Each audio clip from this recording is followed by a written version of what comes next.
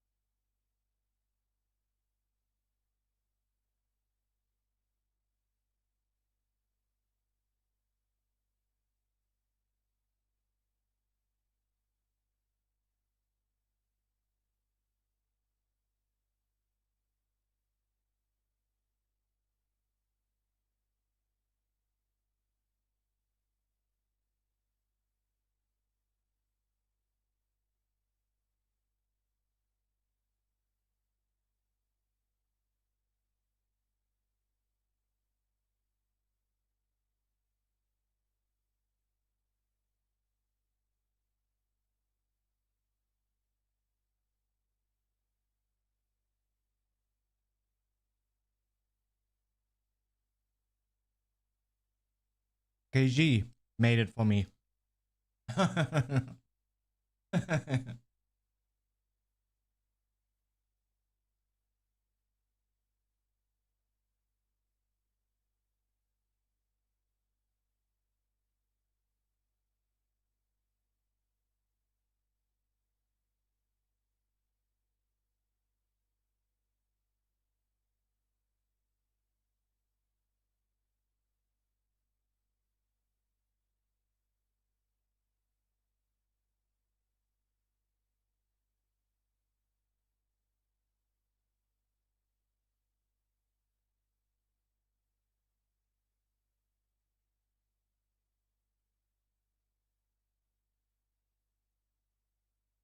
I'm still quickly finishing a sandwich.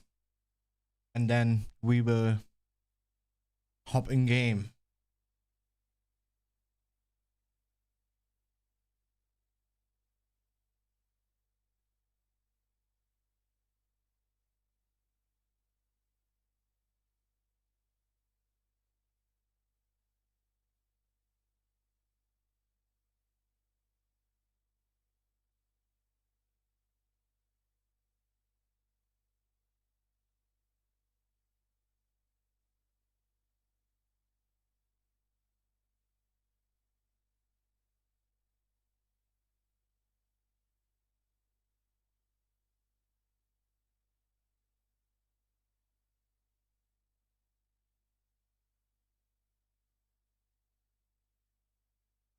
Thank you.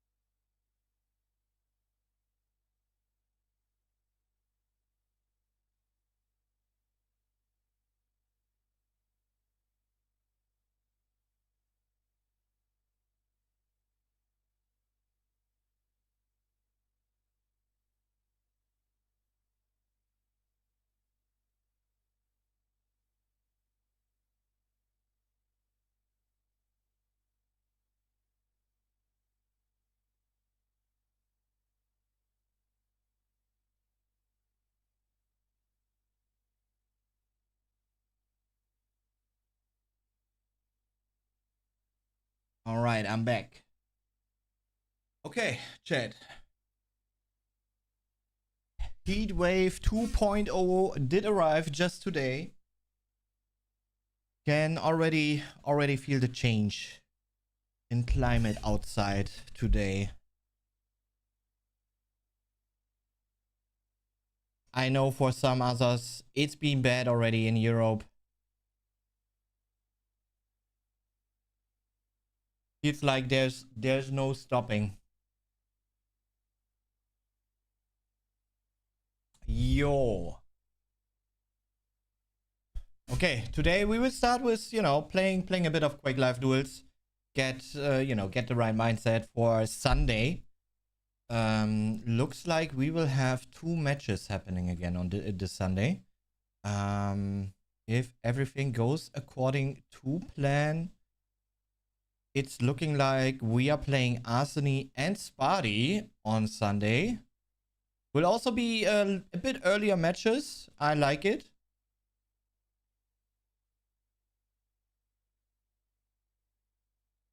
And just like last time, you know, very important to secure damn victories. Let me see. HOQ Duel 5 is looking juicy right now.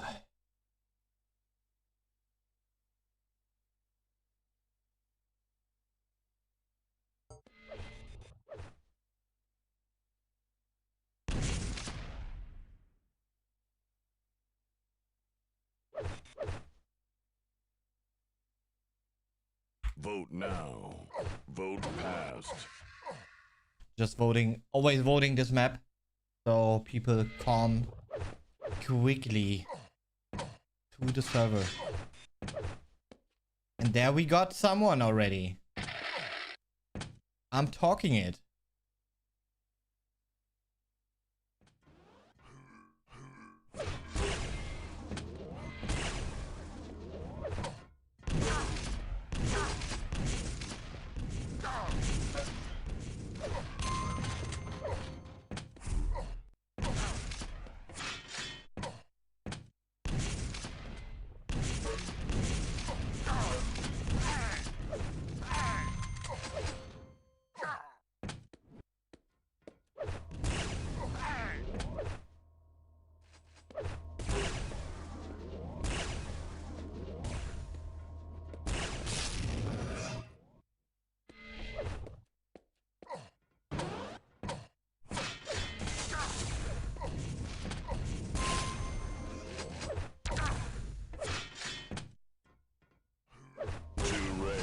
Impressive. Okay. He's ready.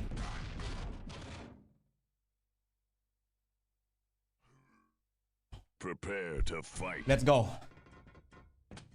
Hey JT, how are you doing? 3, 2, 1. Fight.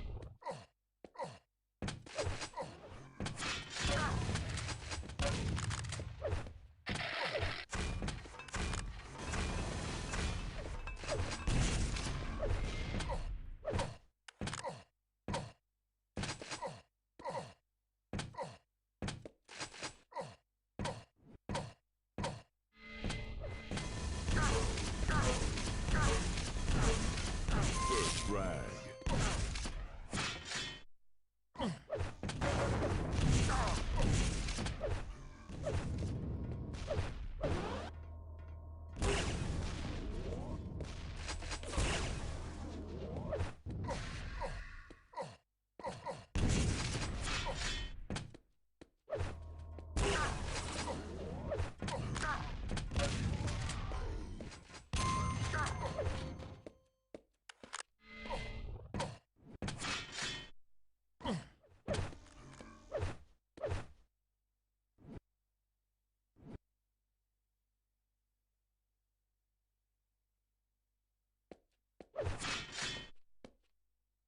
Doing alright, man. Thanks.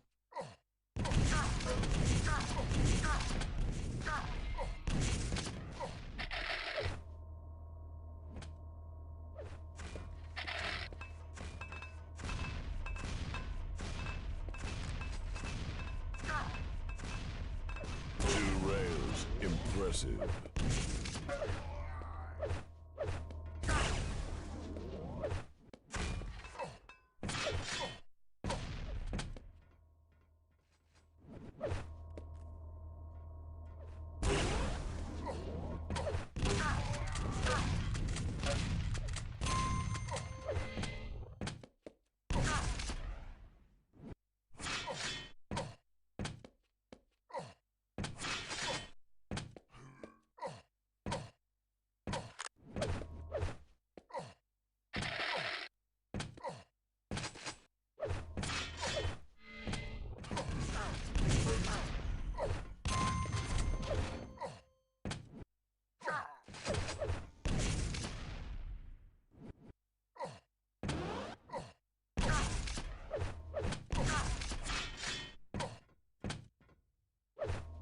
Impressive.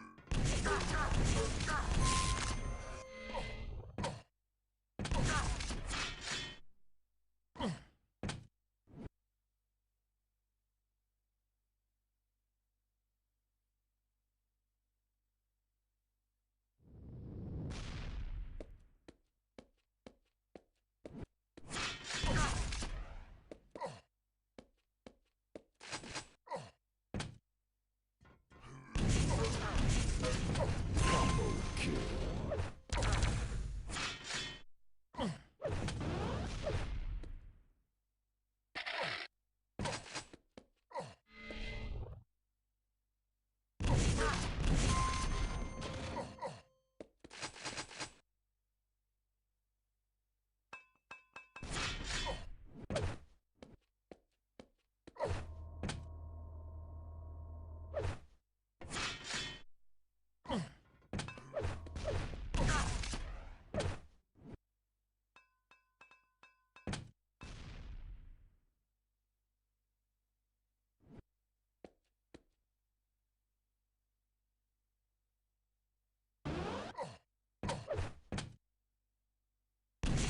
Oh.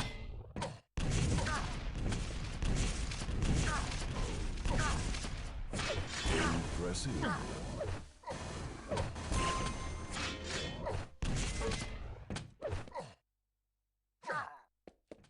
Impressive. 5-minute warning.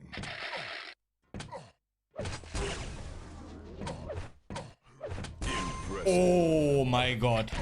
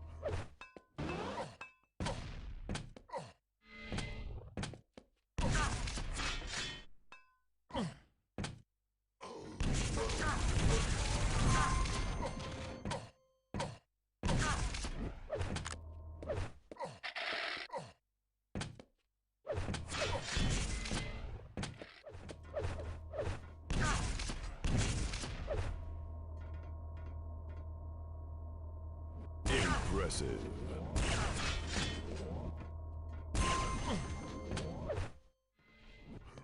Impressive.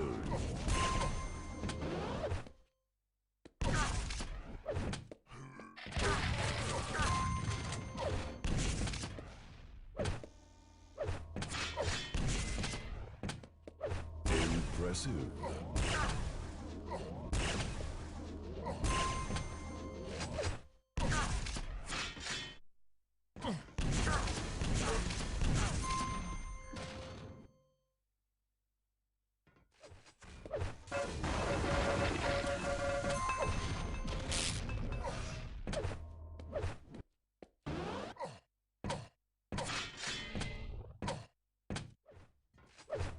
Impressive.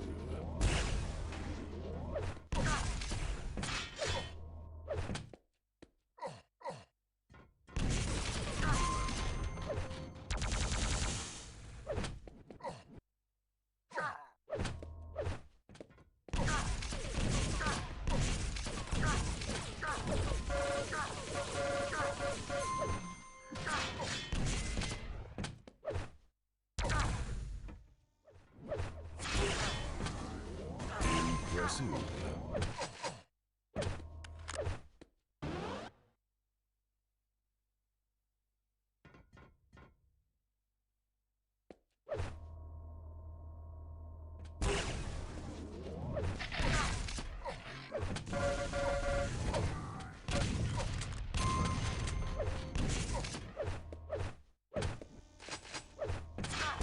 Impressive.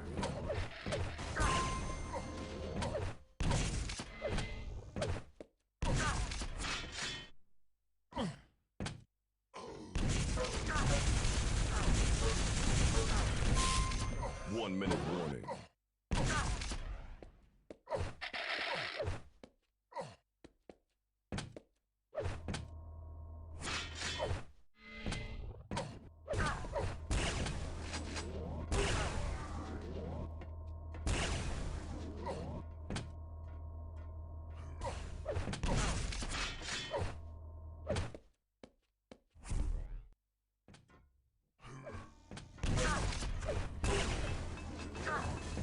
Impressive.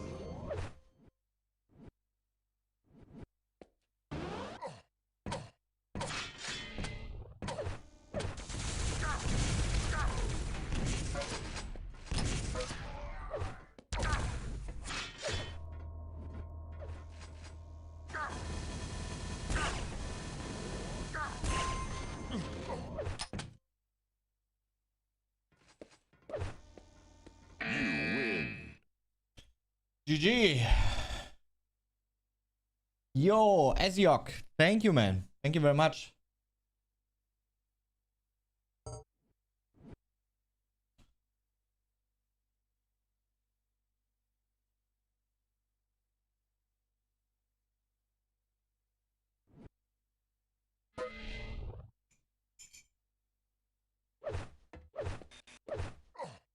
I thought about like starting the reaction review Vote now. of what we did yesterday of the ESL IEM 2010 Cologne. Vote passed. I'm probably doing it in about like 2 hours. We also got Battleforge fixed. So what you will see today in the demos when we are reacting and when it's Battleforge, you will see the old version actually of it. Mooney made it happen. Prepare to fight.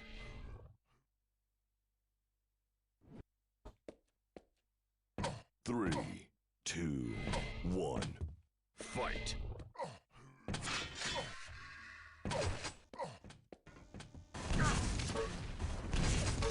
First flag.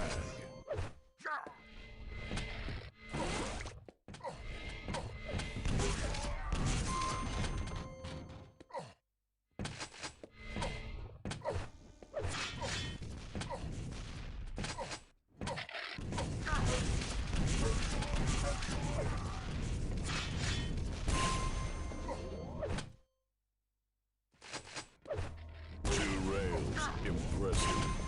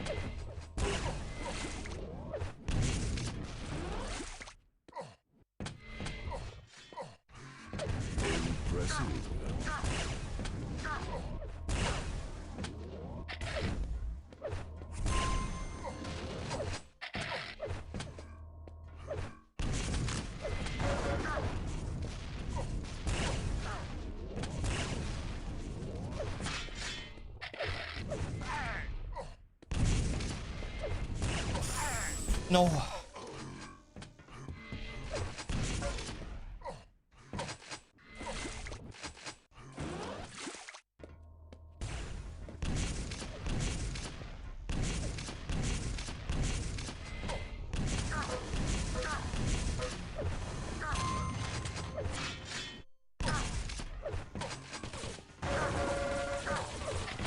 Combo kill.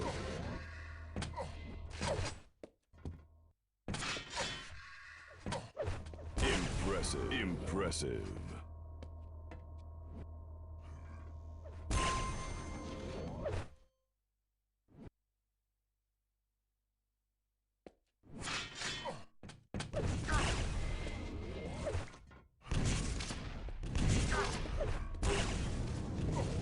Impressive.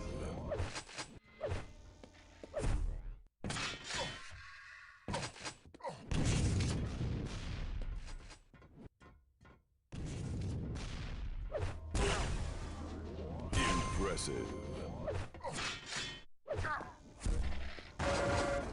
Combo kill.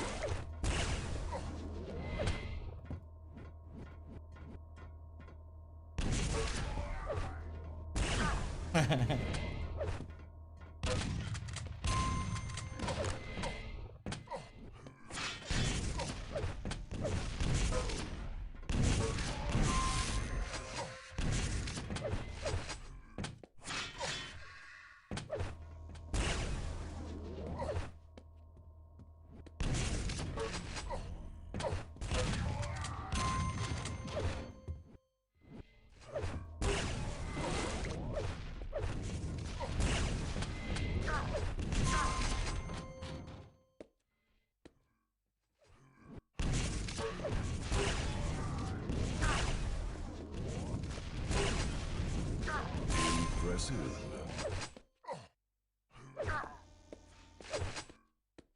5-minute warning.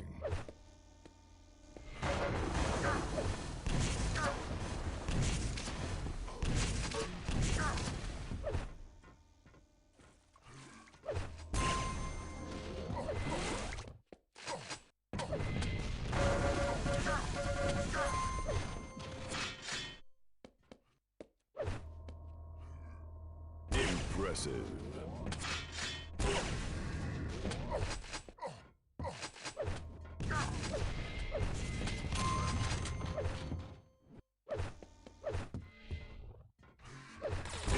Impressive. Impressive.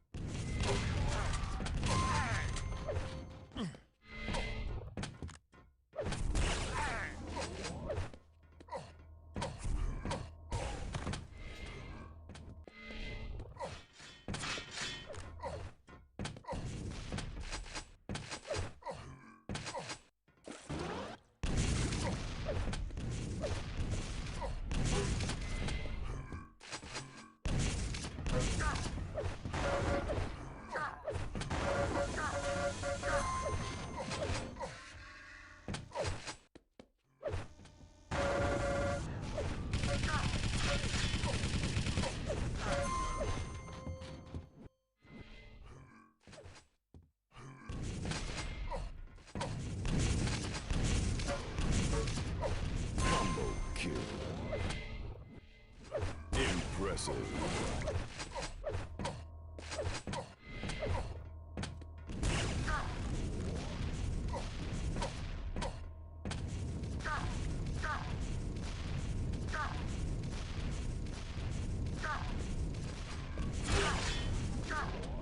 Impressive.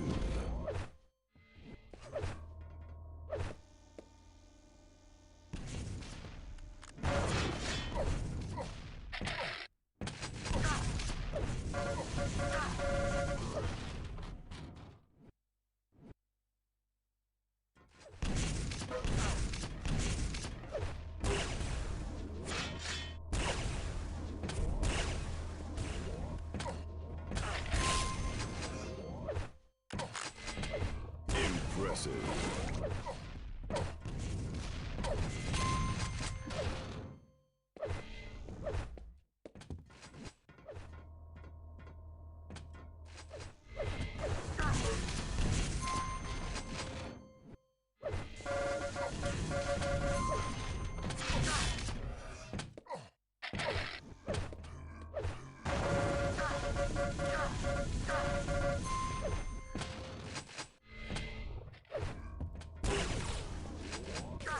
Impressive.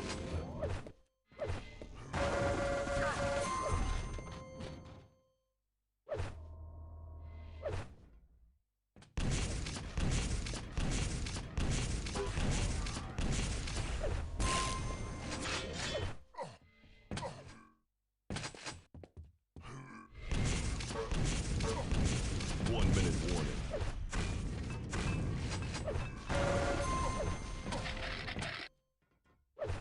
Impressive.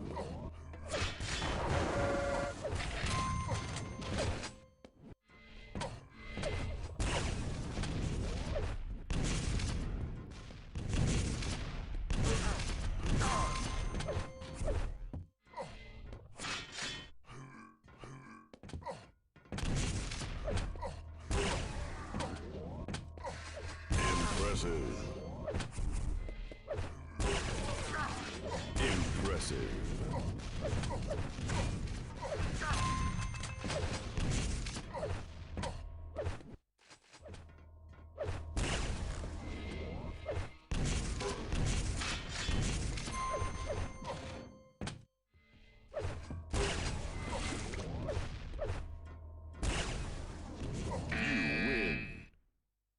GG. Yo, Repult, say hey. Thank you very much for the resub and welcome back to the Kills fam.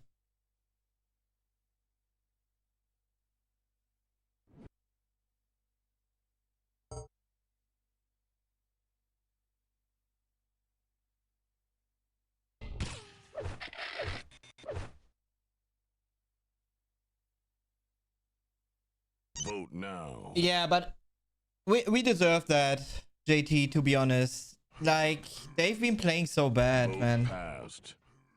it shouldn't rely on such a referee decision, you know? Impressive.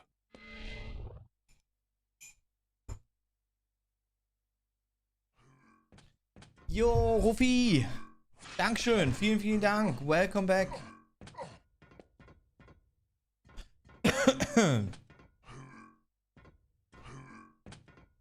Prepare to fight.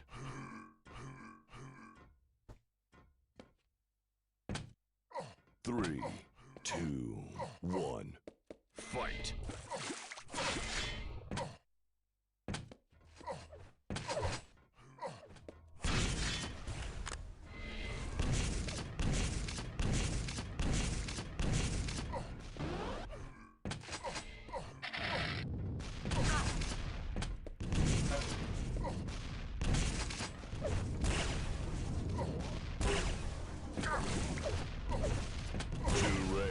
Impressive.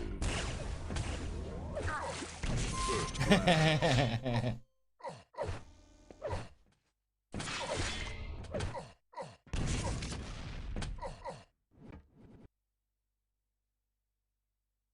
Did he pick this up? Yeah, I think he did. Check.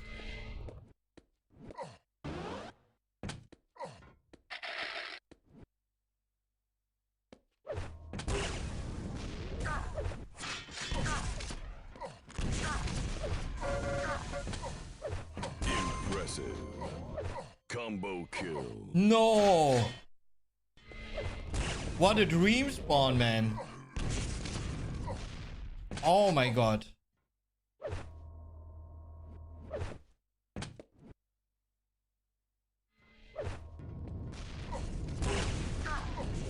Impressive.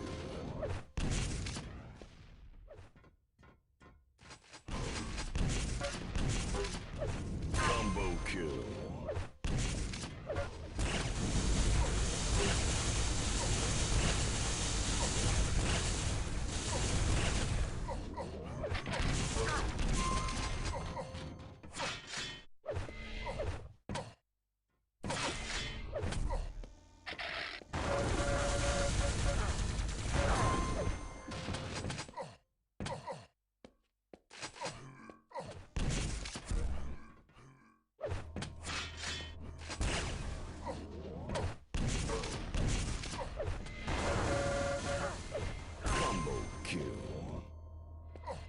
Impressive.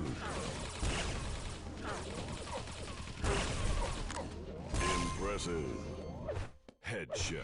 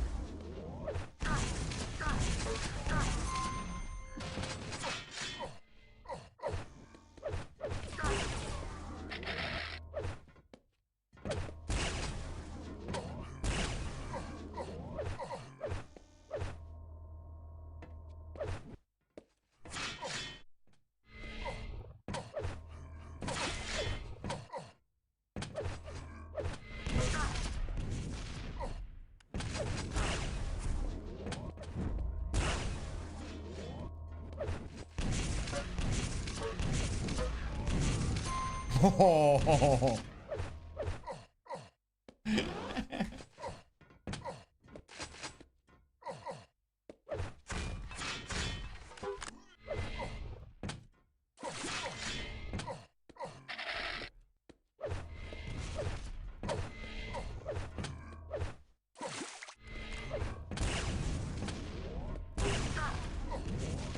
Impressive.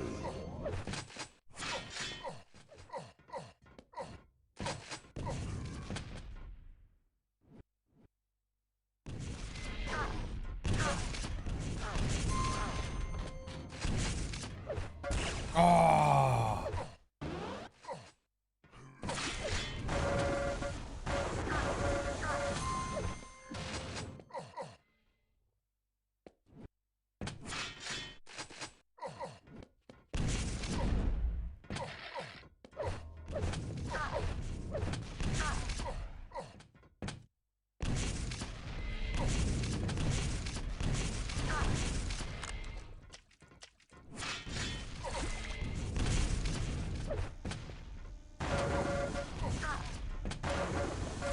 Yeah, I knew he could. He can't have like too many rockets left.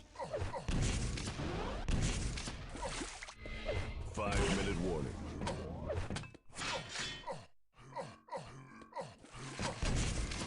Impressive.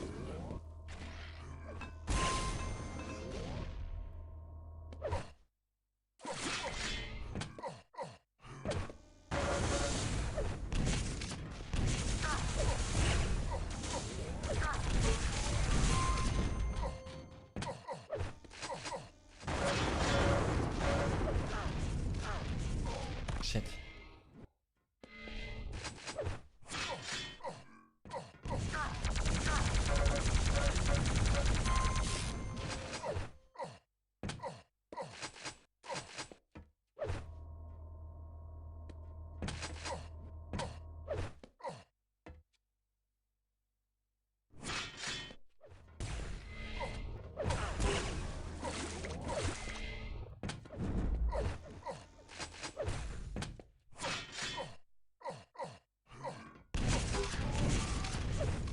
Impressive. Impressive.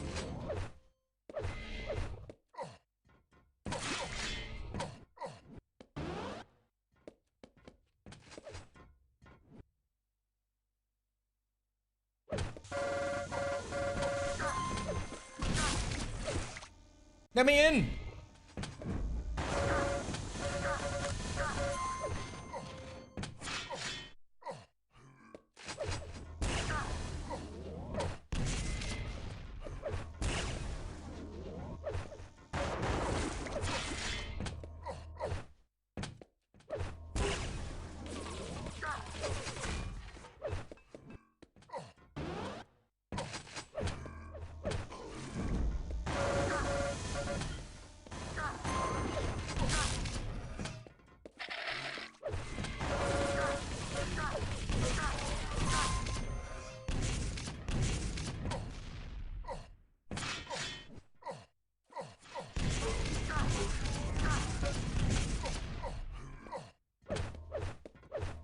Impressive.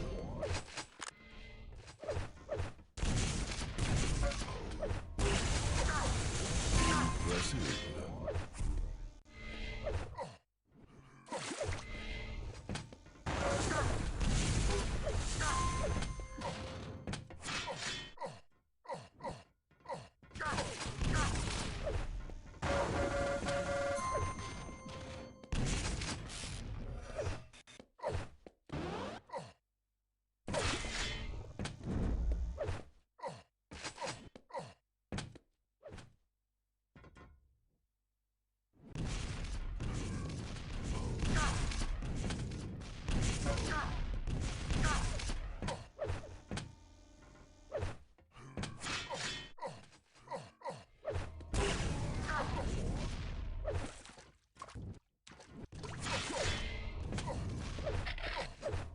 Impressive.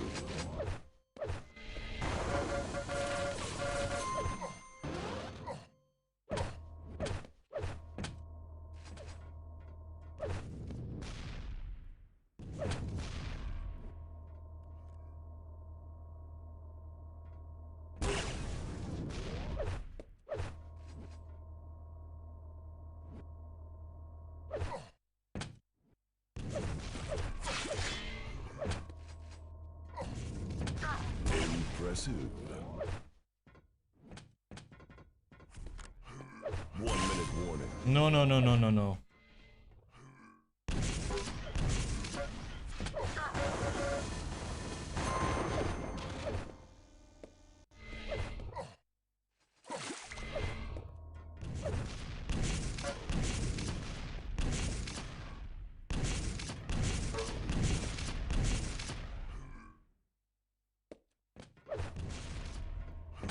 Impressive.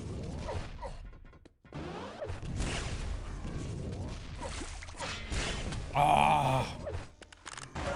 Combo kill.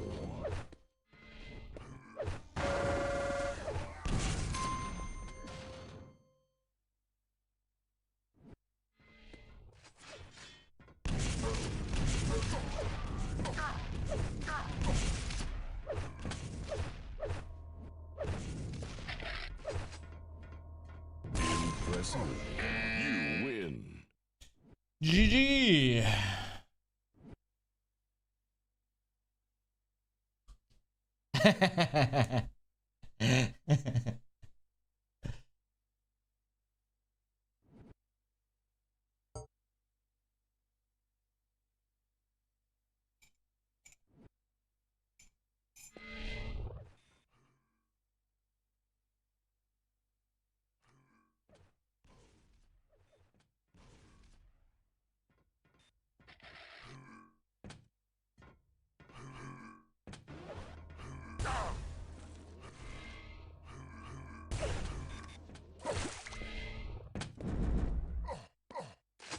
Vote now. Vote passed.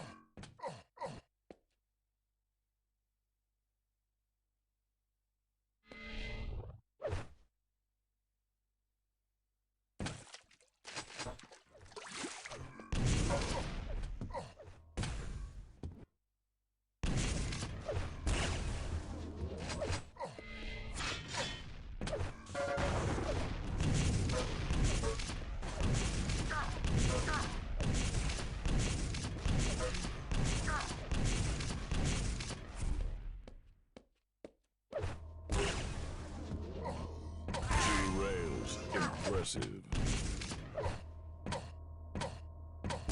Prepare Let's to go. fight.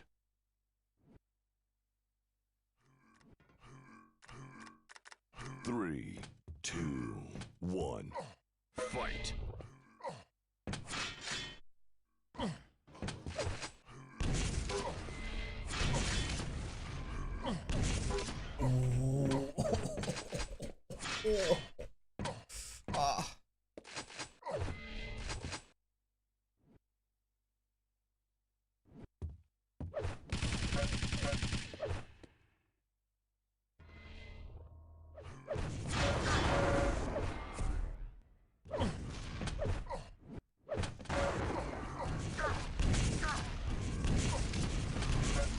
First drag.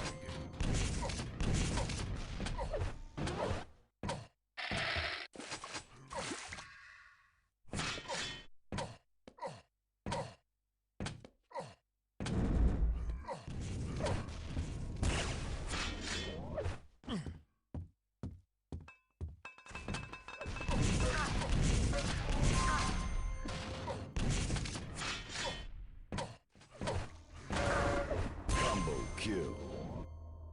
Two rails. Impressive.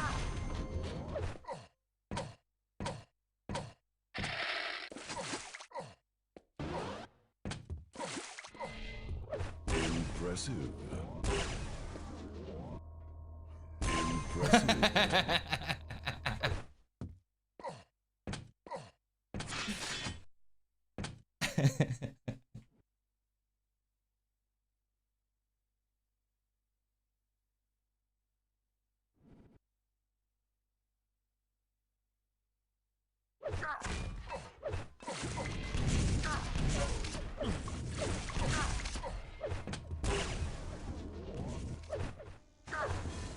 Impressive. Impressive.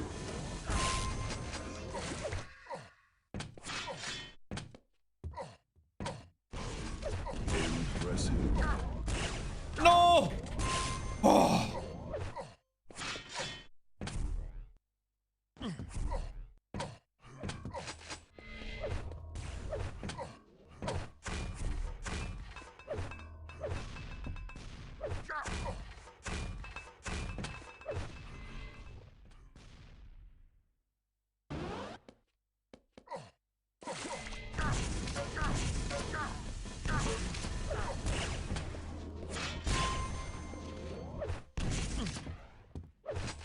Impressive.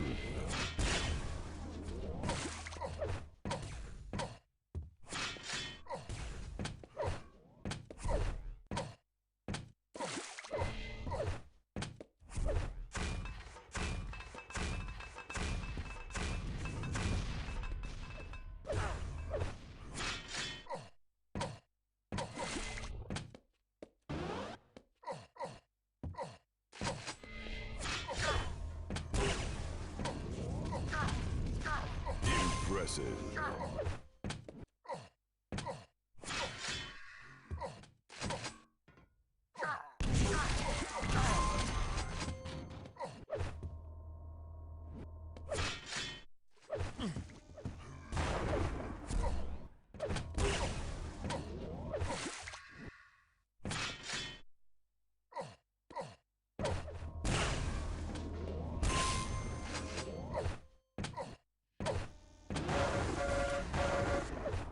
Impressive. Combo kill.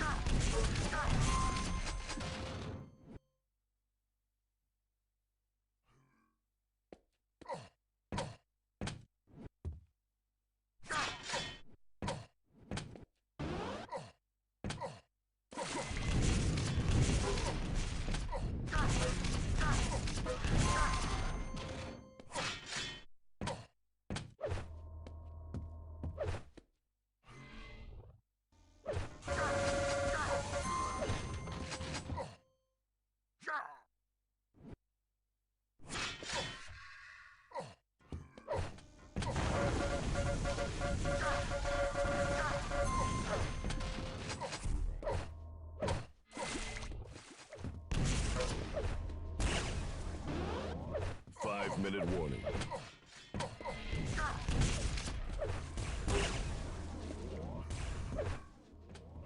Impressive.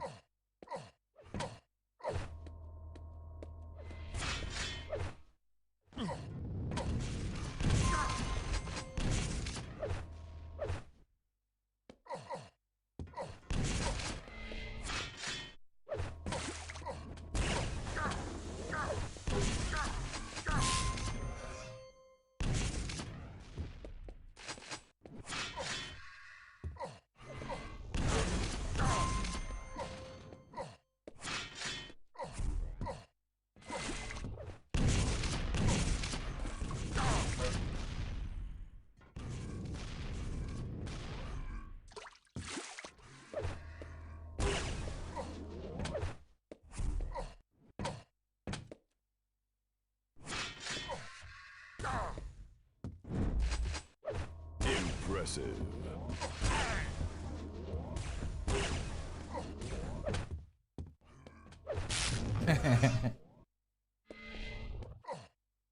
But good spawn actually.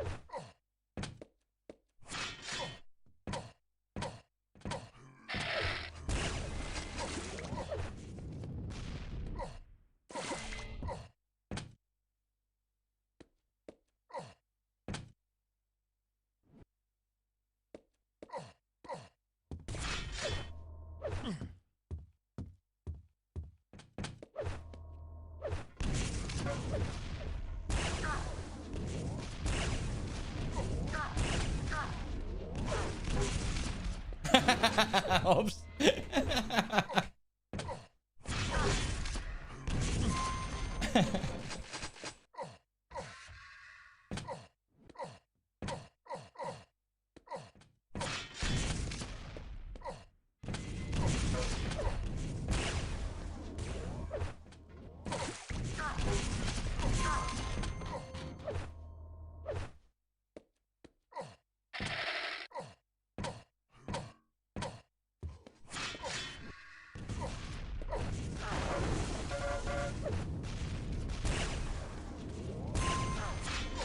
Perfect timing with that frag.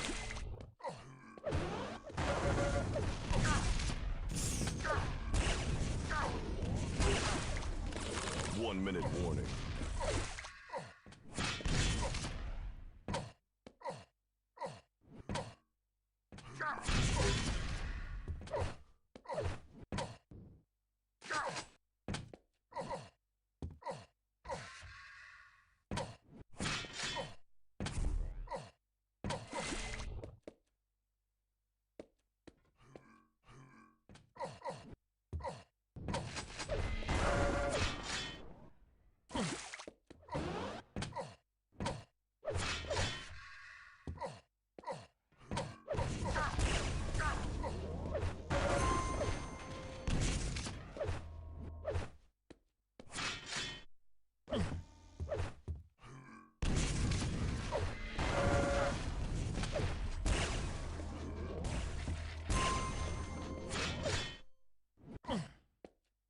GG. You win. Thanks for being a gamer.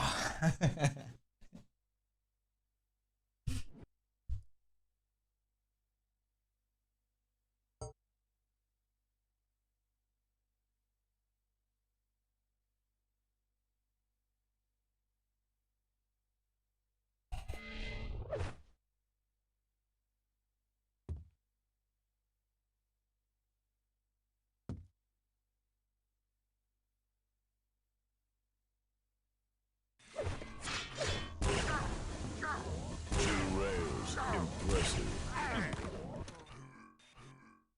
Okay.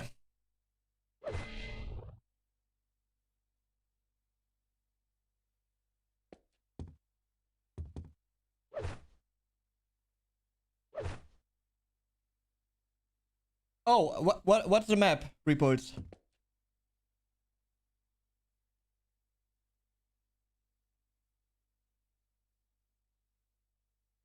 No. Oh my god. Vote now. Ay. Vote passed.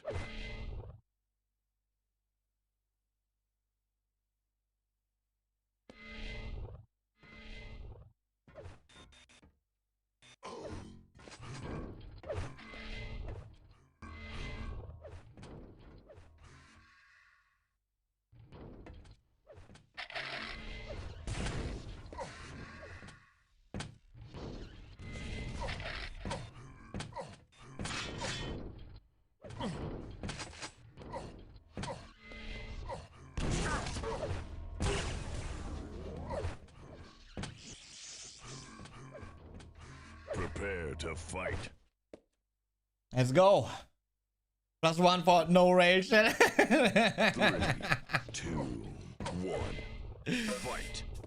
Yeah, you know how challenge start.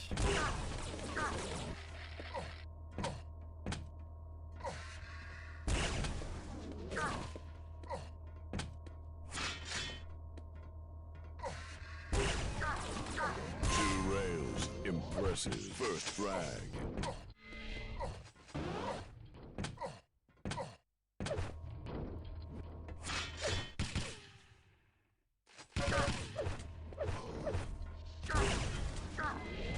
Impressive.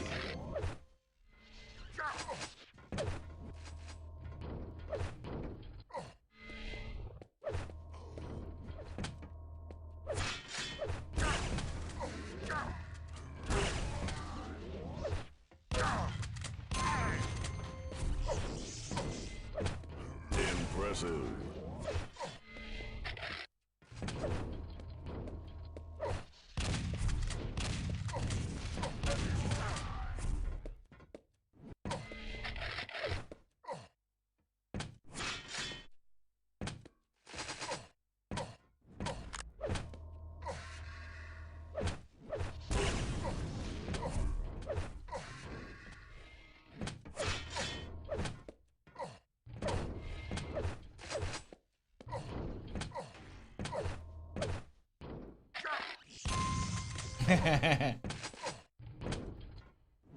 Oh.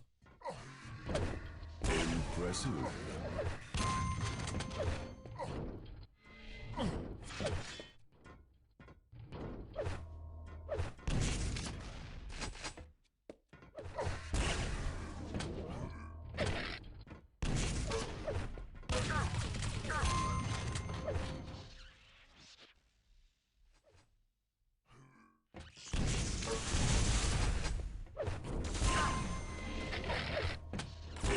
Impressive.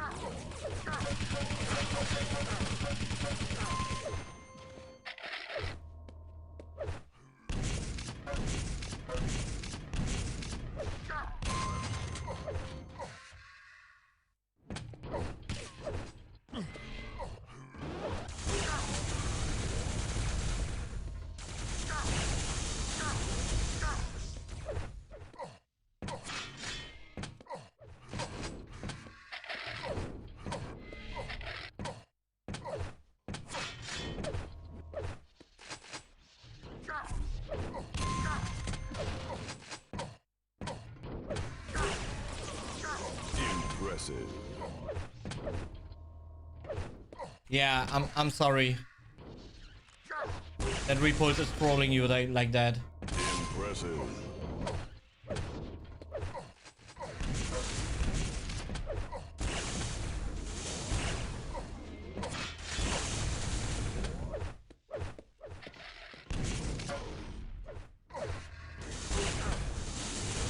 Impressive.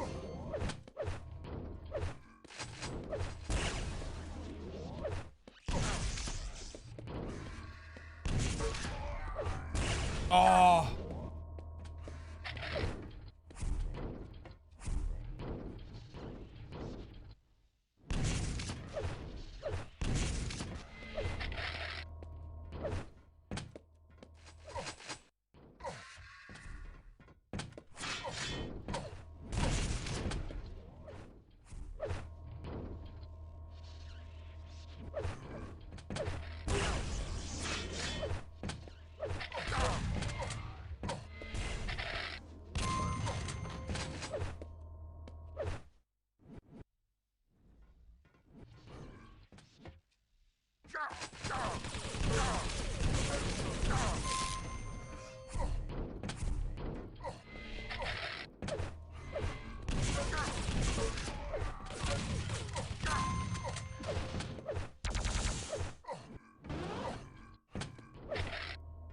Impressive.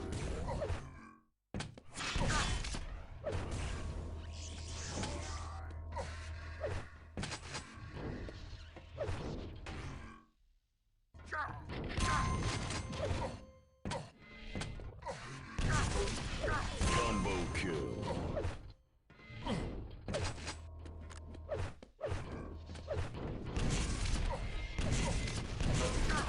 Impressive. 5-minute warning.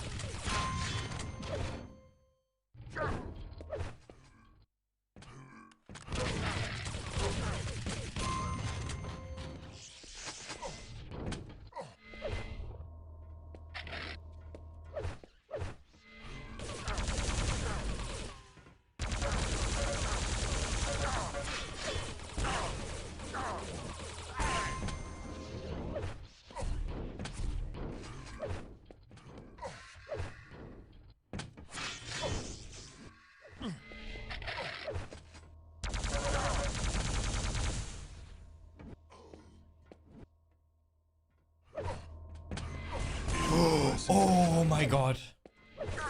Didn't expect him Impressive. come through TP.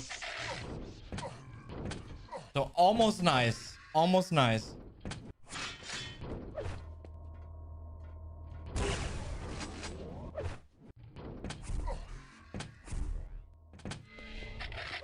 Impressive.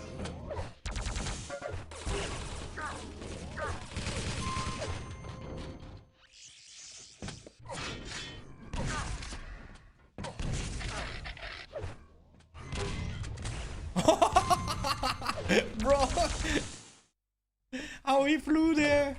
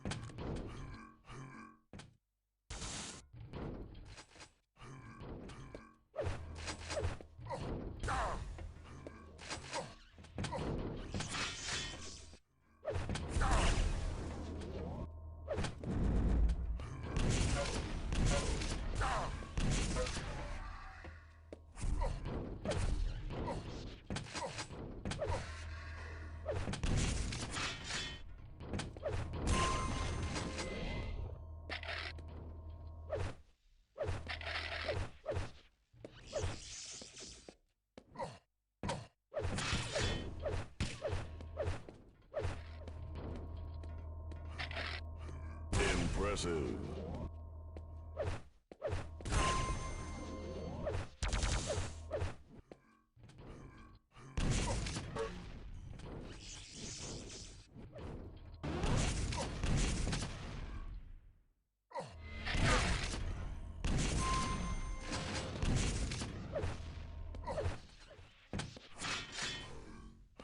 Impressive.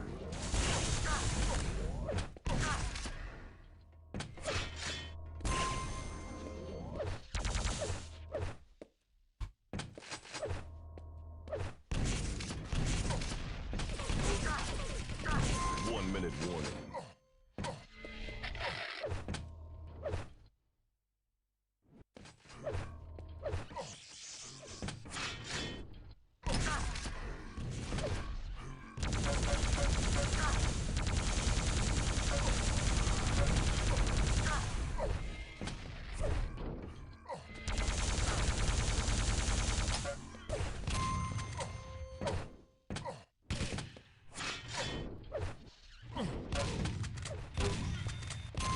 No, no, no, no, no.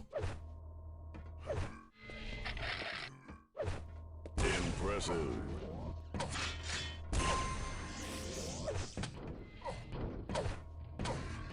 Impressive.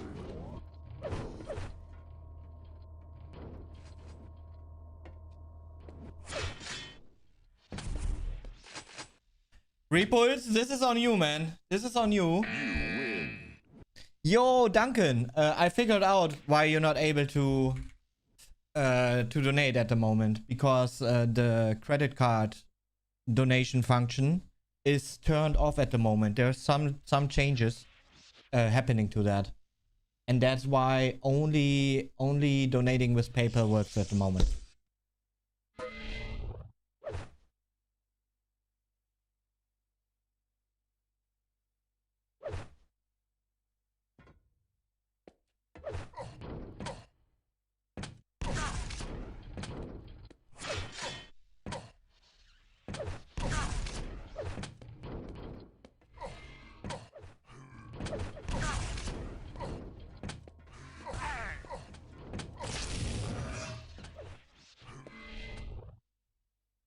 Vote now.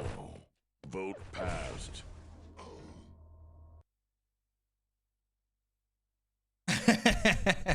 JT. Yeah, he completely fooled you, man. He completely fooled you.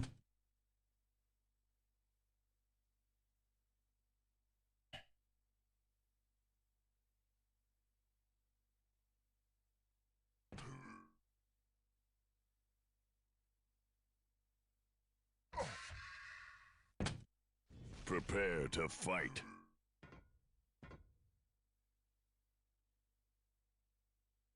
Three, two, one, fight.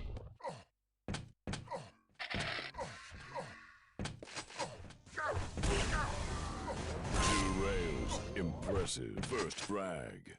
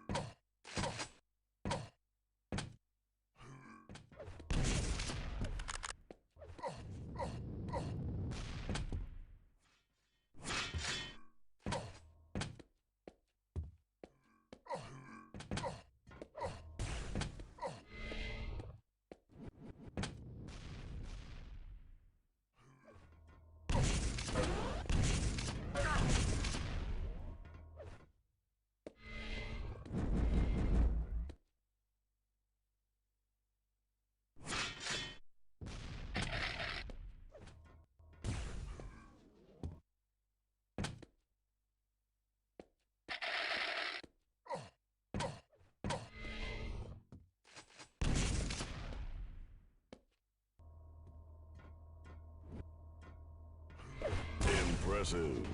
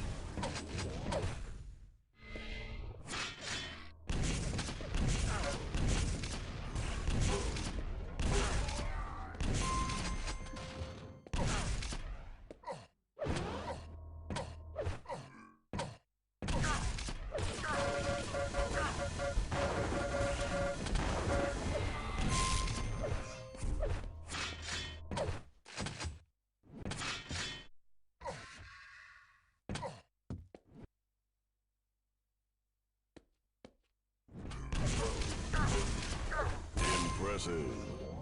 Combo kill.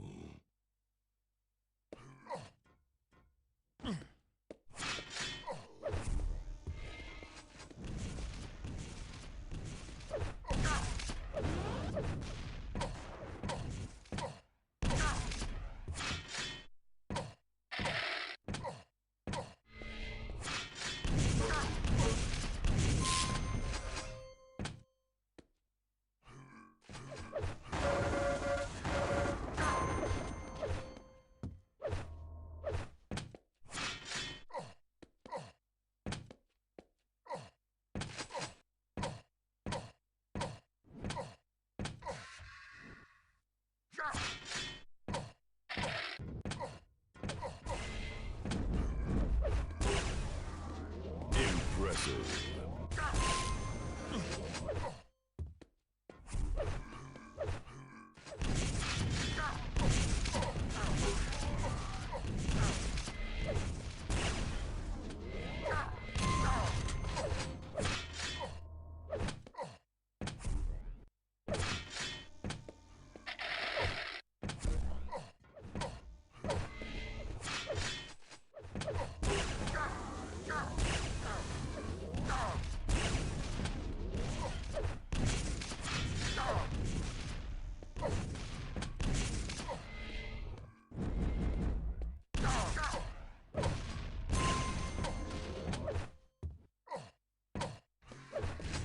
Impressive.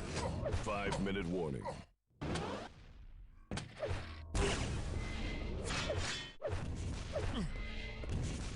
Impressive.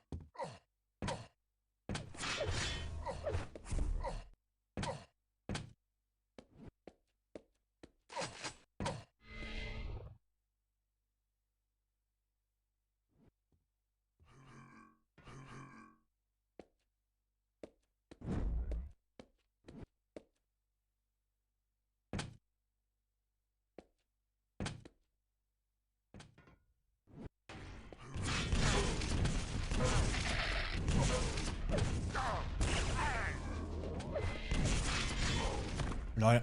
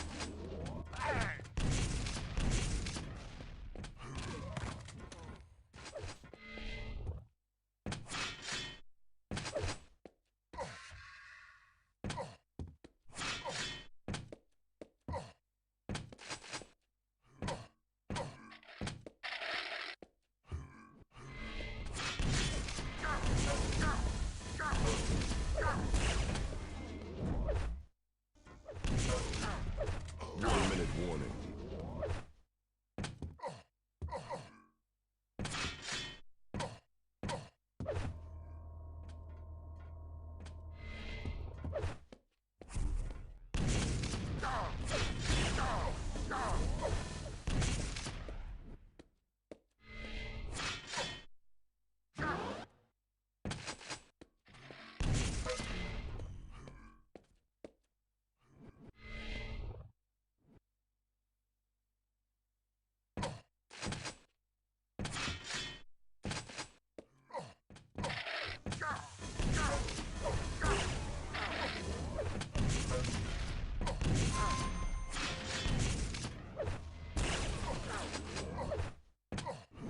I don't even know how he actually gets frags, to be honest. Like, he's playing so terrible.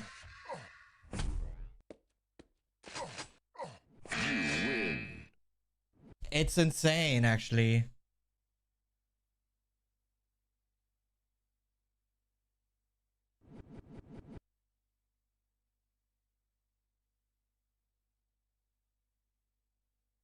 My match times on 250 FPS. I mean, they not set in stone, right? They not set in stone. But it's first game would start 1:30. And I have, you know, just both games, one after another. No, he didn't say GG.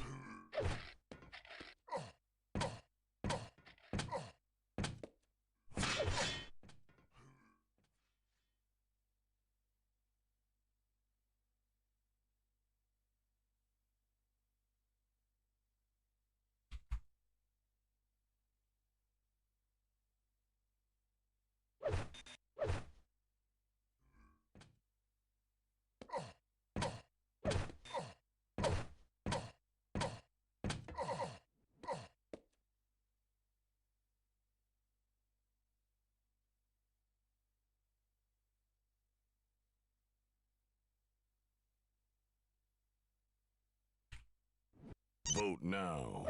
Vote passed.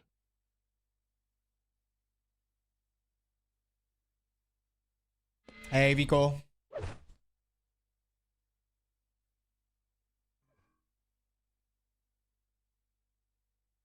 Nah, I'm telling you guys, I only lost in 250 FPS because of fucking noise, 70 decibels in my back and sweating.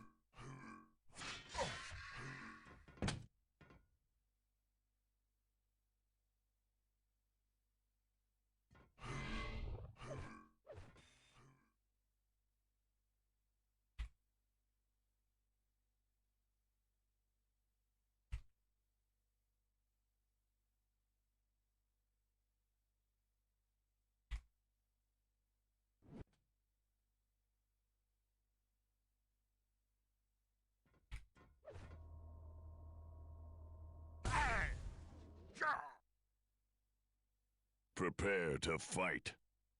What a guy, man. 3, 2, 1. Fight.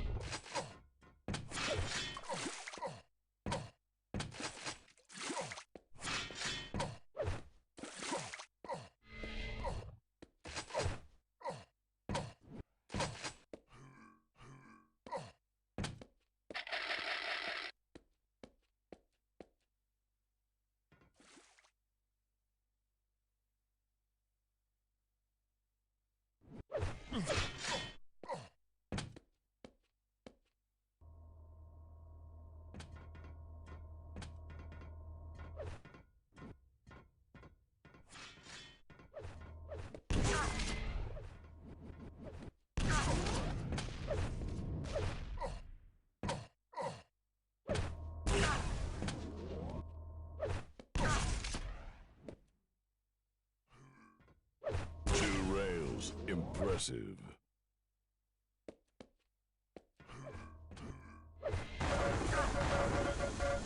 First round.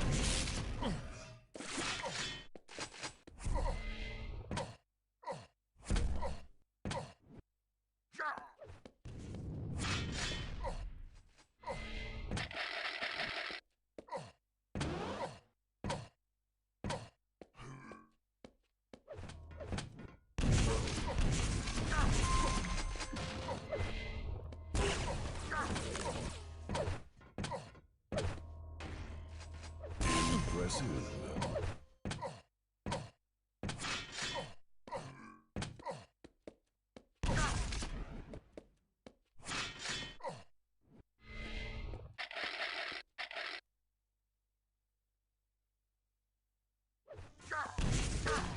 Combo kill.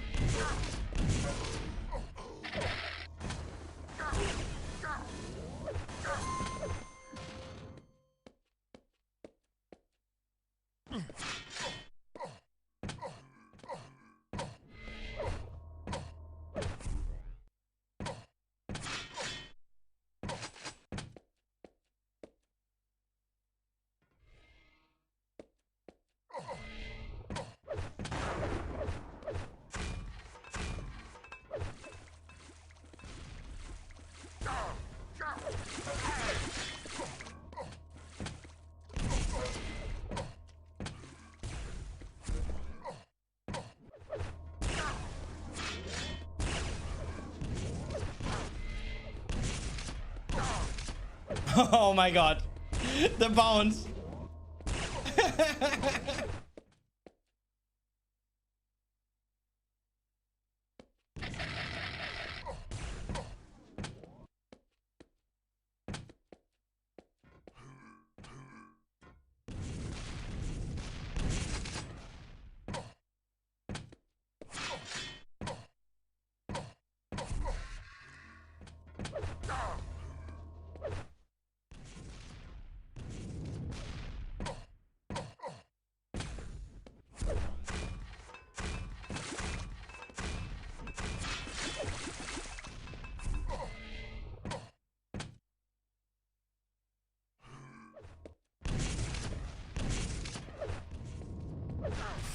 Ouch.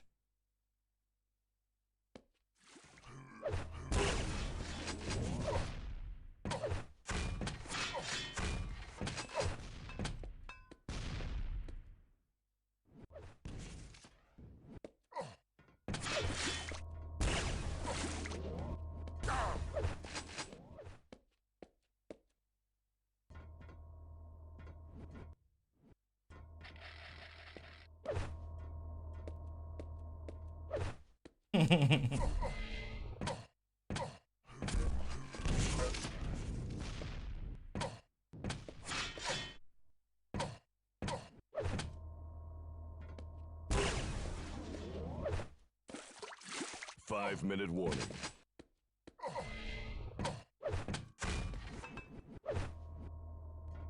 Impressive.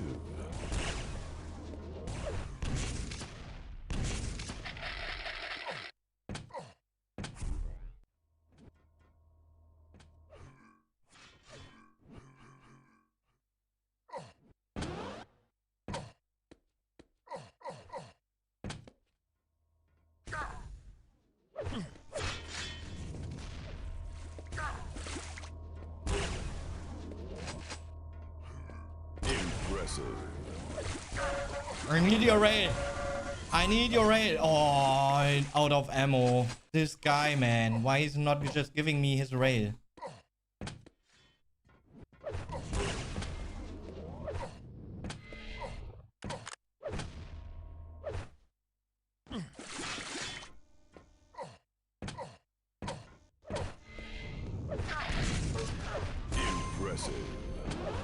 Combo kill.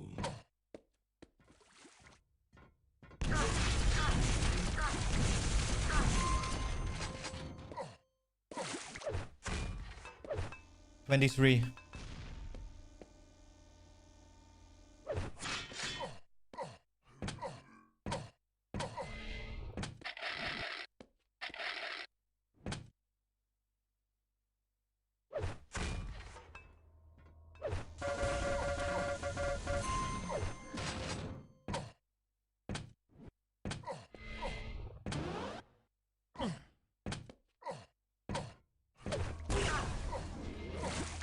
Impressive.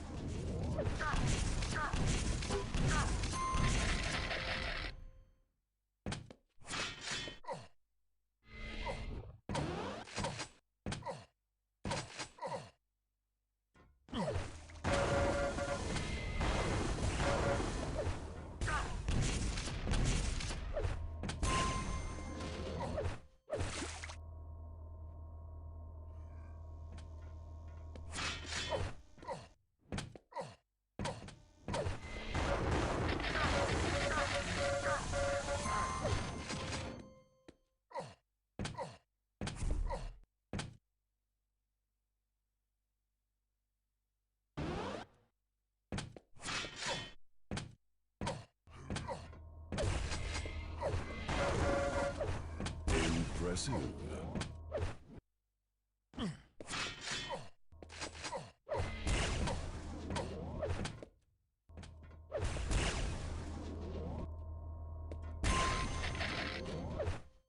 One-minute warning.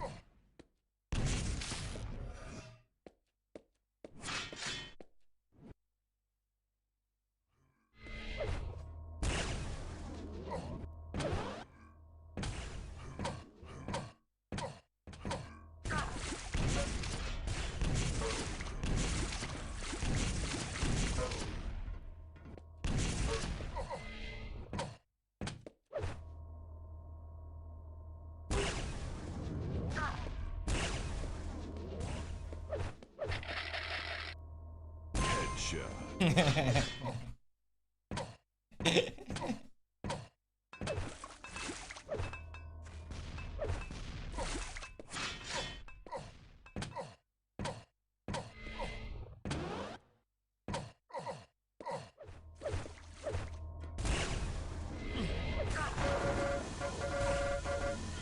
You win. GG.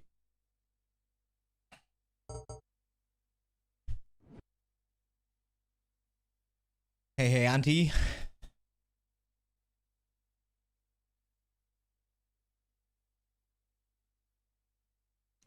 Yeah, too much ammo. Too much ammo. Hey, Maniac. Yeah, I mean, luckily, you know, it just starts today here at my place. But yeah, you know, things are going to heat up again.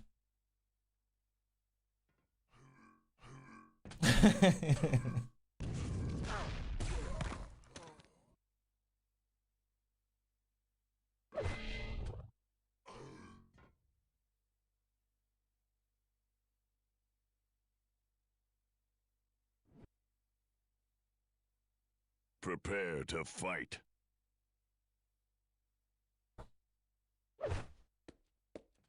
3. I mean, he's not bad. 1. Fight. He's not bad.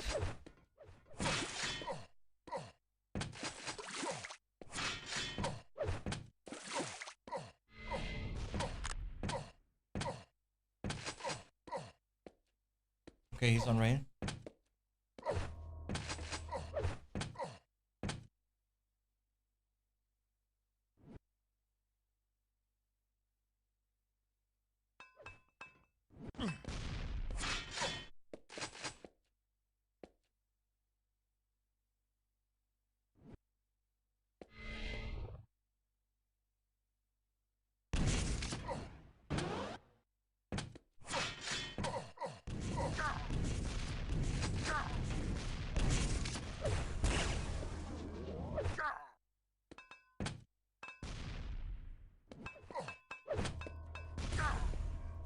Oh, he was down there? Okay. Wow.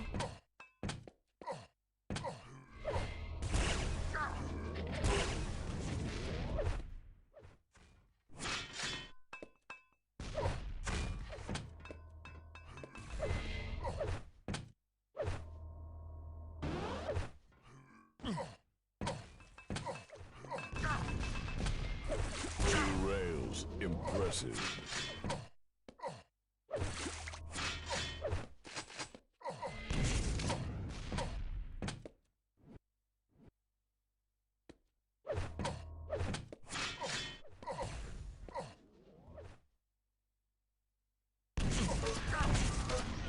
First frag. I took this, right? Oh my god. That was a lucky pickup. Lucky guess.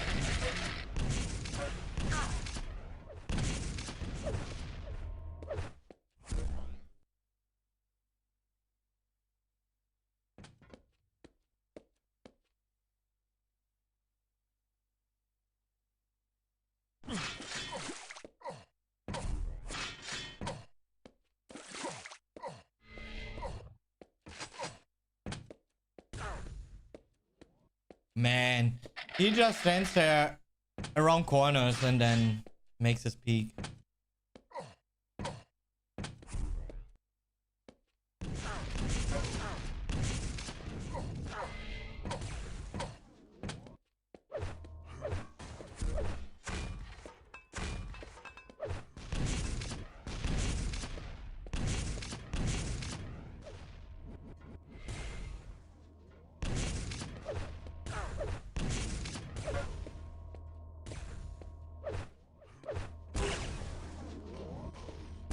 Impressive.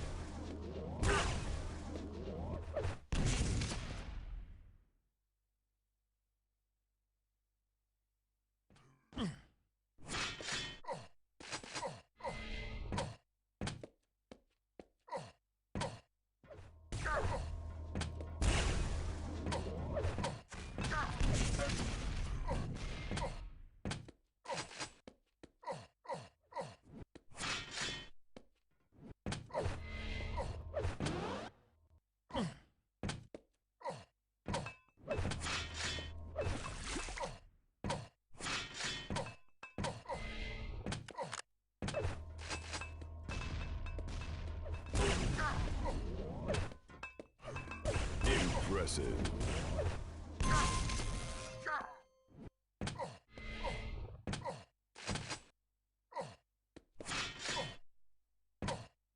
5-minute warning.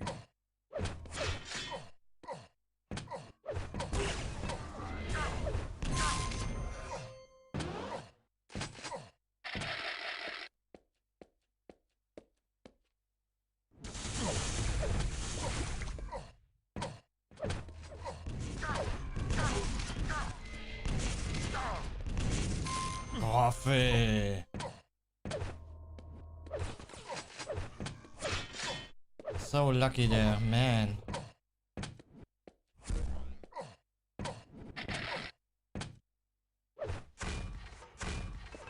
Impressive.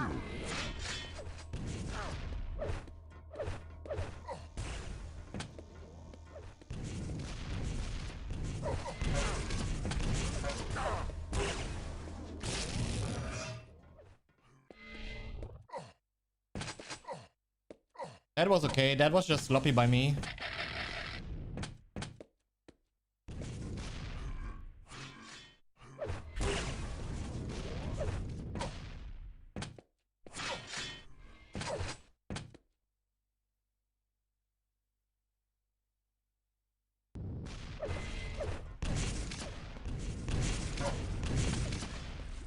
Impressive. Oh, nice shot.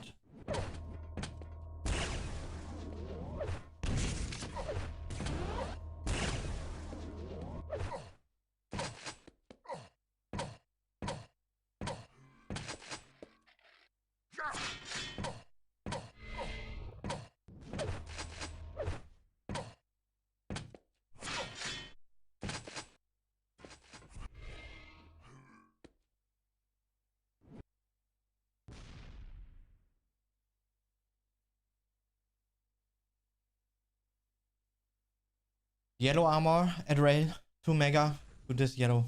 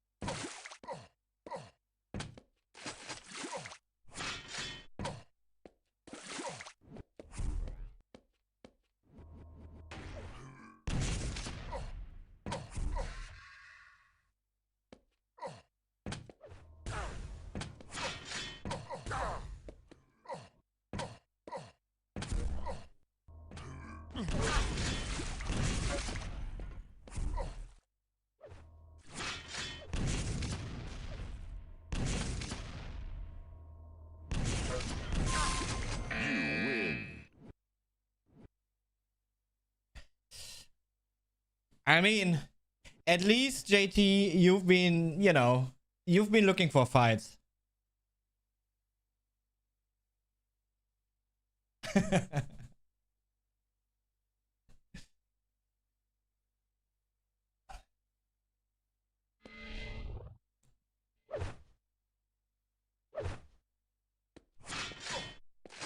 Vote now. Vote passed.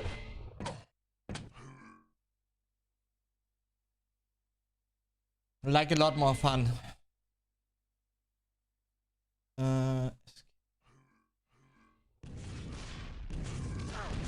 Ja, genau.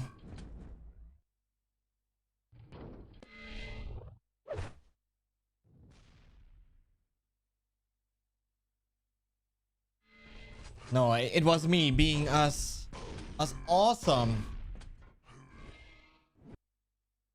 Like in the past.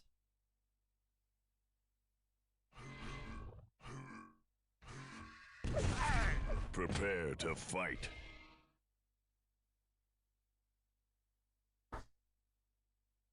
Yo, Philly, how are you doing? 2, 1. Fight.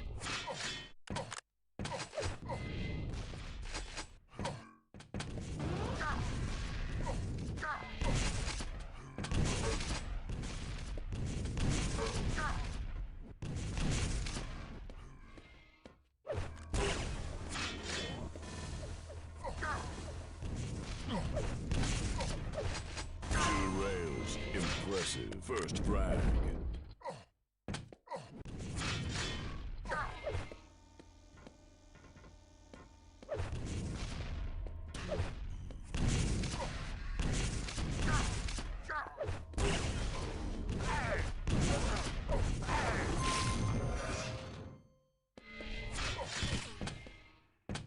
Okay, I can actually grab a free raid here and still attack the red.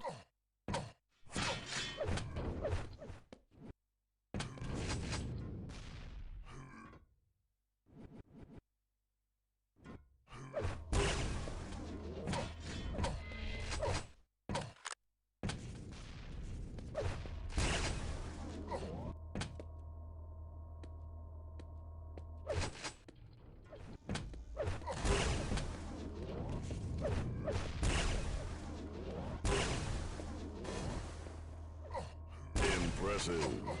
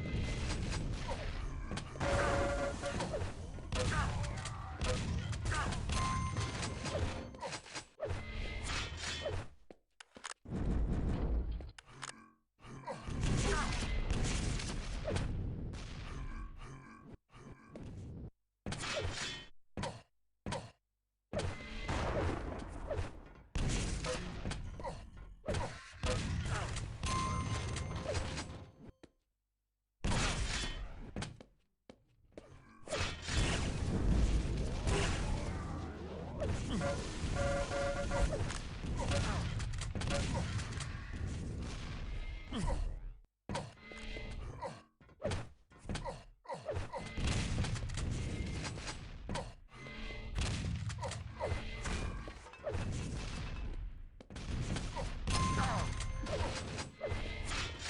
Impressive.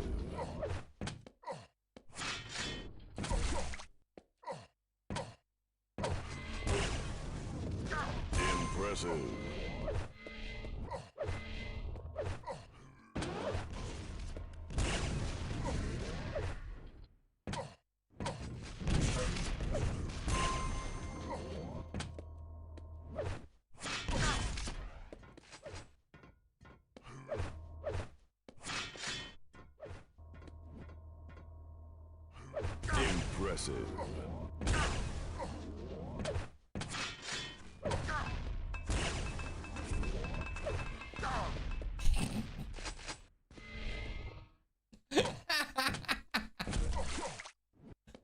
Skill.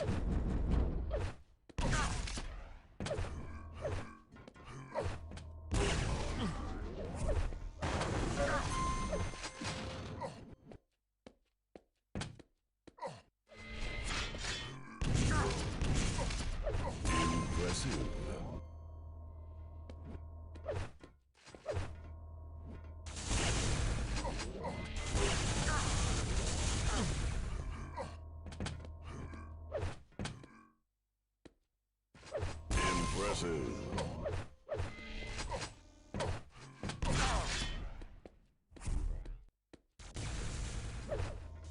5-minute warning.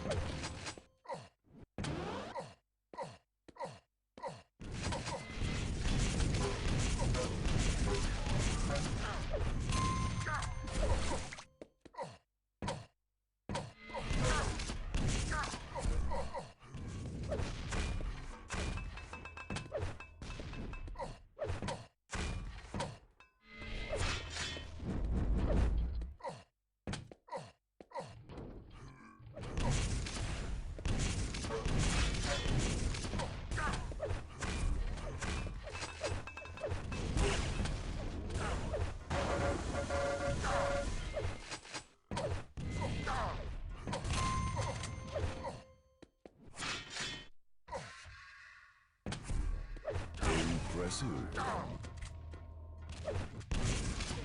LOL.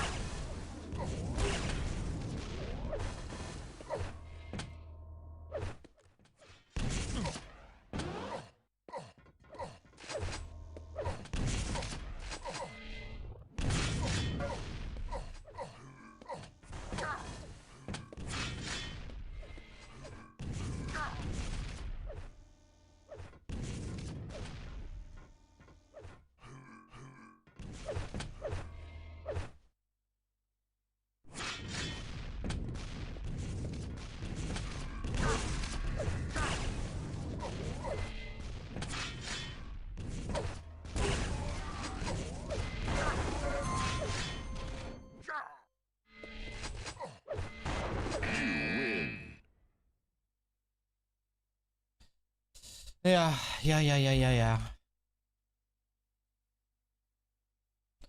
That one didn't feel too different compared to JT, to be honest.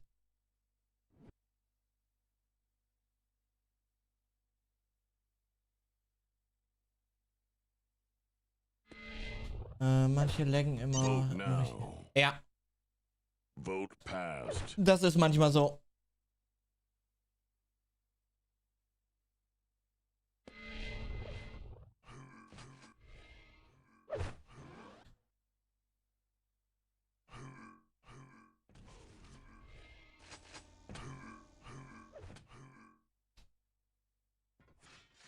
What can you tell about this new mouse, G Pro X2 Super Strike? I mean, you know, the clicks are still phenomenal. Clicks are still phenomenal.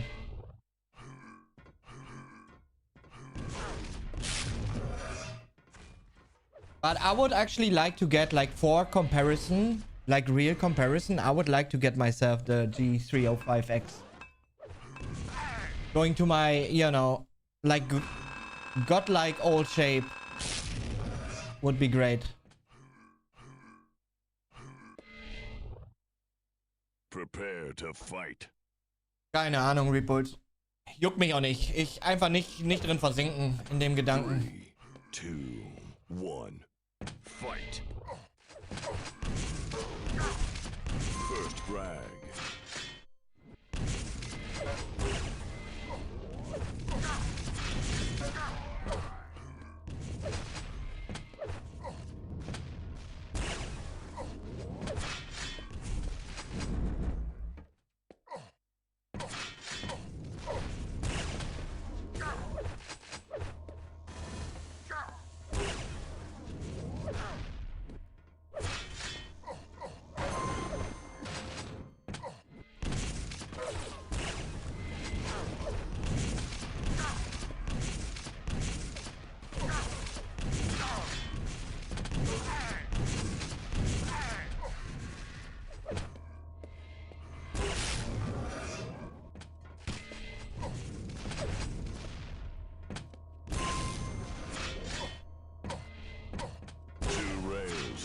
Impressive.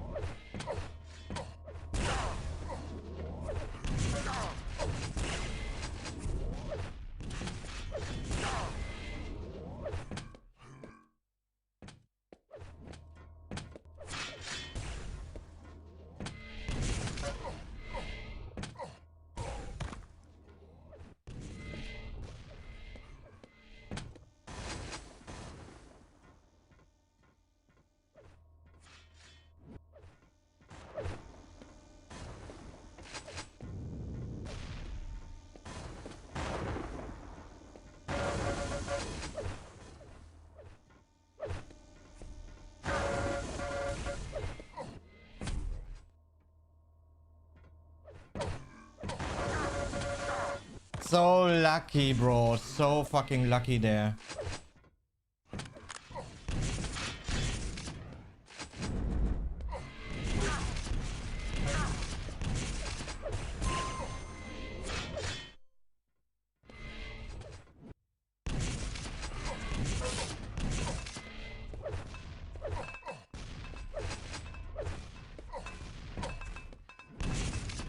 Impressive.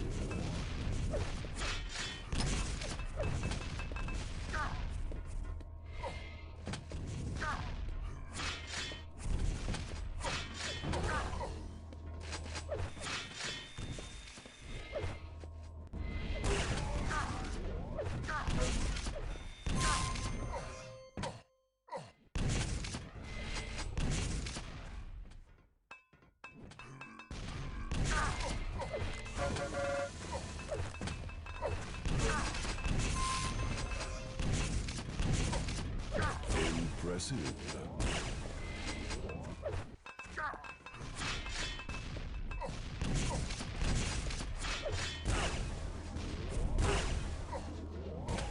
Ooh.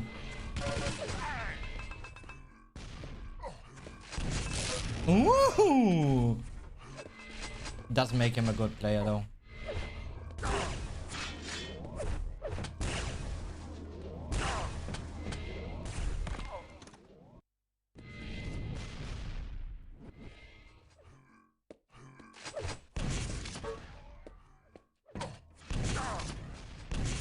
Like all he does is standing still and railing.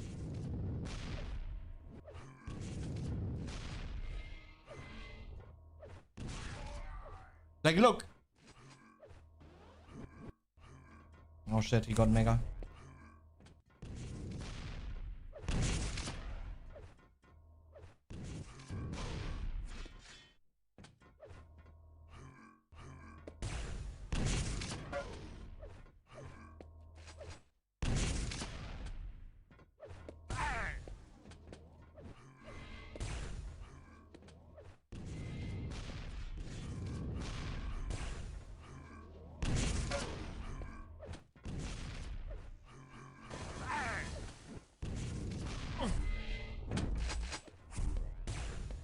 Five-minute warning. And then he hits around corners even. Like, come on.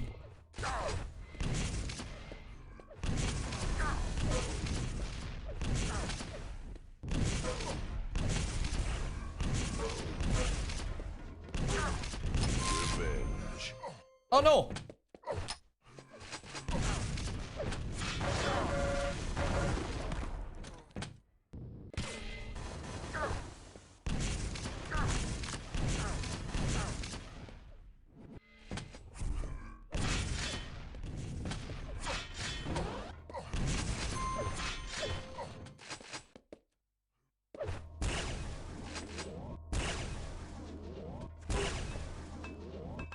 Impressive.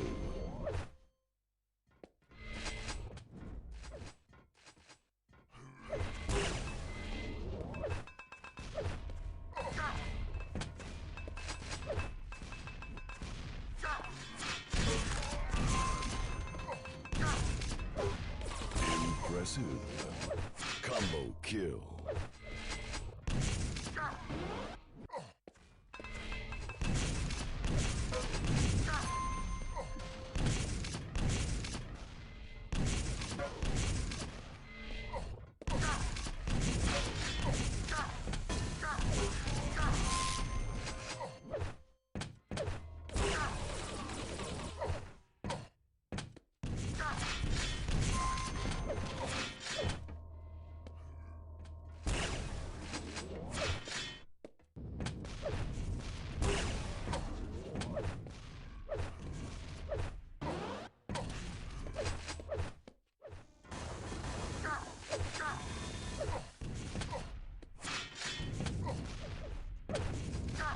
Impressive.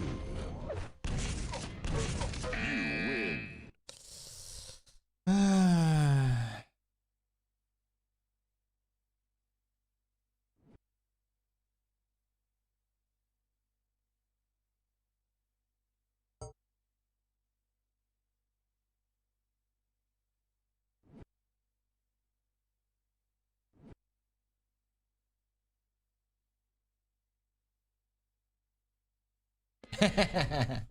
Yeah, true. Word.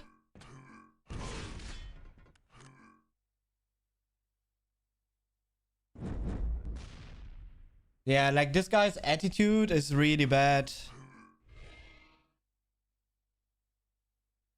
Prepare to fight.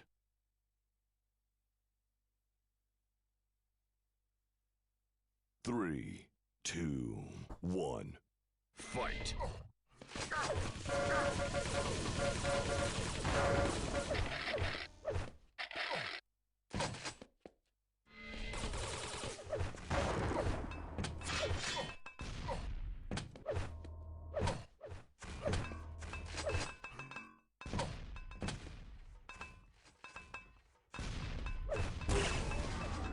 Two rails. Impressive. First frag.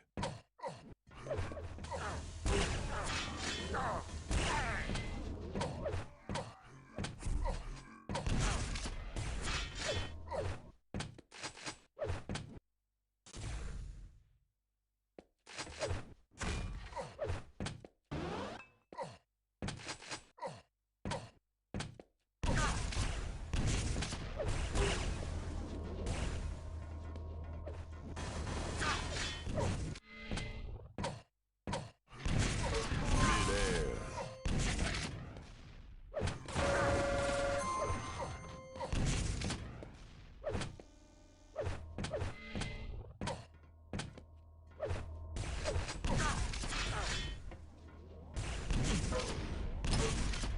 Got the humiliation.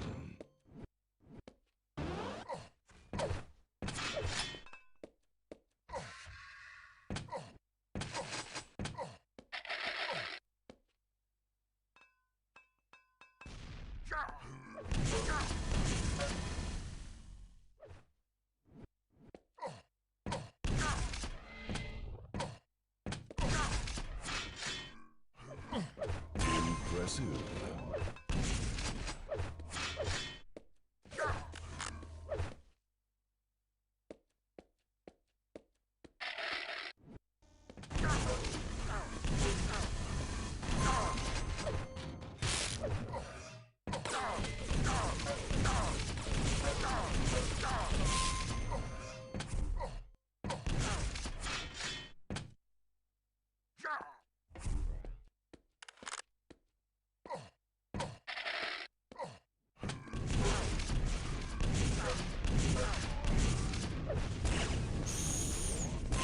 Real life dodge. Did you see? It works.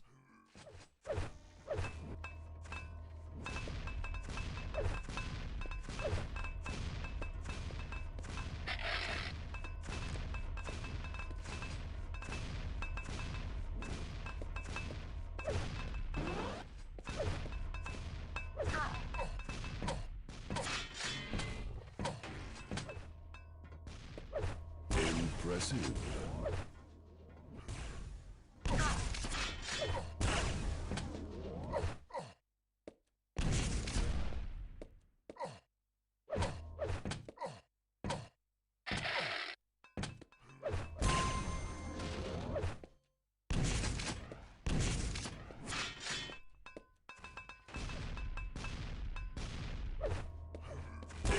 Impressive.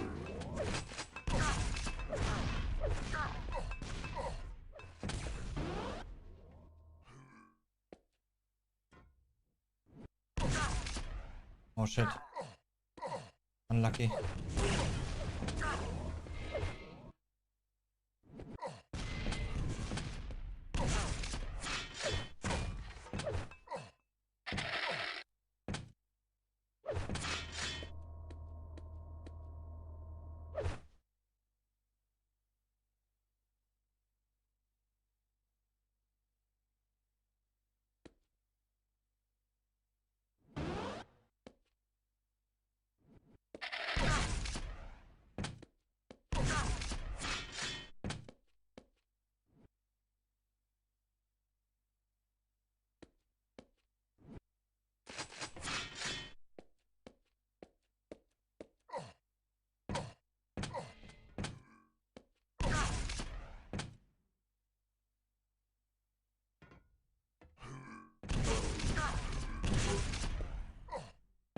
You win.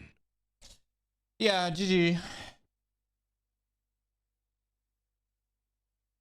What was it? 800 elo difference between the JT and this guy. But the difference between these two, between the two, is actually the mindset.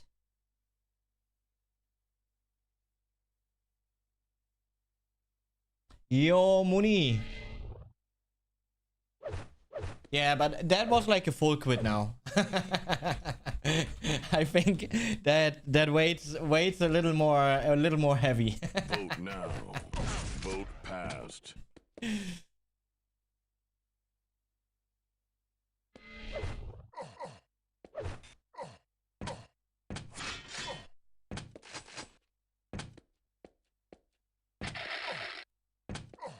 You know, like at least versus JT, it's actually, you know, just a fact. I have to be careful with how I'm going into the fights because he has quite some aim.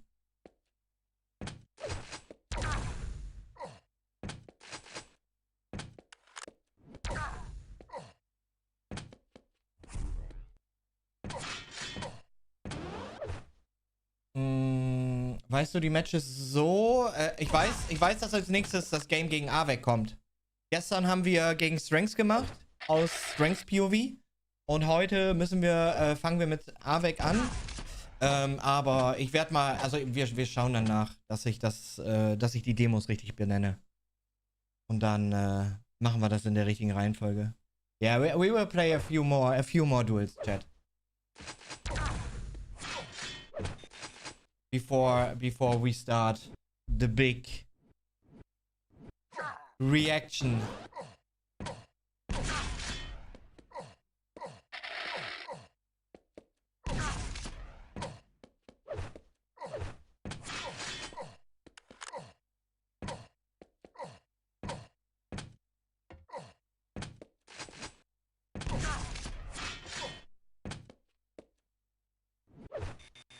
Achso, ja, ich bin Match Nummer 2, 1:30 Uhr. Und direkt danach das Match. Erst gegen Arseny, dann gegen Sparty. Wenn alles nach Plan läuft.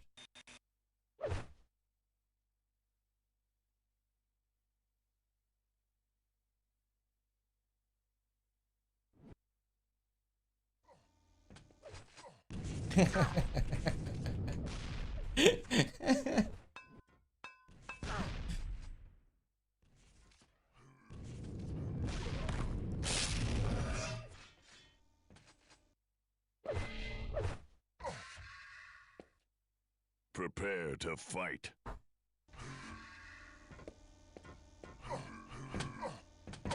Three, two, one, fight.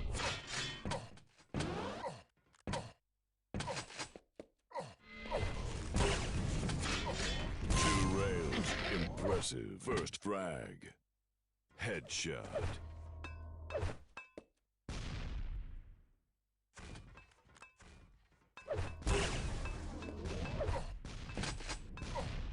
I will grab this rocket first. Impressive. And then go for the yellow.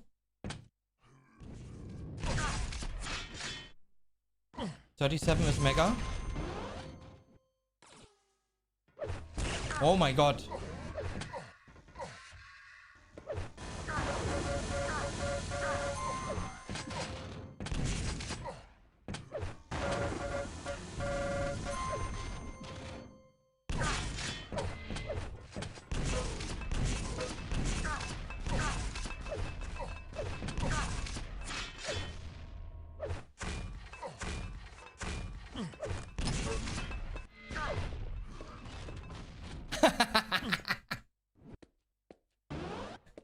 First he fooled me and then he fooled himself. Great.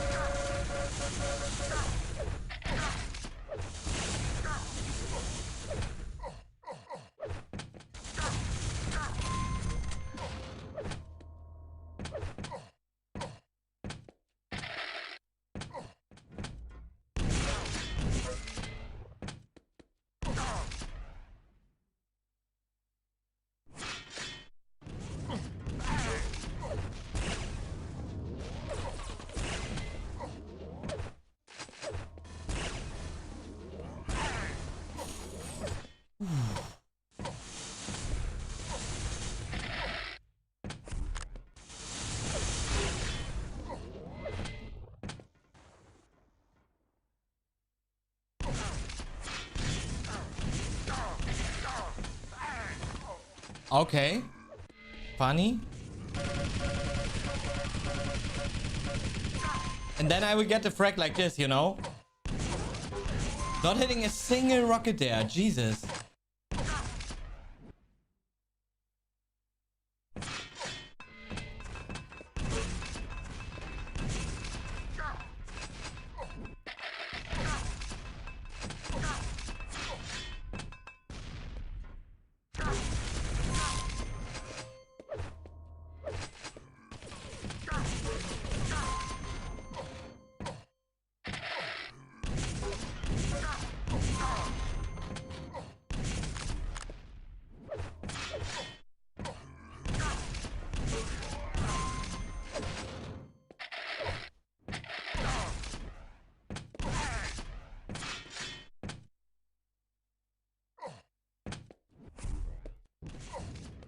Okay, he came from top there. Okay. Just how I predicted.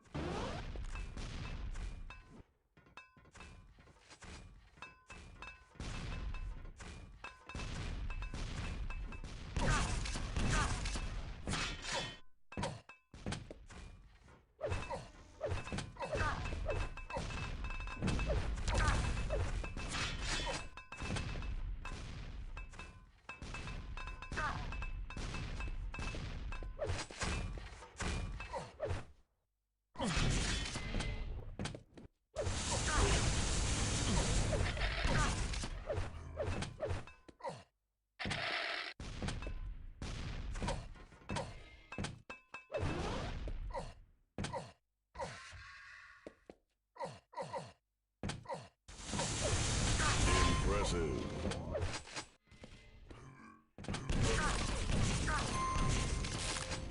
Nice rocket.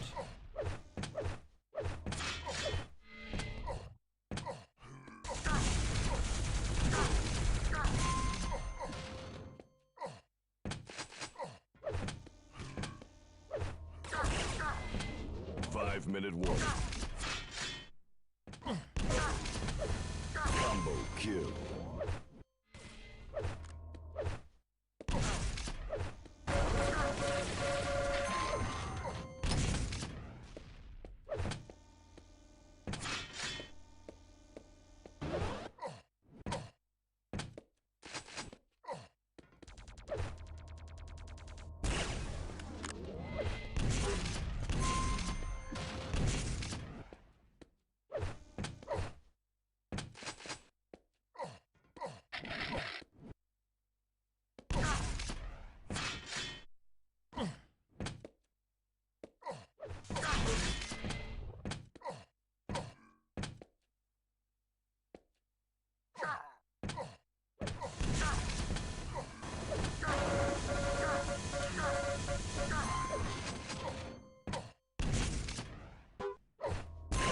kill.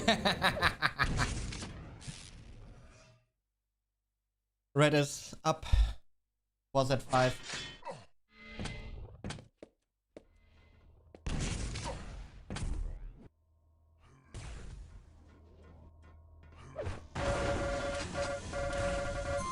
Wanted to boost my LG accuracy.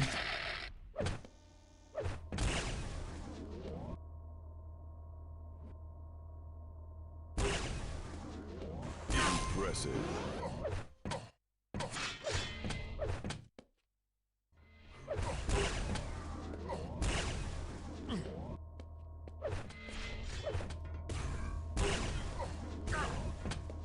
Impressive.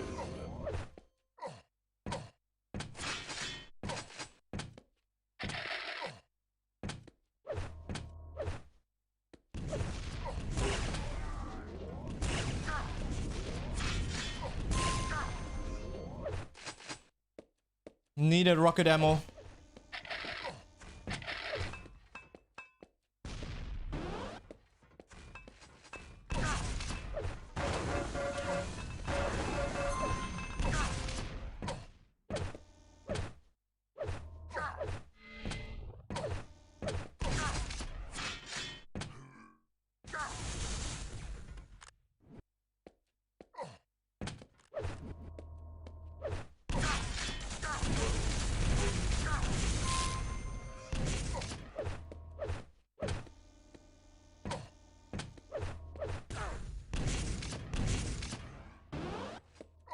Red 52.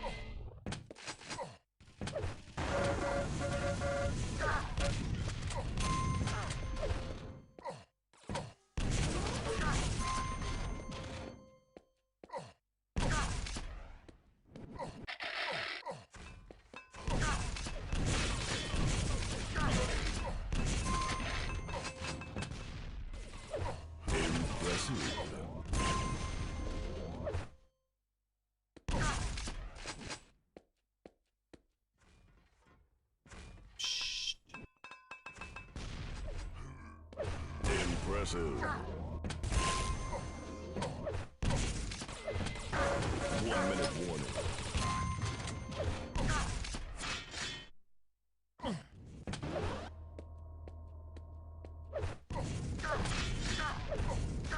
Impressive.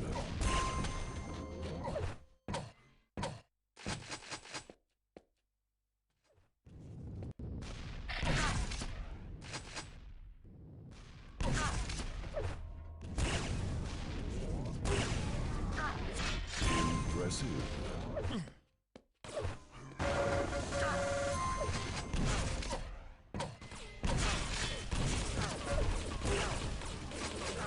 Impressive.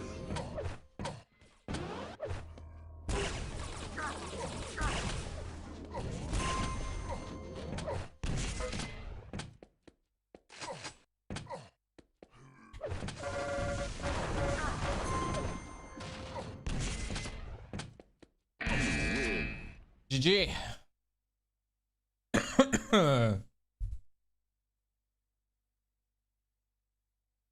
Which one? I have 2. But probably the Flux Media one, right? I guess. Because that one is really, that's absolutely insane. Yeah.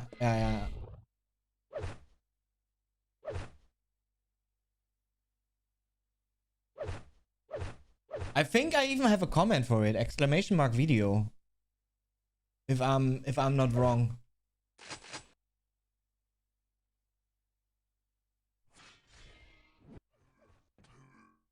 Oh shit. It's supposed, I think it was there. 1 second, I need to check. Let me see.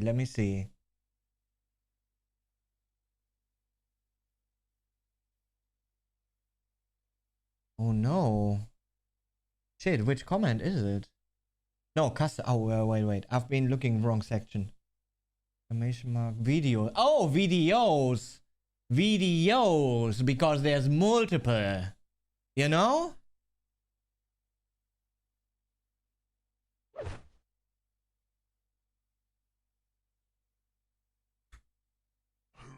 Exclamation mark videos. Man, how you don't know, Mooney?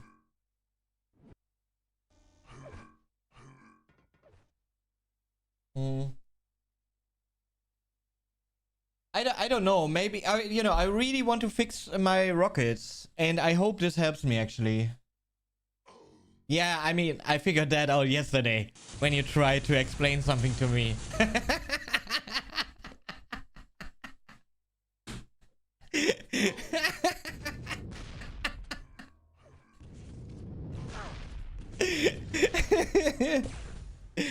All right, let's go. Prepare to fight.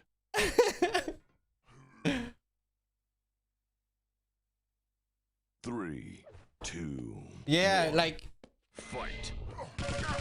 understanding what you are saying is like a miracle.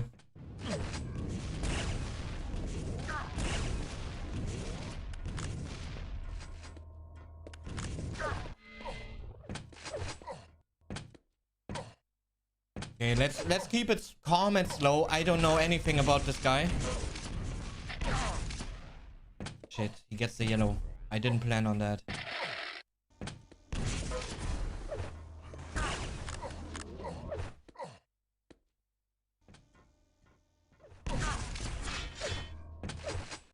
Okay.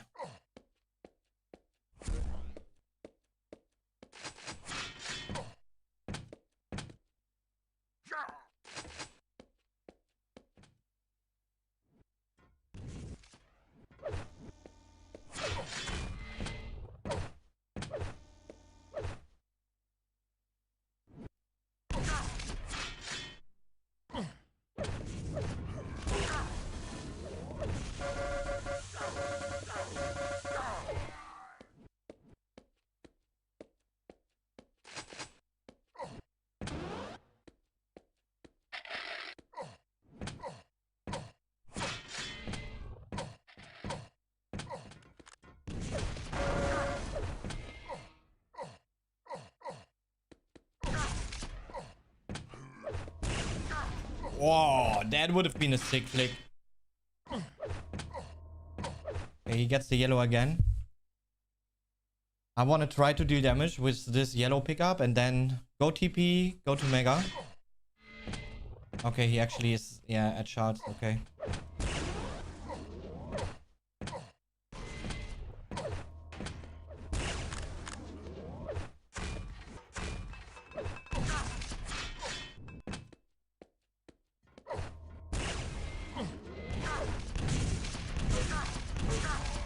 First frag.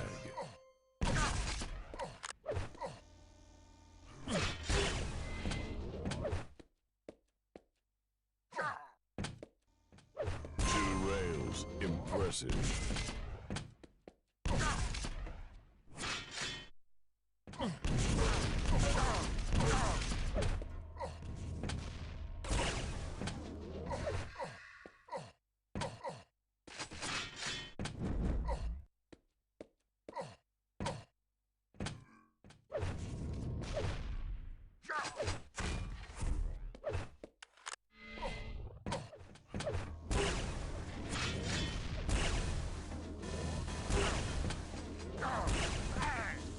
No! Of course, greedy with the ray gun there.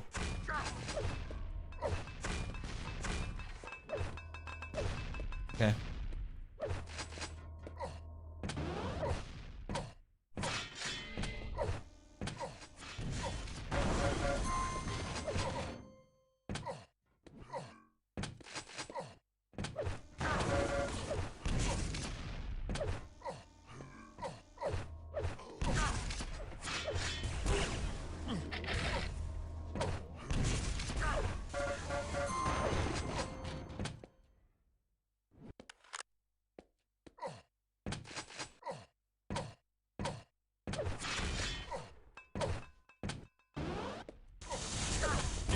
Impressive.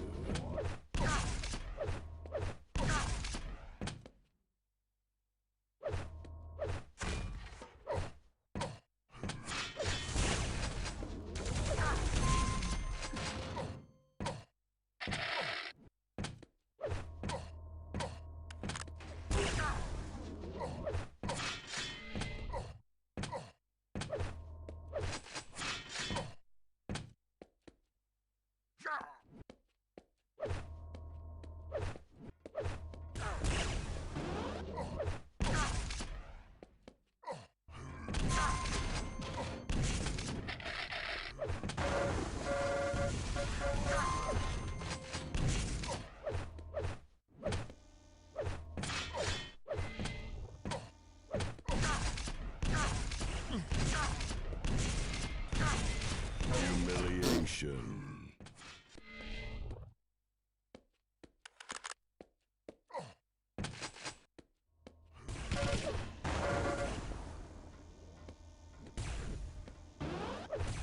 Five-minute warning.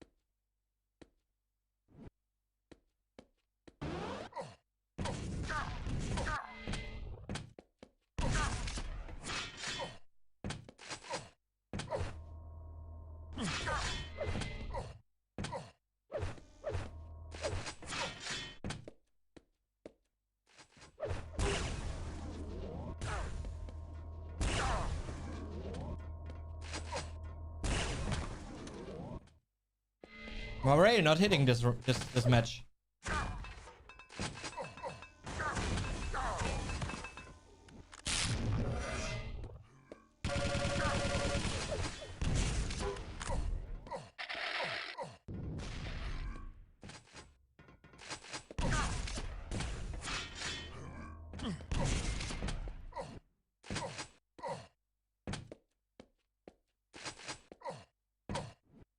If I'm lucky, he's here.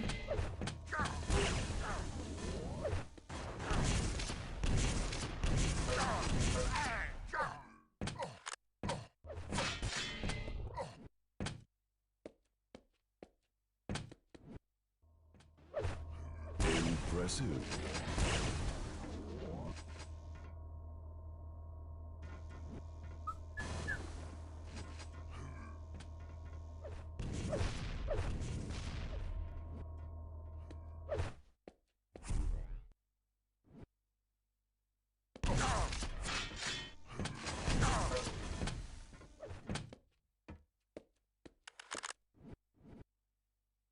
Mega soon.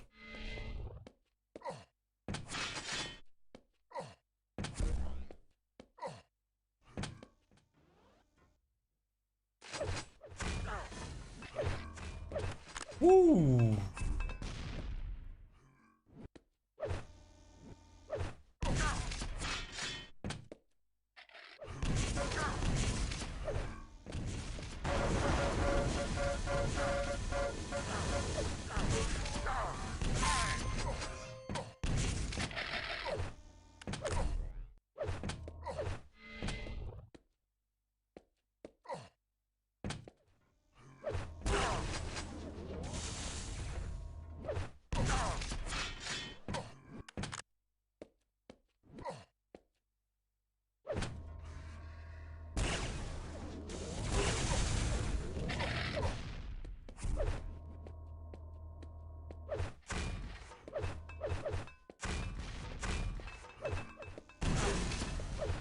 Impressive. Combo kill.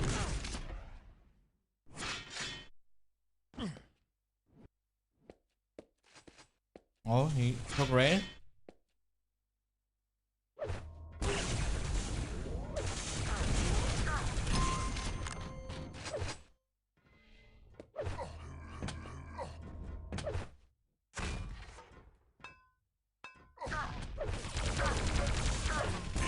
Impressive. Combo kill. 1 minute warning. Impressive.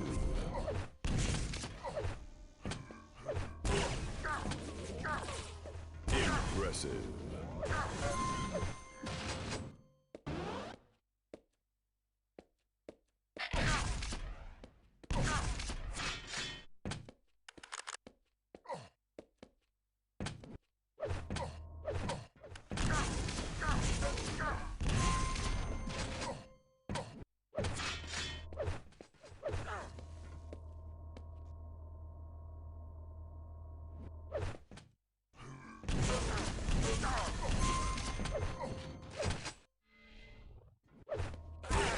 Oh shit. Still a good rage shot though.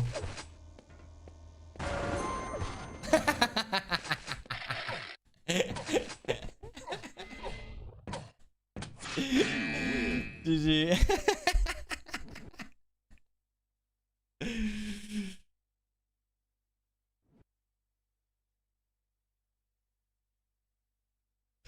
Yeah, that respawn was good. Yo, yes, hey. Louis.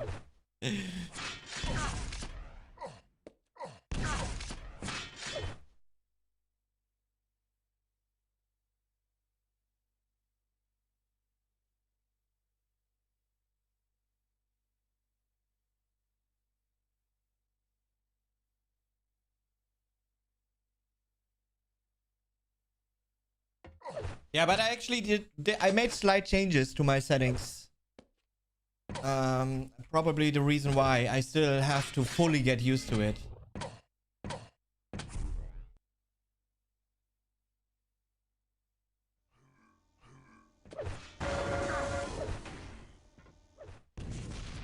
Nah, I can't play Clan Arena at the moment, man. Even if I would like to, but duel's more important at the moment for me.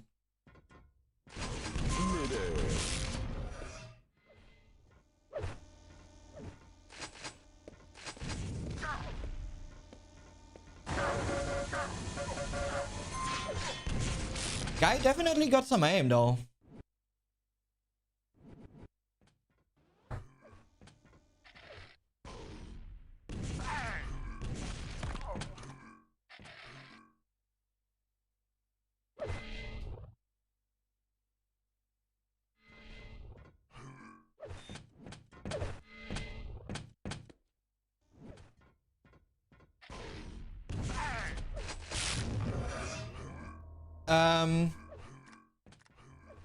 I changed mouse acceleration to 0.035 and mouse acceleration style from I had it set on 3, which doesn't exist even as an option. So I guess it took 0 because of that. So very default legacy mode acceleration style. I changed that to 1 and I removed the offset.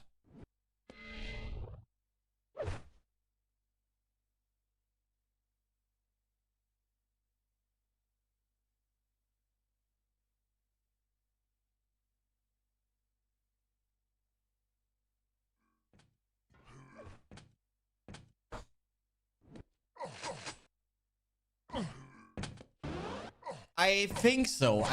I'm not fully sure yet, but that's exactly why I did it. And that's also the question I had to Adam just one evening before it happened, before he's been laid off. So he couldn't tell me the answer anymore.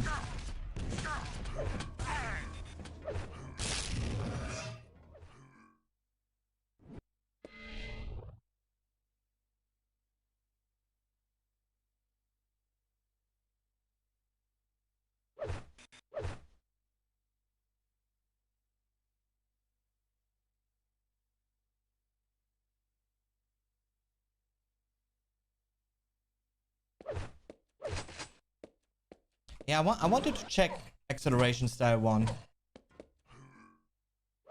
Like, it feels a little cleaner, to be honest.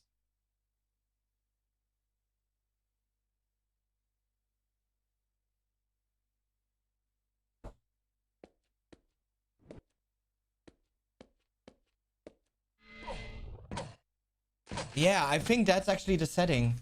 That's actually the setting. 2 rails. Impressive. Prepare to fight. I think that's actually the setting. Yeah. It feels better a bit, moving around. Not gonna lie. 3. It feels more 2, Quick Champions like. 1. Fight.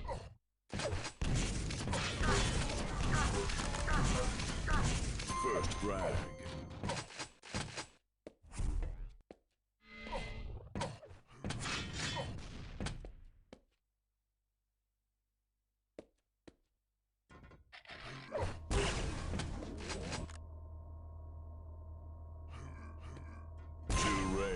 Impressive.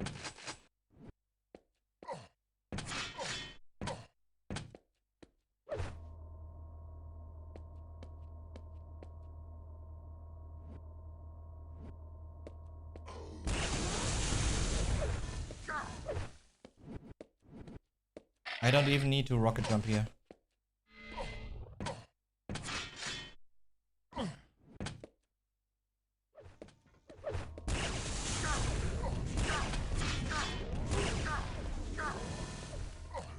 Impressive.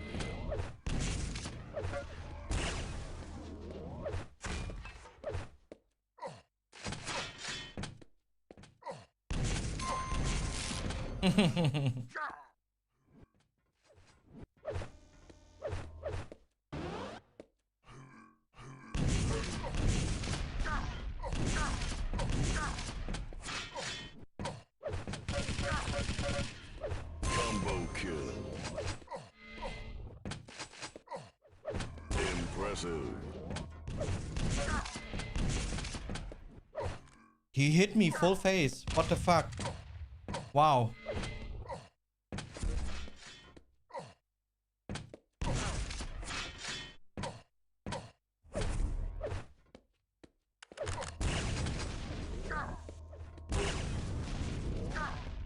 Impressive.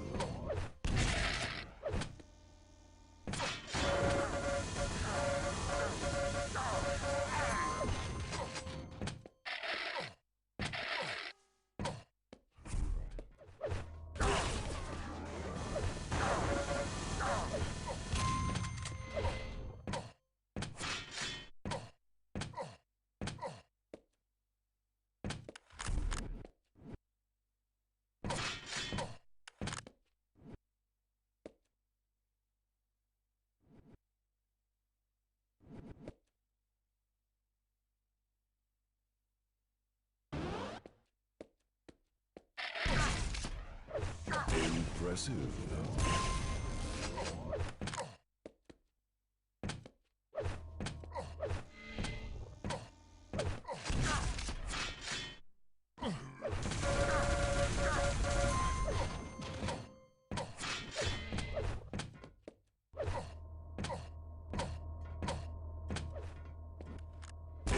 Impressive.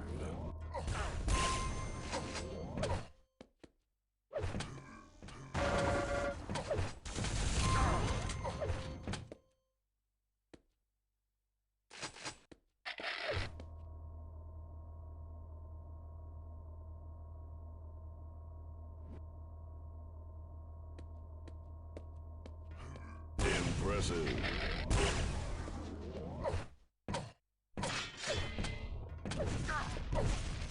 Impressive.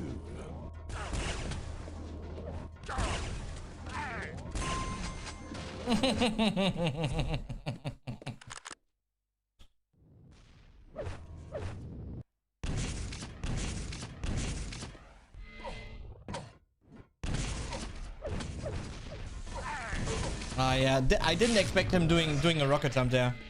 Not gonna lie.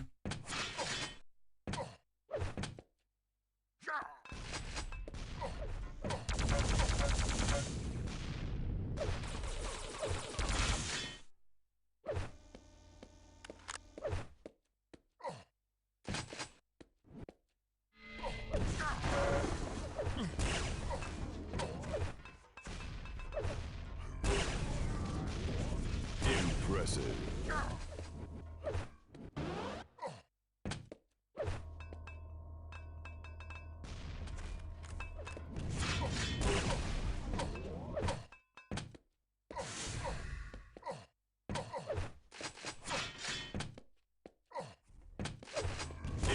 Impressive.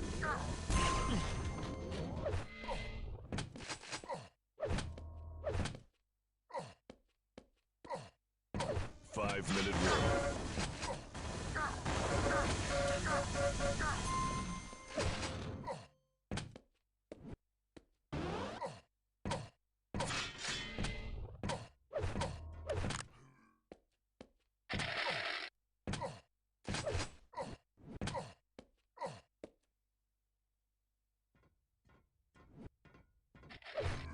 Impressive.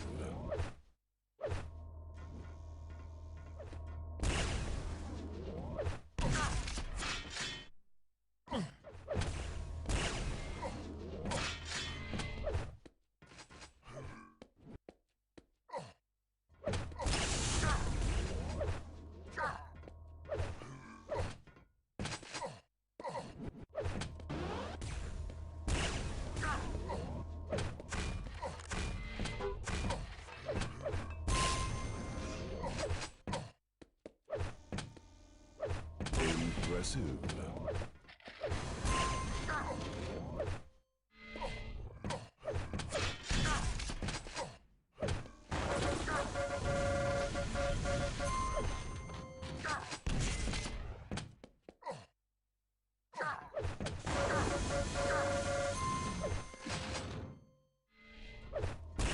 Oh.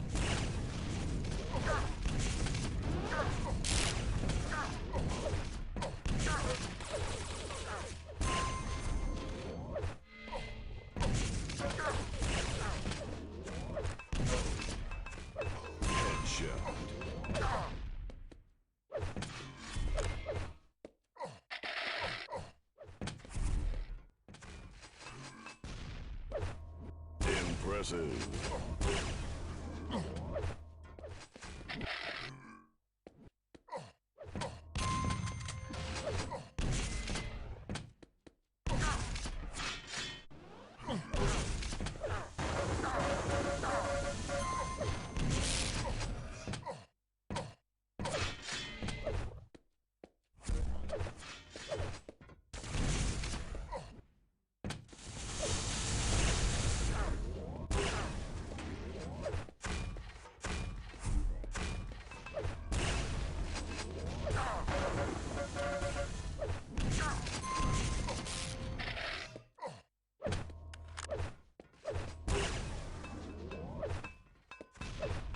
Impressive. Impressive.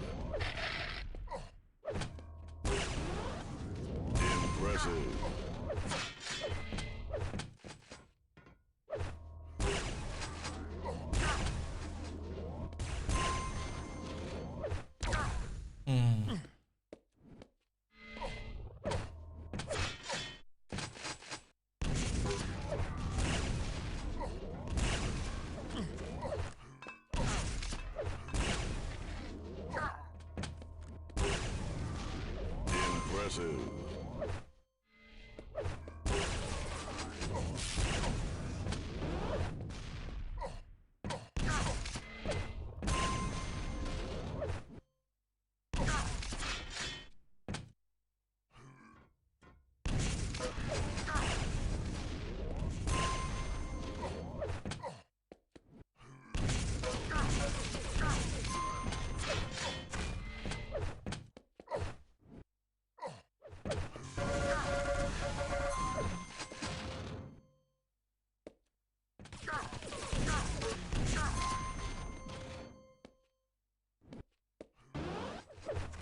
Impressive.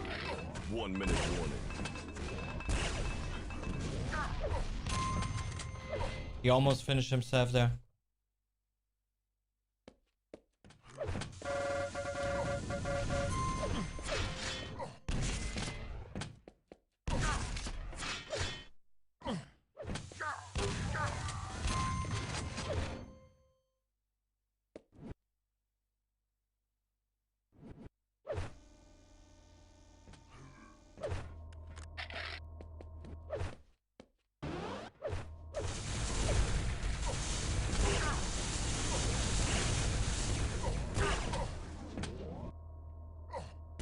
Impressive. Headshot. Combo. Double kill.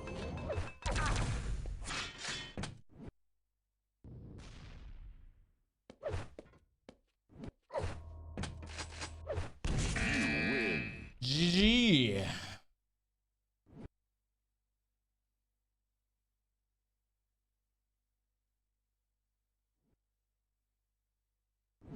No, not on 1080p actually, but it might be a little, like a tiny bit bigger.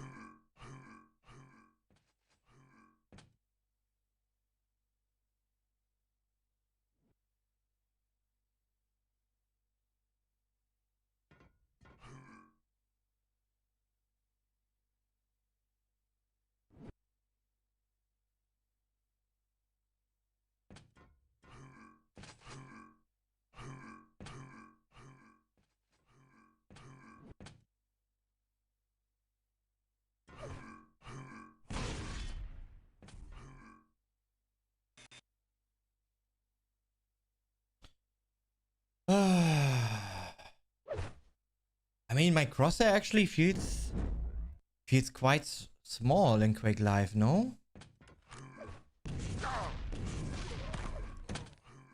I'll need to compare, to be honest. Hello. I'll need to compare, like really, go into Quake Champions, measure the crosshair, how many millimeters it actually is, and then go into Quake Champions. But it feels fine. Like the contrast in Quake Live is actually a little better overall.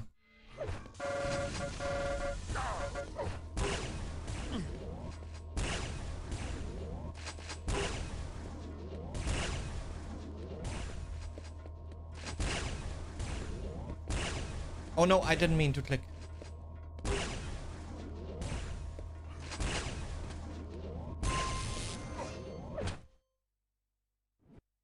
Yeah, let's go. One last before we go for a killy break into reacting to IEM.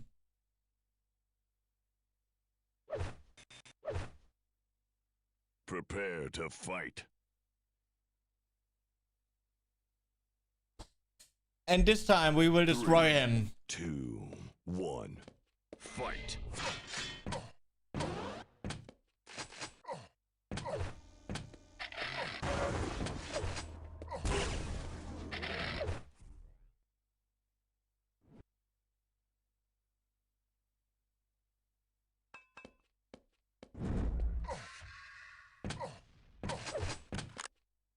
He knows what he's doing. Picking up the shots, not going to rocket.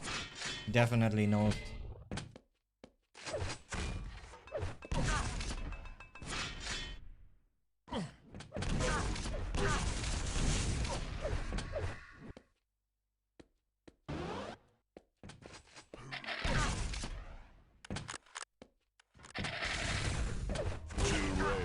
Impressive. Yeah, I don't care about that, Nate.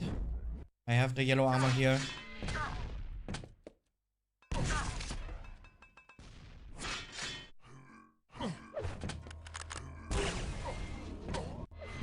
Impressive. First frag.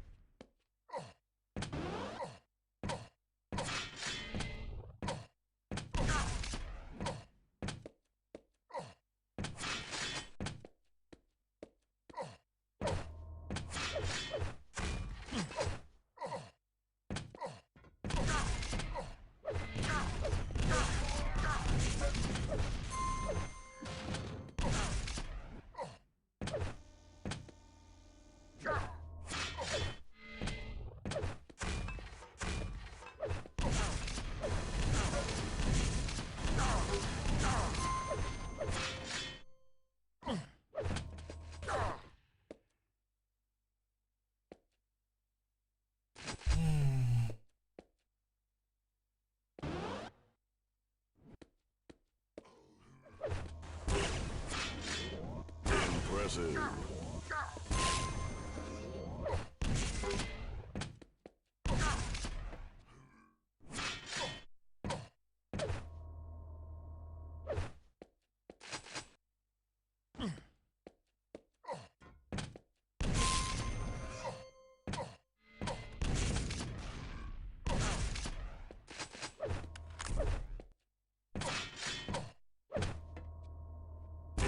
Impressive.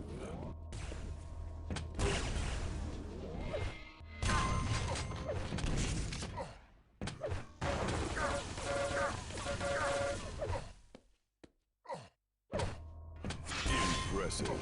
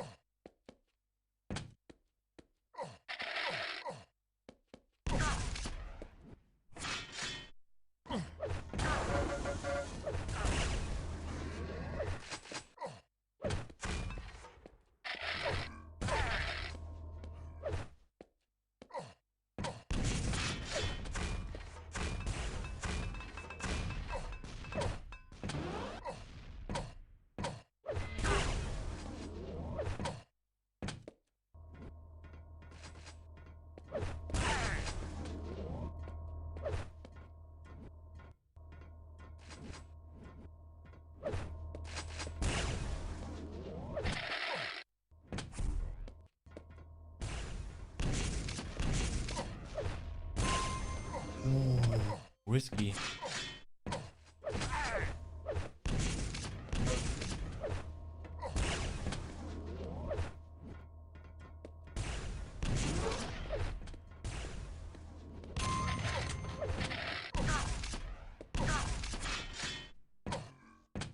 Five-minute warning.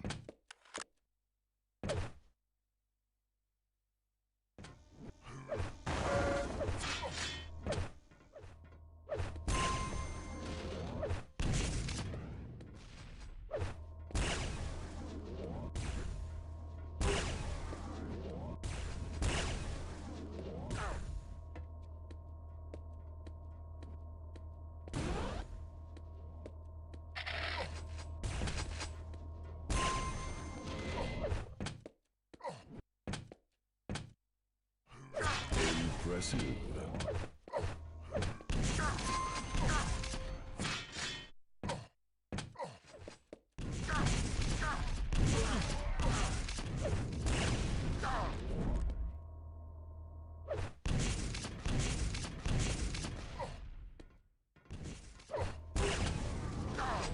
Impressive.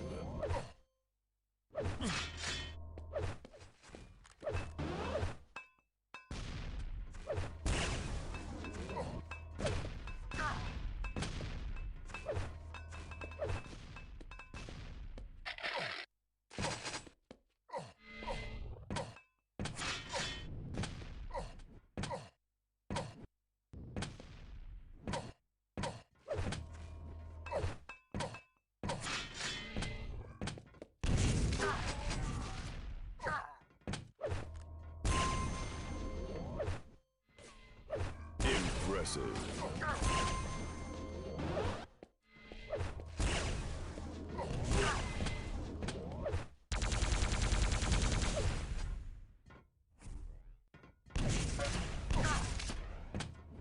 Impressive.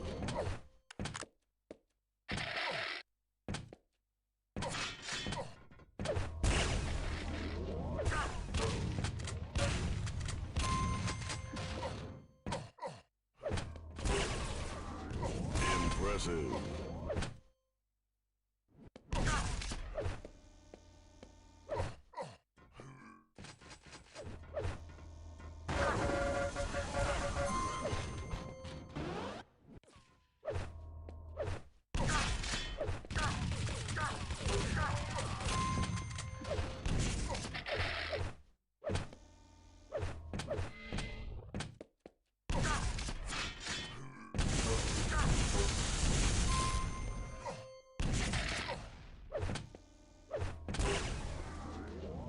Impressive.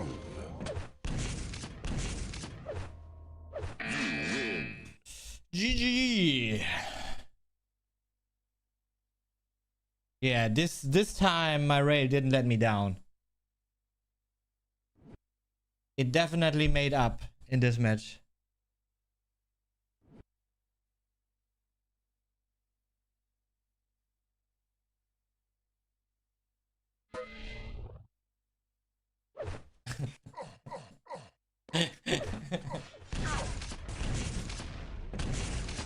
What the what the fuck, man?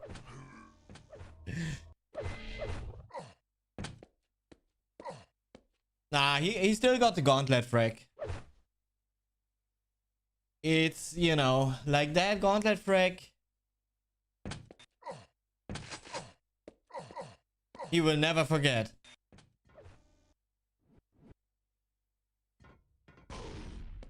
Man, did I play 16 duels?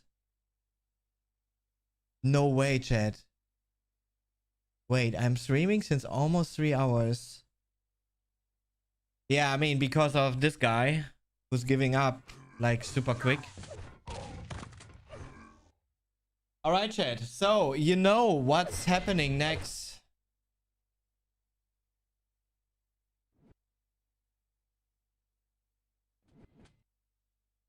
Next up is reaction to the ESL IEM Gamescom 2010 finals, playoffs, grand final, everything. Next match will be Avec here, and I actually need to put the right order of the maps here beforehand, so like, you know, just that way it's going to be like easy to see. Avec, Oscars, and IEM.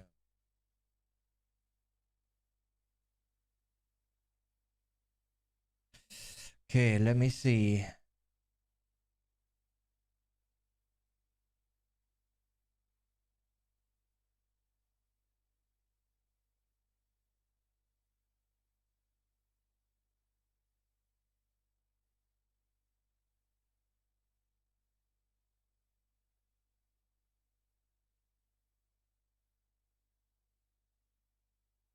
Shit, I can't find it. Mooney, coach.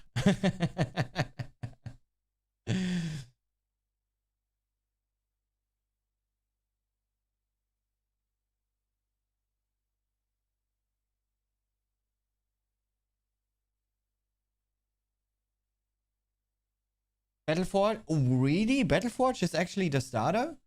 Wow. Okay, okay. Let me do something. Battleforge. Battleforge is 1. Bloodrun is 2. Yeah, I actually would rather skip Bloodrun, but I really failed on that map, I think. Arrow Walk 3.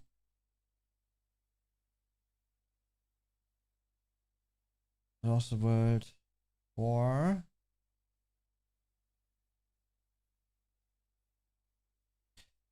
And T7 is last. Good. So we got this prepared. I will go for a quick kitty break though. Yeah, you know, we will also do like a quick commercial break. I'm not sure when the last commercial break was, but I don't want to have a commercial break when we are starting this whole thing, you know, like reacting to ESL IEM Cologne 2010 finals. So yeah, back in a second. Wait, let me double check about commercial break on my stream deck. Okay, yeah, got it. All right, chat. Be right back. You know, get your drinks, get your food, whatever. We will have a great time here checking out very old games from 2010. This is gonna be good. Be right back, chat.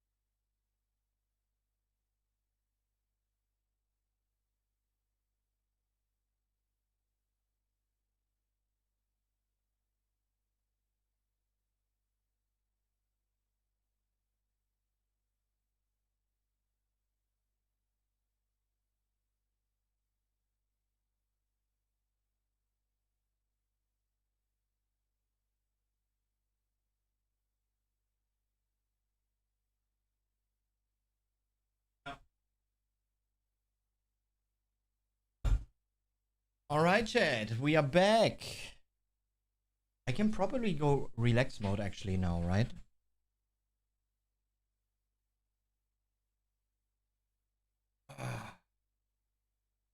Feels better wear these. It's just, you know, kinda shitty to wear them when there's like 70 decibels behind me. Then it's quite loud. Okay. Sound working? Yes, it's working. Okay, good. A little louder for me. Oh, the commercial break didn't work. I swear I pressed the button for commercial break. It should have worked. But otherwise, we will just chill then, you know, be in pause or wait or something and delay things until commercial break is done, if it didn't happen now. It's not a big deal, chat. Not a big deal. I got you. I will keep an eye on it this time.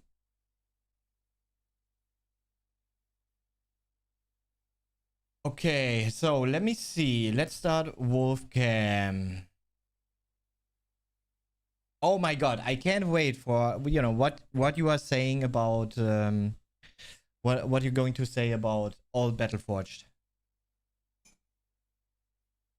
We can now actually see the teleporters, which, you know, you can actually look at them from the other side. It's not being used yet as much as a, you know, as a little damage window in the game versus strength for some reason. Nee, wir haben tatsächlich die Demos. Die richtigen Demos aus meiner Perspektive.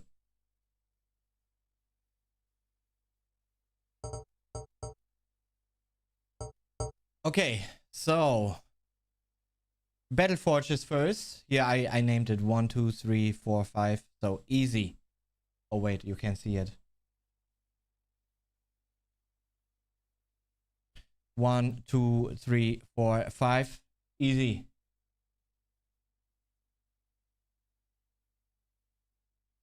Na, die Qualität ist tatsächlich nicht so gut und deshalb nehmen wir die Demos. Actually, I think what we should do, watch the real VOD from the broadcast, from the official broadcast, when it's grand final time. Like, you know, watch not only the demos, but also the real broadcast VOD. To see the celebration and everything, you know? Listen to Caleb and Joey. Alright, chat, let's go. Let's hop into this.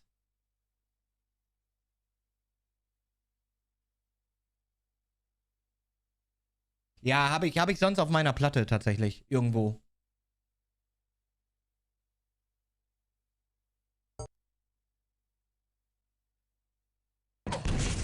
Okay, pause bind is still working. And there you can see, here's the wall, here's the little window that we couldn't see before. And I definitely like this map quite a lot more because it took a few more brain cells actually to do something on this map. That's why this map has been my second favorite map after Blood Run back in the day. Okay, chat, are you ready?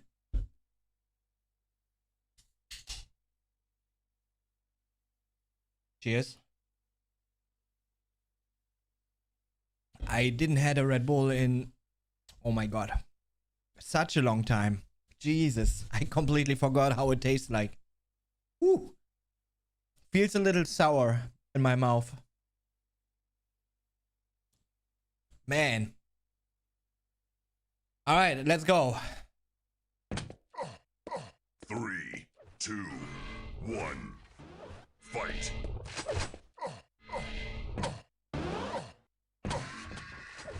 Yeah, that moment with that spawn, I definitely knew what I was doing here, right? 2, 1, fight. I definitely knew that there's the only way that Avex actually spawned on red armor. That's why I'm immediately making my way here to the mega health. Can't be any other reason. Otherwise, you know, like imagine Avex would have spawned LG, he would have dealt a ton of damage to me. But I was very sure about to spawn here. Yeah, Avik gets himself a ray gun here to have like the distant advantage. Uses the yellow armor. Yeah, Asse. But I'm taking a good position here for the red armor, right? I mean, me knowing Avik is not able to immediately push the red armor here and punish me for my positioning. There's no teleporter exit like it is nowadays on Battleforge. So there's no way he's able to punish me. And I could actually just hold this position like forever.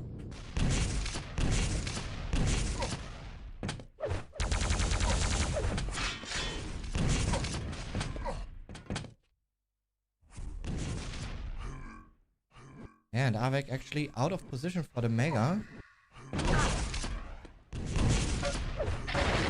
But still, few good rockets there. But great LG.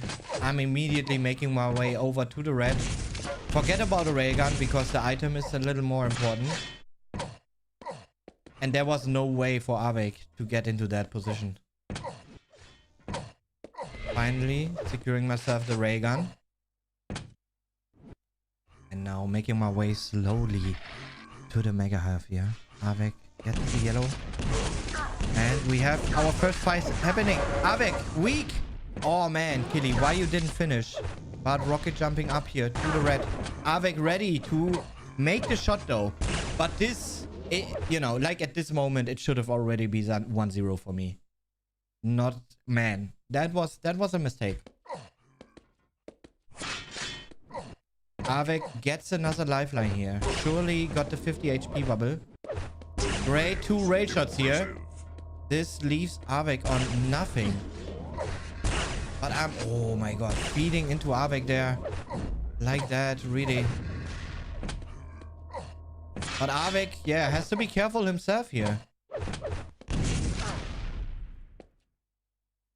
We both know Mega Health is up here. Avik just wants to try to deal some damage to me. Which he does. Only a little bit though. Ah, missing that raid shot while Avik hits his. I have to be a little careful now. Oh, missing that rocket jump. It would have been my red armor if I would have made it.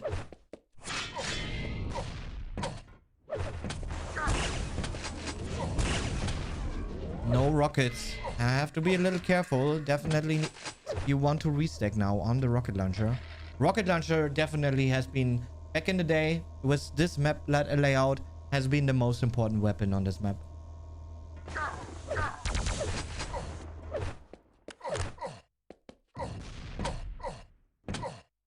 Yeah, making my way over. Safe to the red armor. Which was always like a good defensive strat to just play the red armor here on this map. Oh.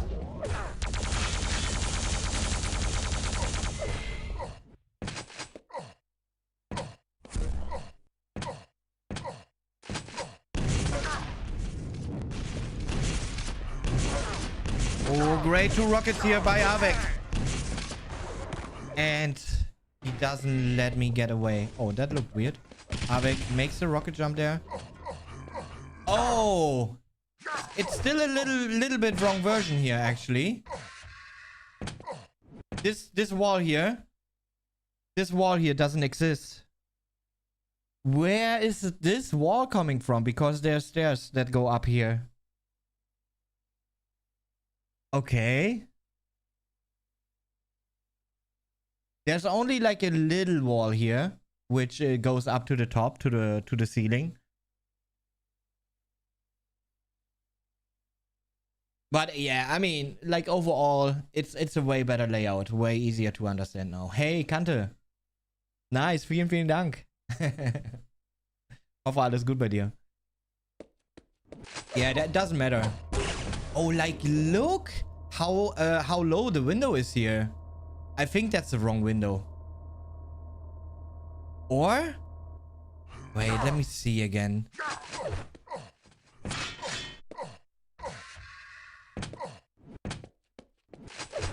Yeah, This is the wrong window also. Like, this is still a different version of Battleforge, actually. Like, this is not the right window because I actually had to jump to get like sight on him and to not give too much sight for him. A great rail shot here. Great 2 rail shots. Oh my god. Finally. We loaded into the match. Oh, and another one.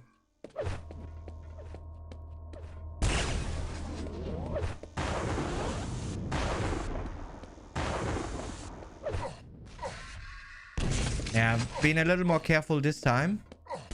Ah.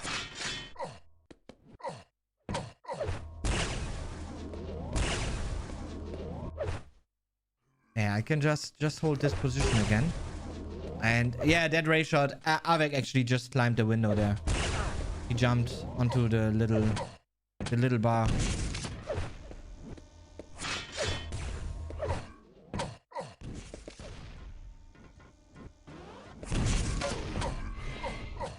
Yeah, nice try.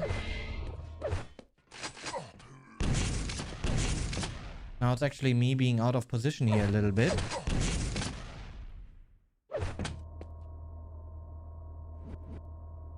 Which means red armor goes to Avek here. And a great rail shot. Was it? That was a great rail shot for sure. And now it's all about the mega. Avek immediately pushes down.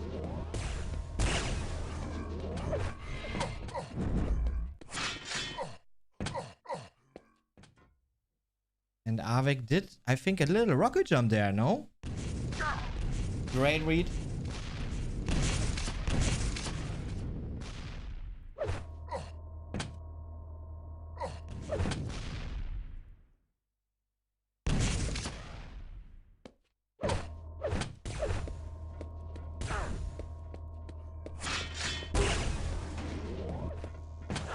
The red armor is still up.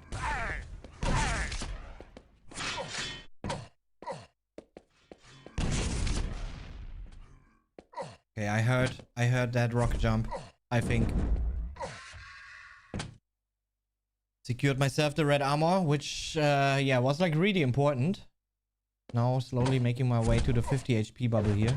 Impressive. Good raid shot. And picking up that yellow armor definitely helps a lot.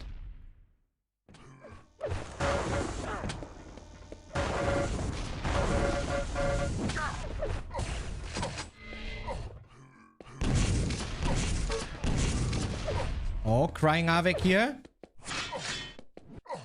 What is he going to do?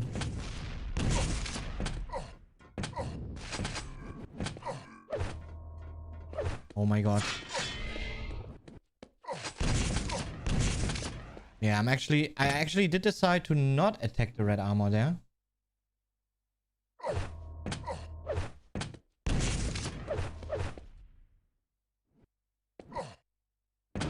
And just wait for another mega plus yellow. And probably now attack the red armor, no? It's up.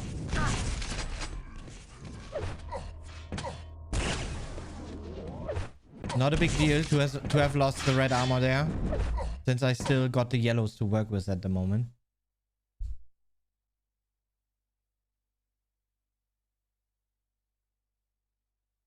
Avek making good use of this side of the map at the moment.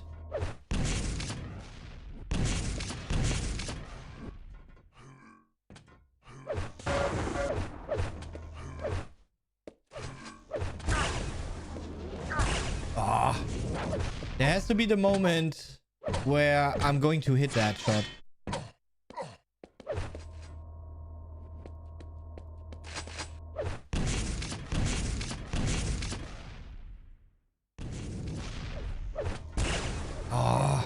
Missed again, man.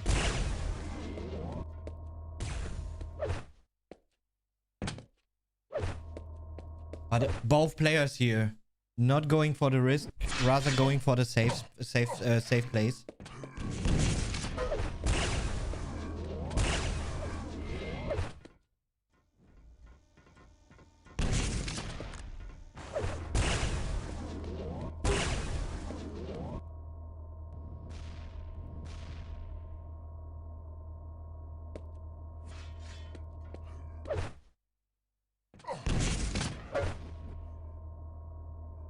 Great little splash damage there. Impressive.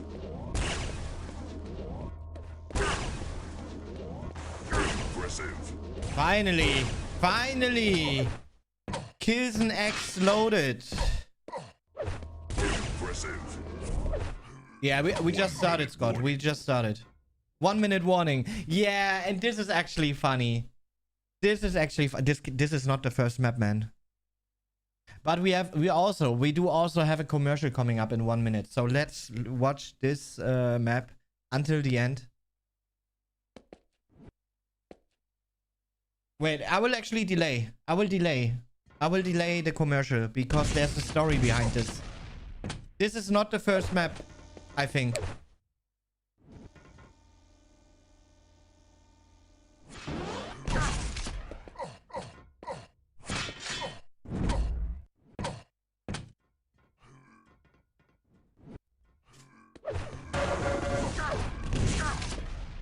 Oh shit, Mooney.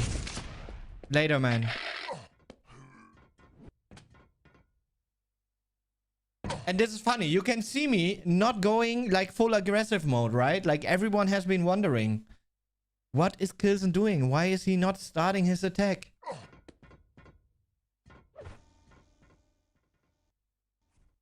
But there's a funny story to this. There's a real funny story to this. And I'm just trying to set traps, which Avik is not going for.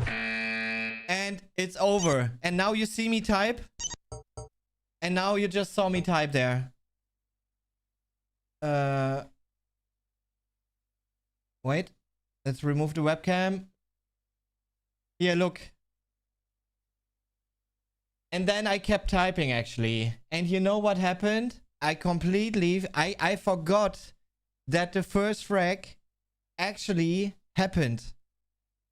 And I was somehow like I was like looking at the time items and everything, but I didn't look at the score anymore and completely forgot that Avek actually took an early frag in the game in the first minute. And yeah, that's why I didn't go aggressive mode or started to risk anything and just, took my peeks there, tried to set up traps. But man, I completely forgot. It's actually like null 1, and yeah, then the map 10 minutes over. And that first map is done. I will never forget it. I will never forget, like, oh my god, I was like so much in the, so much in the tunnel there that I completely forgot that I got fragged there once. And yeah, that's just how first map ends here. Imagine, chat. Imagine. Luckily, after that, it never happened again to me. Because, this one is this really stuck to my mind. Like completely. Oh man. But yeah, there's like multiple things that were going on inside of me. I knew the level that I'm playing at this specific event. I knew about it. Like all those shots that I'm actually able to hit right now, quite consistent. Here versus Avek on the first map. And just having like good strats, good movement, and good reads. Good reads on my opponent. Just not good enough in this case to read that I was down by a frag. But yeah, it just happens. Just happens.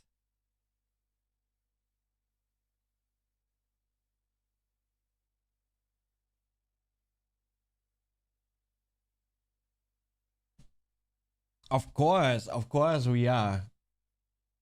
Okay, second map. Commercial break in 2 minutes. Yeah, we will wait. We will wait the commercial break out. We will wait it out. So we have to wait for like 3 minutes now, chat.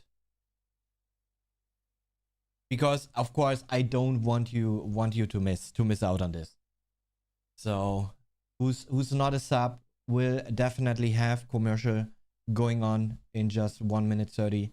I know, not on the other side, not on YouTube, but yeah, you know, I'm taking care of you. Don't you worry.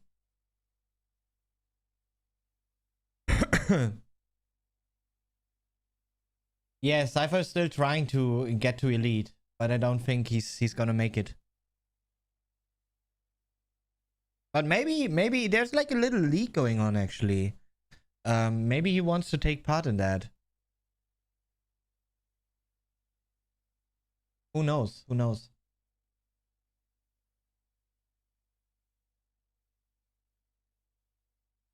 Yeah, that was like the beast mode Avec times, right? When he was like fully jacked. But nah, not as much. Not as much 2010. But the years after, he got like more and more jacked. But yeah, we will, you know, we will check it out. Once we watch the grand final, we will also watch the real broadcast of the grand final. And then there's also footage when it was like, you know, prize ceremony. So.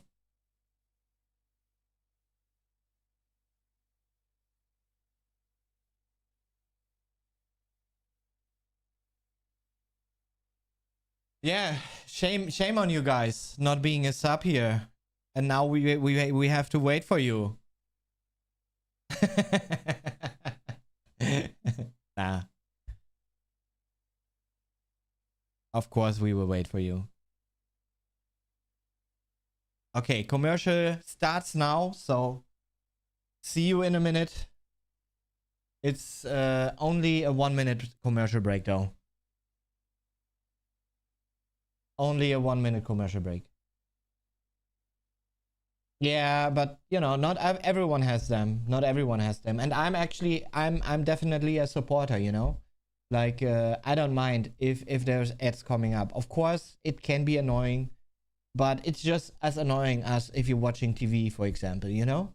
But in the end, you know, if you're not subbing or not donating, that's the best way. You can at least then support your streamer by going through it.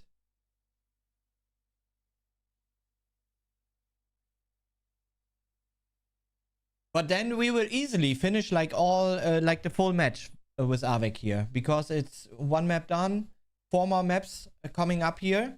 So that's actually pretty good.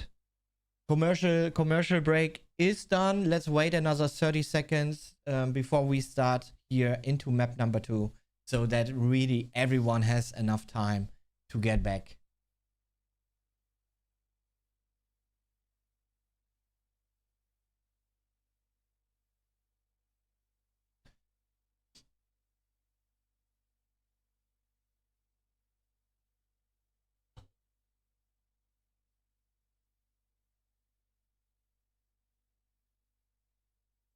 Okay, chat, let's go. Let's hop onto map number 2, Blood Run.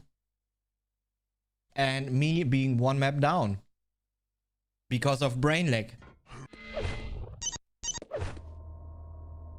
3,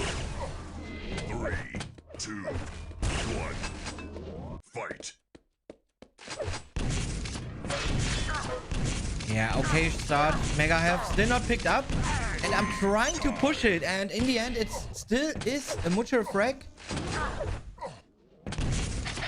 Ah, missing that rocket. But Avec hitting 2 beautiful rails. Oh my god. Yeah, it was a little bit of rocket damage. That was actually important. Now quickly grab the yellow here. Avec probably aware. Yeah, and even rails me. Punishing me for picking up the yellow armor there. Me spamming the mega. Avec still down there. Listening to his weapon sounds. And he just hits another. But in the end, I'm still able to pick up the red armor. And it's a clean red armor, you know? Like full 100 armor I got from it. So I'm still in an okay position here. Just that Avec is probably around 160 armor, 170 HP. So Definitely would have helped to hit that rail shot immediately. Ah, good bits of AG here. Even though Avek hit me with that rail, it's not a big deal.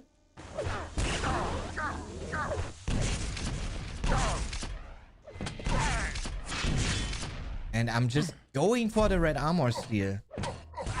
But, oh my god, Avek aware of what I'm about to do.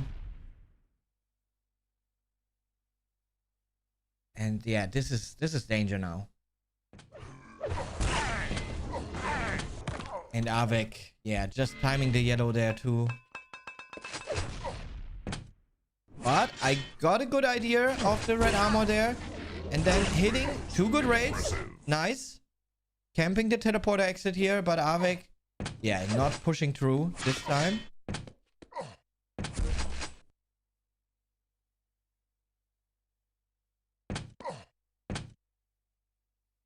Shots are up.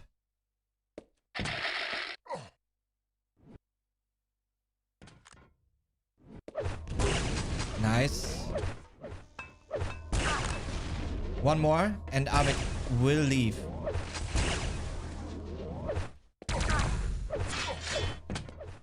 A great move here. Very quick. Very quick. But missing all these rail shots, man. I had such potato aim back then. Finally a rail hit here.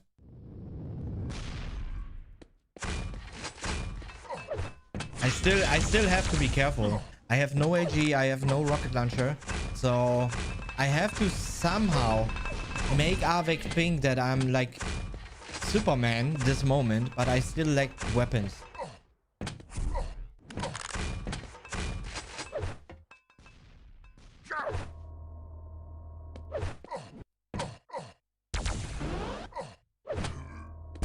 Oh!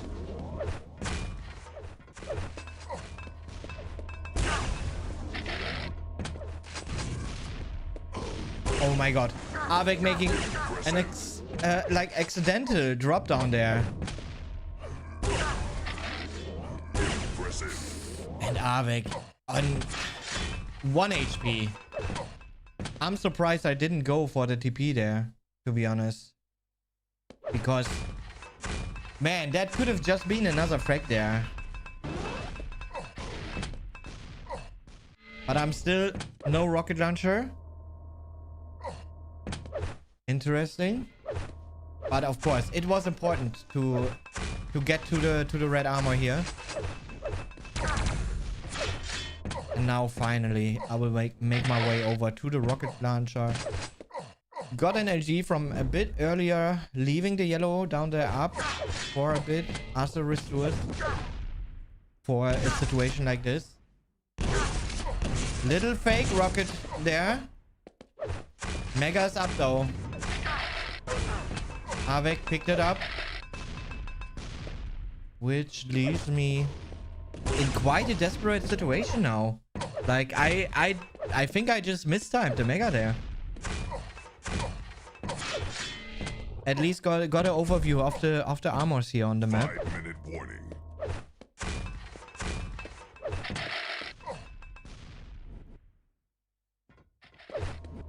But this is not an easy task.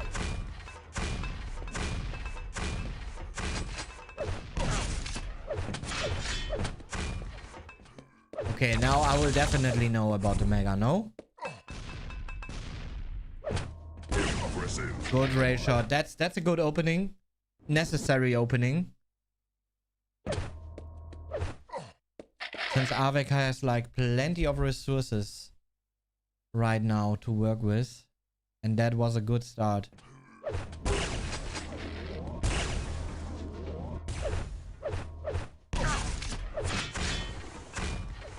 Yeah, just spam a little. No reason to rush anything. Knowing Mega's up.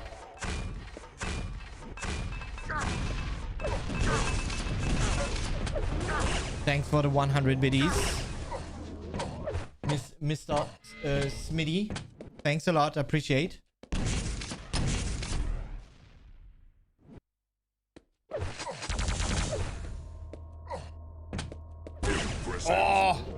What a shot, man.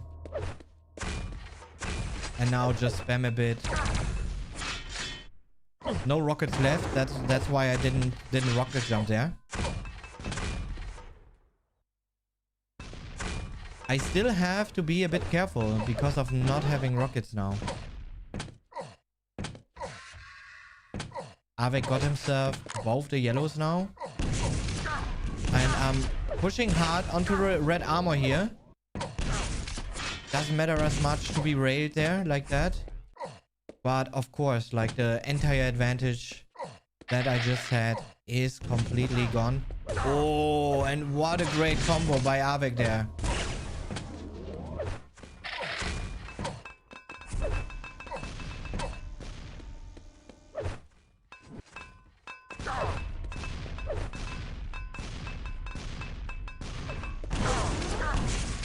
Ooh.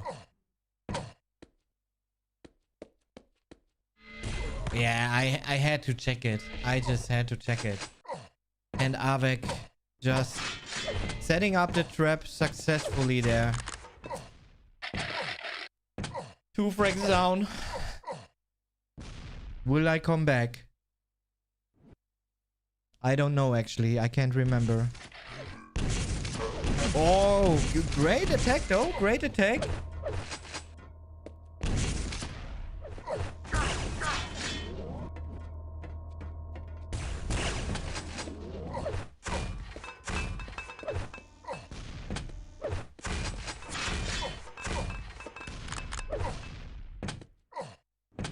And I'm actually starting to realize what's the difference between Quake Live Duel and Quake Champions Duel watching this. Really. Like Avek is playing a bit like a you know, I don't want to say it that way, but he's playing a bit like a pussy, you know? You know? Like a little bit. Just, you know, trying to have like 100% shots is what he's trying to do, and not trying anything creative or offensive or, you know, stuff like that. That's very interesting. Very interesting to see here. And I'm actually, you know, I'm risking things the way I'm pushing in sometimes. Sometimes it works, sometimes not. But that's the risk then, you know? Oh, good rocket damage there. Avek actually making the drop down to deal some damage here onto the Mega. But in the end, he's not able to do so. Oh, what a great rocket hit here.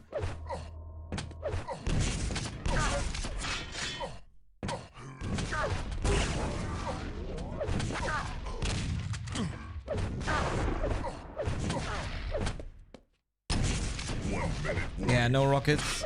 What can you do? There was no way to push it.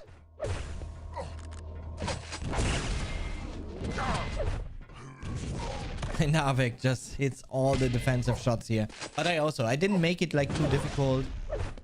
Avek secures himself the red armor, which pretty much is going to seal the game for him here.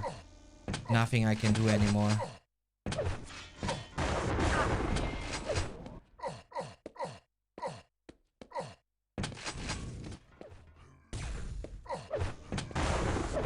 Oh, did you see that tracking, man? Did you see that tracking, chat? Man, imagine LG would connect with that distance, right? Oh.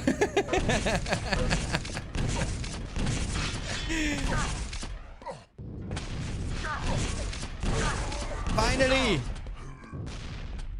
No.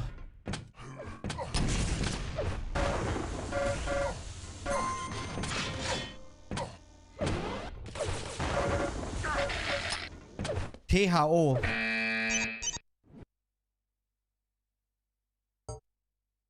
And that's map number 2. Man, finding ourselves here 2 maps down right in the beginning. Has to be an amazing comeback, no?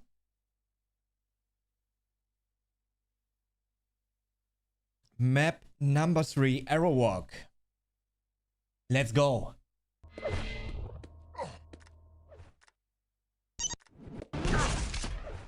Three, two, one, fight. Oh. Yeah, not really happy with that spawn. But look at those nades. Oh my god. And I'm just making my way to the red and then collect my second frag. Still, tremendous amounts of damage done here by Avec. Impressive. And great rocket to finish things off here.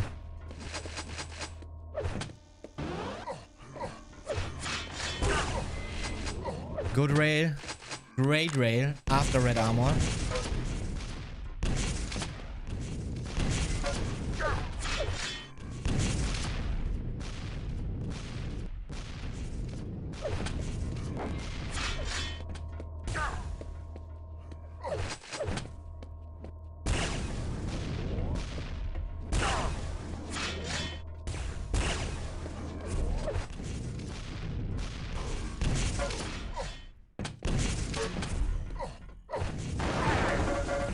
Nice.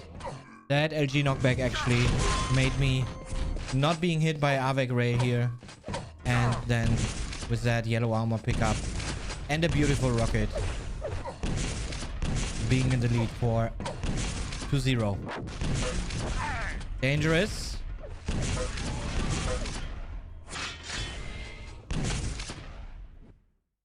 HP bubbles. Man, you blind killy?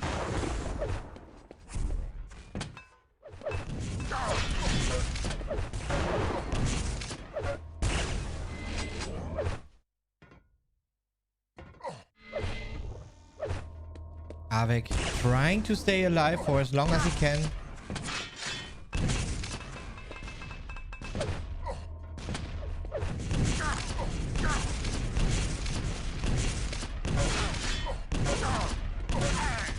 Oh my god. Yeah, I mean, I already sucked with rockets 2010. Sorry. I also forgot about that. Man, how do you...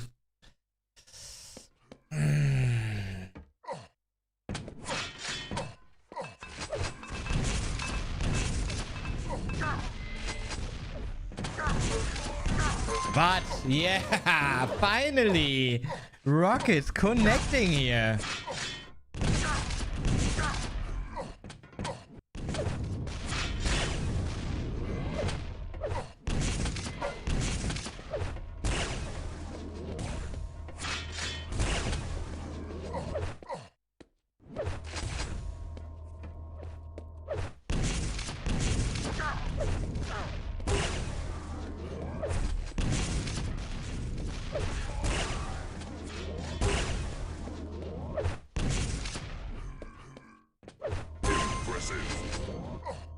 And great prediction there.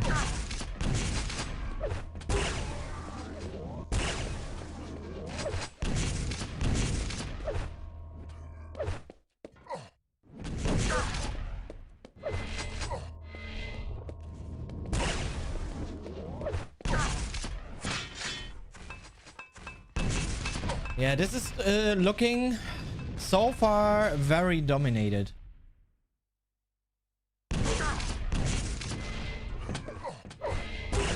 Oh, what a rail shot into LG finish to reward myself with the mega health.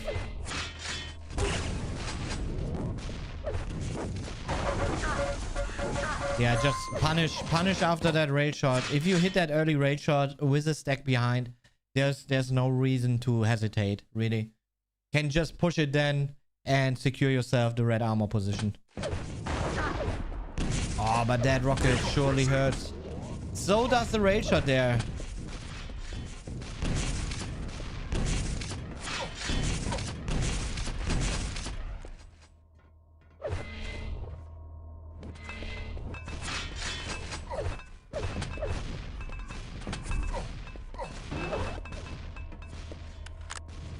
Yeah, now I have to play it a little more defensive because Avec did a great attack there onto the red armor with those nades, which were mainly for like area denial.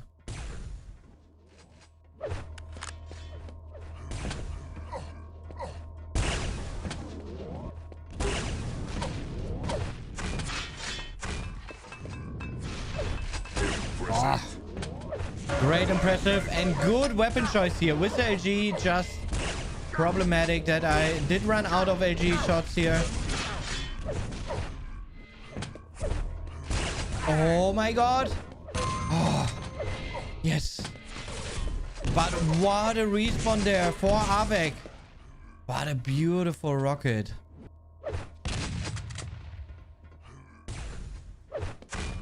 But it's still danger zone here. Hopefully those nades can do something. Yeah, they pushed Avec far enough back so he's not able to do anything about me picking up the red armor. And then also making a great ray shot onto Avec to keep his stack like really, really low. That ray shot doesn't matter as much, but one more by Avec would change things quite a lot for me.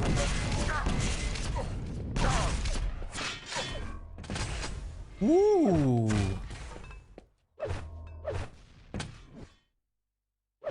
Close one. Yeah, these nades explode on the mega health actually. And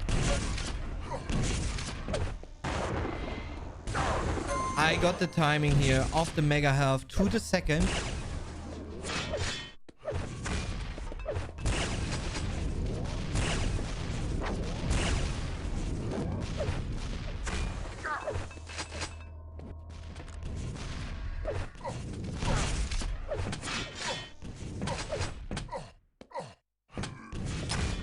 Oh, I think Avec actually failed to jump to the rail there. No, he did not. He has a rail. I just heard it. But yeah, you can see me already like playing the time already a little bit, right? Like not pushing in too deep anymore to lose like easy frags or anything like that, because 9 frags on this map could still happen like really, really quick. So I'm trying to make the best use possible of the stack that I have and of the timing that I have right now. This is definitely like 2 levels higher than how I've been playing versus strengths.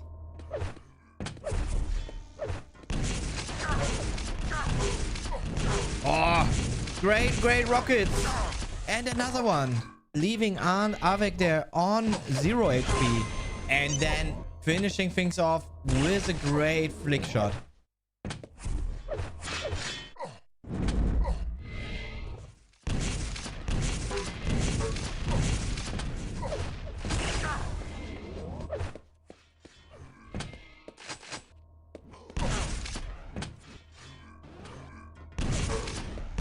Oh, of course. Yeah, hitting yourself like that is not gonna help.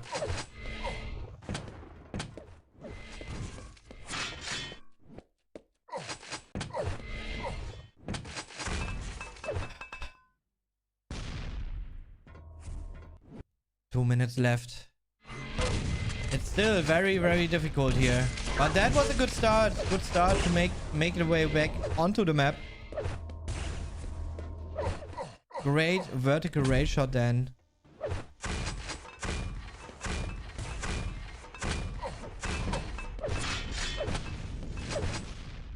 Yeah, and with that bit of damage I did there, I actually kept Avec away from the red armor, which gives me then, you know, a lot of room when being able to take the red armor just like 2 minutes before the end. And 8 frag lead here.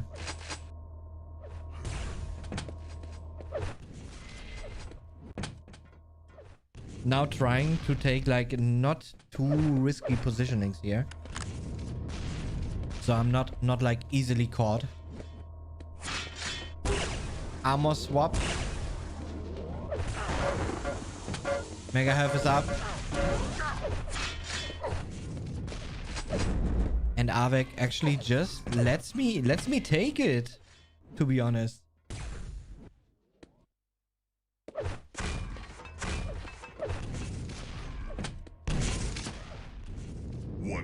Warning. Yeah, there's not really a reason for me to move anywhere.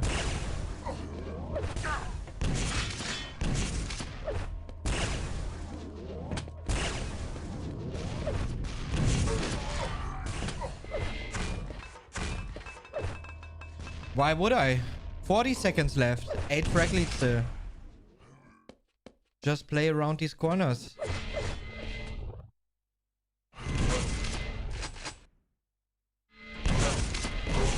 And yeah, still dying in the end. But it's still a 7 frag difference. While it's only 20 seconds left. So there's no way to come back here for Avec. Comeback loaded.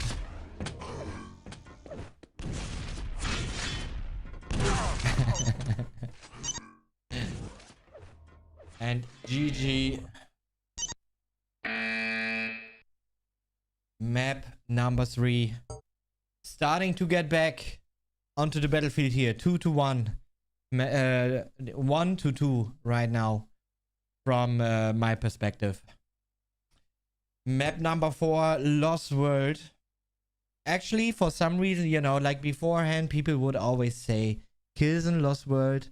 No, he's not good on that. There's no rail on that map, you know? Because, I mean, people started to know me about my rail already back in the day, you know? But for some reason, the Lost World statistically turned out to be one of my strongest maps when I had to play it. Like, I made absolutely insane comebacks versus, like, actually everyone, I think. Like, there's no one I didn't make a comeback happen. If it was Evil or Strength or Cypher or, you know, whoever it was, it didn't matter. I came back versus everyone on that map and very often even secured myself the victory then.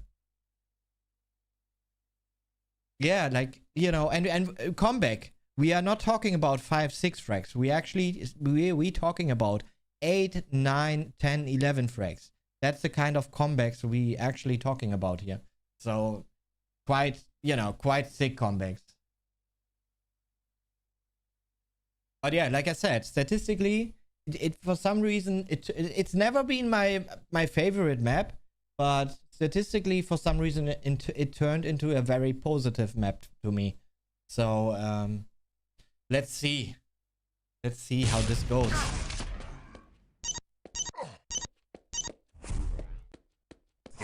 Spotty on the server. 1. Fight.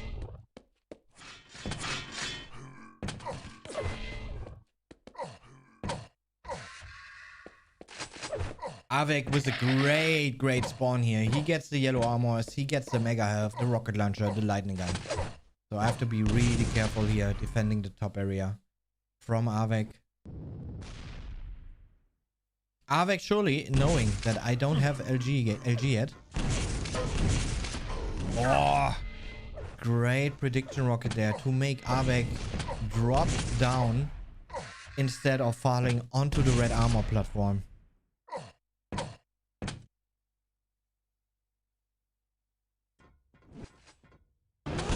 Ooh, Avec actually lets me take the mega health. I'm surprised. I'm surprised.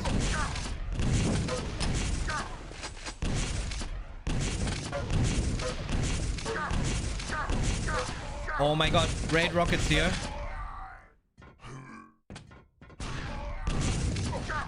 Ah, unfortunately missing that shot. Could have been a movie frag here for the lead. But I missed the shot. Also, was not an easy rocket there. Okay, now it's this time me going early for the red armor. Great direct rocket and another one. Ah, but the 50 is up. And another one.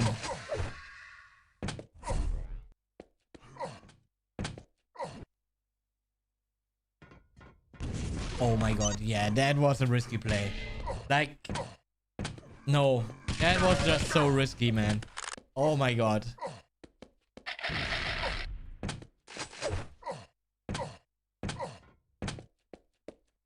Nothing left on the map. Avec trying to be a little vacuum cleaner here. Picking everything that's on the map.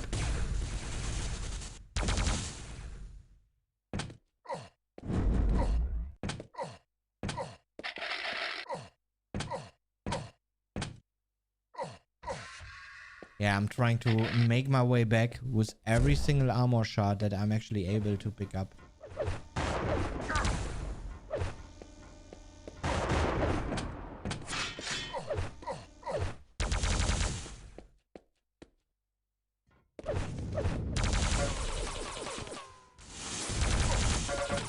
Oh, not bad, not bad. Great plasma balls there.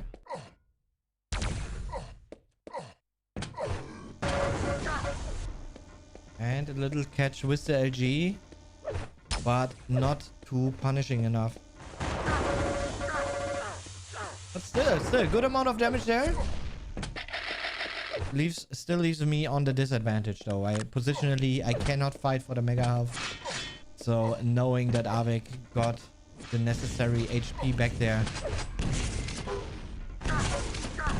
And why am I dropping here? Oh my god.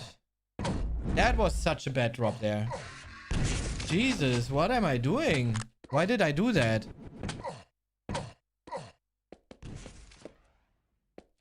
I mean, in the end, turns out to not be such a bad play here. Because got myself now the red armor. A little bit of damage onto the mega.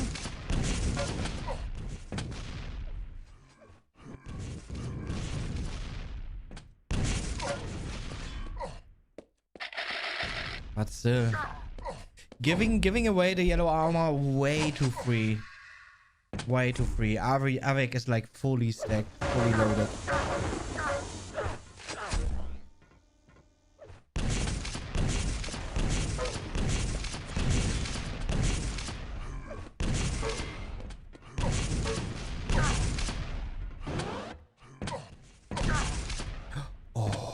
Oh my god. Ah. The pain. Missing that rocket jump, man. Ah, could have been huge if I would have made that jump. At least still got myself the red armor. So stacks are not looking too different right now. Dodging the damage from above. 5-minute warning.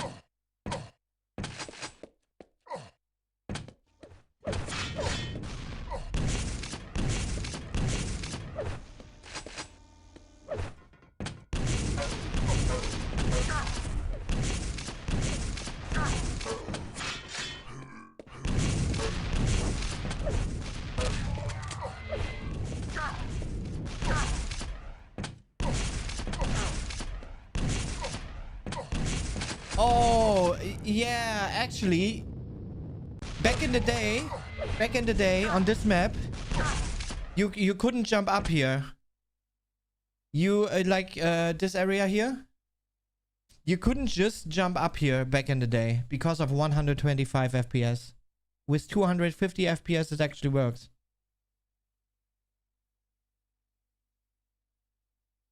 I think, or the map was just different. Because of being pro version or something. I don't know. But you definitely couldn't jump up here. That's why I rocket jumped this. Yeah, you needed these little thingies here to make it then up here. But you couldn't just go up. It didn't work back then. Okay, Avec for now. Got away. Oh, me feeding into Avic's LG there. But it's not a big deal. I still got the yellow armor as a backup. Avec luckily misses the rockets there.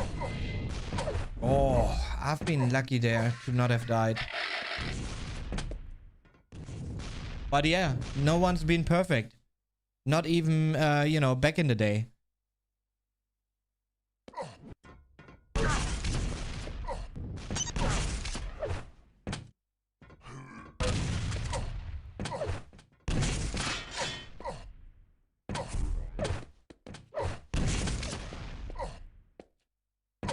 Yeah, I had to be careful to not lose the items now, so I had to leave Avik.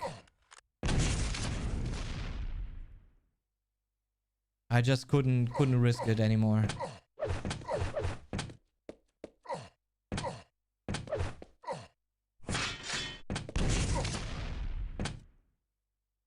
Avik for now completely disappeared. Most likely around the shotgun area somewhere. Yeah, he took the shots here. And there I found him. And tying things up to the 1-to-1 after leaving Avik nothing here on the map. He couldn't defend himself like any longer. And he gets the mega, but it's not even a big deal. Like, look at my, look at my HP. Losing out on the mega health is not that difficult to deal with. Luckily, hitting my rockets this time and clean, still clean.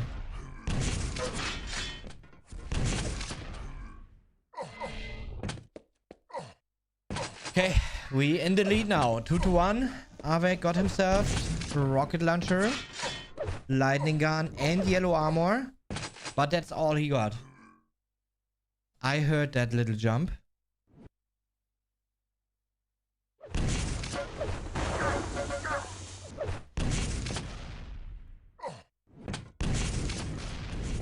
Yeah, made my decision there. To the mega, but Avik boosting himself like way too high with that rocket launch, with that rocket jump. And yeah, easy catch with the lightning gun, like good amounts of damage. Oh my god. Missing that jump up there. I could have been in such a good spot. And now trying to, set a little trap there.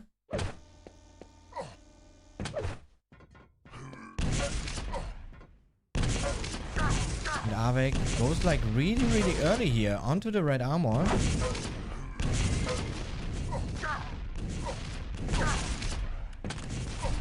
Yeah, I had to get out there.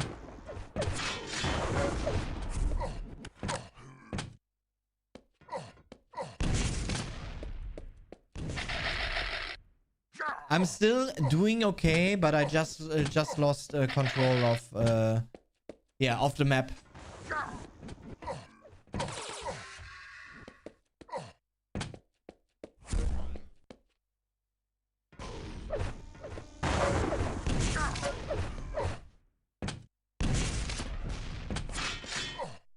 Yeah, completely catched Avik's little rocket jump up there from the red armor, so he has like a short route to the mega health. 1 minute left, 2 frags that Avik needs to do here. Great first rocket to defend myself, to defend the lead here.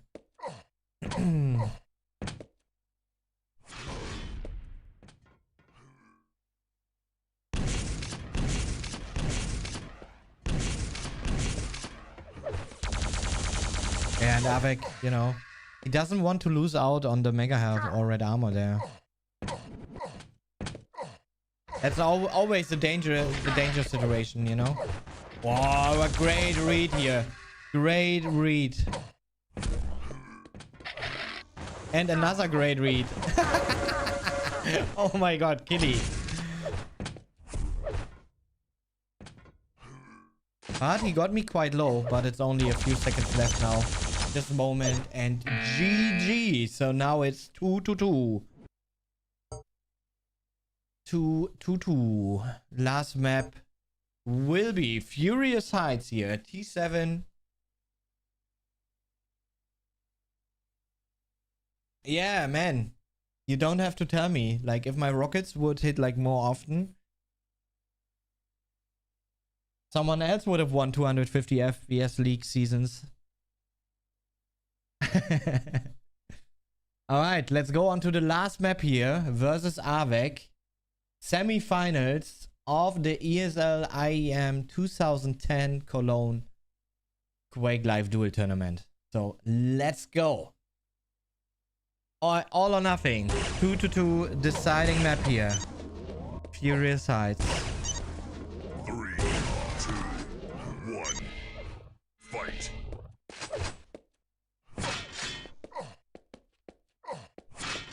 Yeah, I'm fine with that spawn. You know, easy ray gun pickup.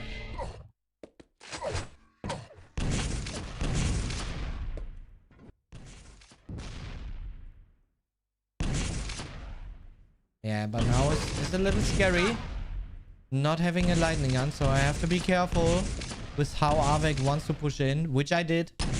Great awareness of what's possible and what not. I still have a ray gun as advantage for a distance fight.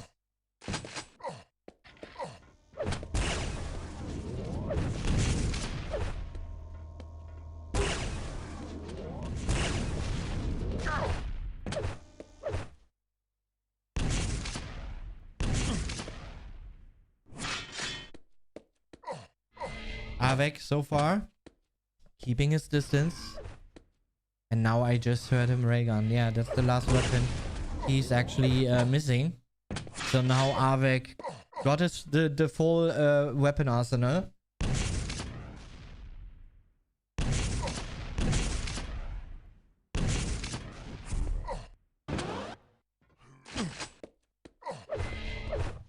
Yeah, mega health already being delayed. I knew there was no reason trying anything on the red armor here. But I didn't need the red armor, you know? Like, look at my armor stack, 197 with that yellow armor pickup. So I did the right thing to not lose any stack trying to deal some damage at the red armor there and just leave it for Avek. And now I'm actually in a better position stack wise, you know? Like, I should have like 35 more HP than Avek has, depending on damage traded in between. And I just, you know, a little ago I land a rail, and probably Avek has like 70 less stack right now than what I have. Even though he has like 200 armor, he has barely any HP over 100. No, I would say quick champions maps are better.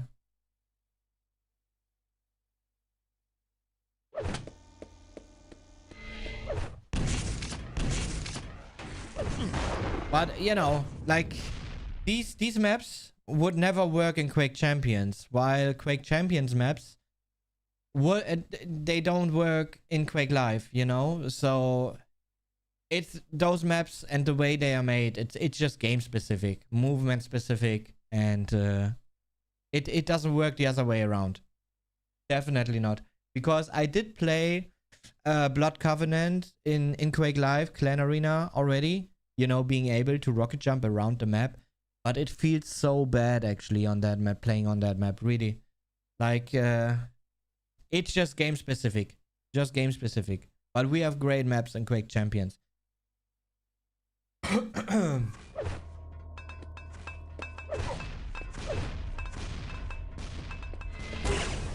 Yeah, Avek trying to get some random damage here. And that was like a really good rail hit. Just that I still lost the mega health.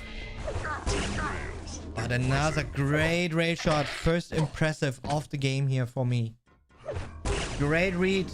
And another one. Almost another one. And making the drop with the rocket launcher. Hitting a good first rocket. Decent second rocket. Missing on missing that rail shot. But then Avek. Oh my god. This is dangerous. No rails left.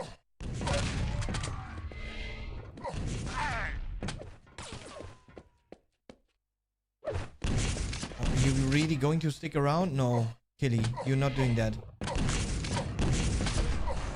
Oh, and Avek actually makes his way to the lightning gun, but then just drops down like a stone, like a rock, literally, into my shotgun. Great weapon choice, but also I didn't have a rail to rail him earlier or anything like that. So, yeah, going with the shotgun there, right into Avek's face. That was a good choice. Maybe panic choice even. Maybe panic choice even. But still. Got me the kill. That's what matters. I'm just checking out where Avek could be.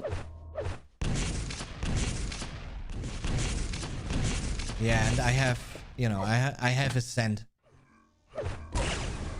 But not the timing. Still a great rail shot there. Good bits of rocket damage. And wow, what a sick rail shot. And another one. Yeah, this slowly starts to...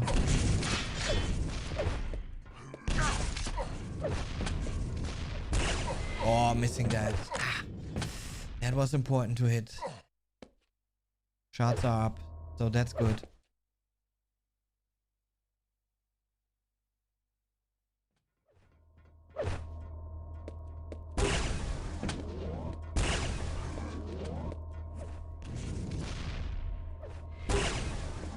Yeah, great patient play here.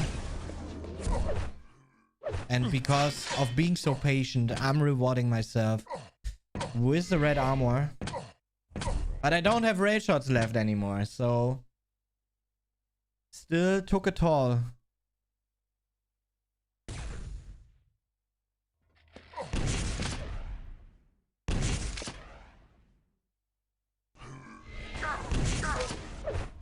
Yeah, actually, Avec there in the down area, which I didn't expect at all. So very surprising moment. And now look at my weaponry.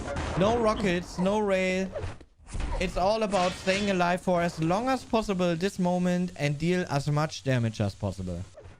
So that's why I'm just in this situation. And with a shotgun, because shotgun is like instant damage. So this is a great weapon choice.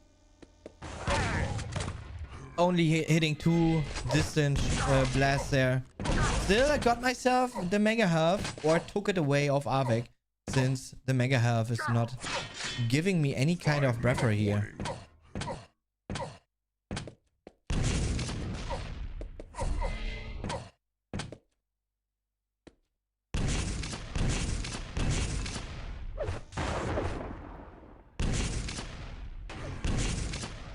Yeah, trying to do something about the red armor pickup. Oh my god. And fully dropping into Avec LG there. And being railed. Putting us to the score 2-2. In a 2-2 situation in maps. Interesting, interesting.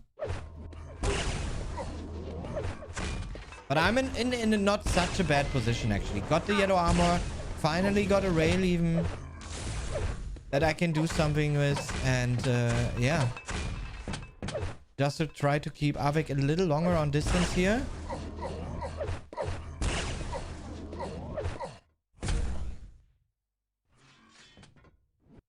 And now, setting up a little rail trap. Hitting a great impressive there. And played it patient enough. And accurate enough. To finally get control of the red armor here. On the other side we have Avec with both the yellows. Ah, great raid shot here by both. Yeah, securing another railgun here as ammo. Because there's actually, on this map, there's no ammo box laying around somewhere, so to replenish your ammo or anything like that, you know? So you have to make your way back at some point. If your opponent is not feeding you a rail, then you have to make your way back to the railgun and pick it up again. And it always takes a little bit of time, you know?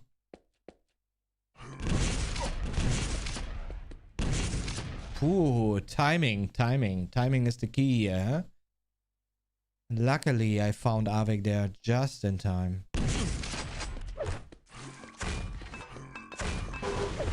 Oh! And 2 great nades into a beautiful rocket to get my 3rd frag here onto the board. Impressive.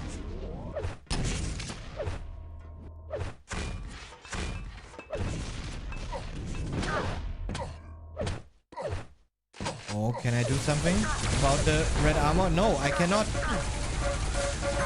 Oh, just in time able to finish Avec there. Like his timing, it seems, seemed to be a little off. He could have played that safer and not lose another frag here. But luckily, just in time, I'm able to frag Avec and make it 4-2 on the deciding map here.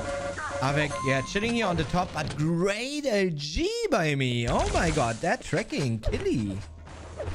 Where did you learn that? Clan Arena. Ah, great 2 ray shots. I know, I just have to keep him weak here, that he's not getting like a big boost or anything by any major items immediately. So 2 really great ray shots. I also knew the 50 HP bubble is up. Why I didn't really panic or anything, because I knew I could easily get my HP back up. Red armor spawning, mega health spawning, 50 HP bubble on top there just to restack. So just what I did. Now getting myself a few more rockets, and I'm surprised here at this moment. What? Mega health is still up?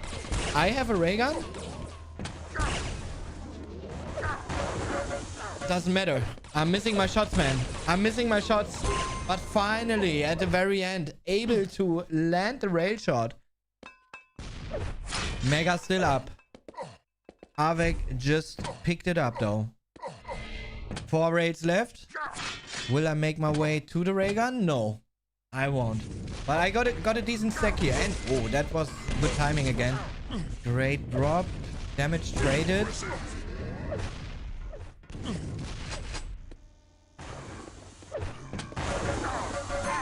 And yeah, that frag going to seal the deal, and GG called by Avec here. 1 minute warning. While I'm still playing the map here. Mega health up. Yeah, GG's called. 7-2 victory in the end. Coming back from a 0-2 in maps. Being down 2 maps in a best of 5. And then just taking the following 3 maps. Congratulations. And that's the victory which sends me to the grand final. On the other side, we had Rafa and Kula playing it out in the other semi-final. And also, there was no loser bracket, right? In that tournament. There was only like a bronze match, like 3rd place match, 3rd and 4th place match. So Avec actually had to play Cooler in the end to battle it out for 3rd and 4th place, which Avec in the end won. GG. Yeah, nice one. Nice one.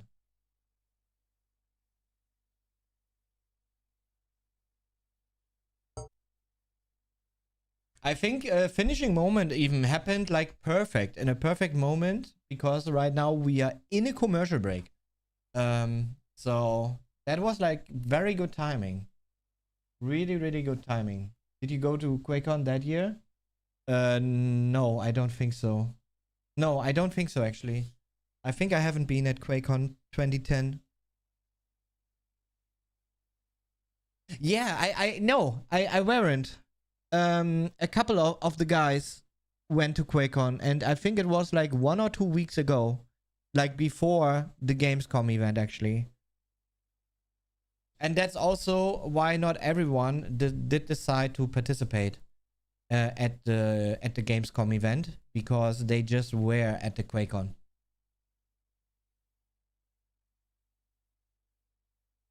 Yep. Yeah, I didn't go to QuakeCon 2010.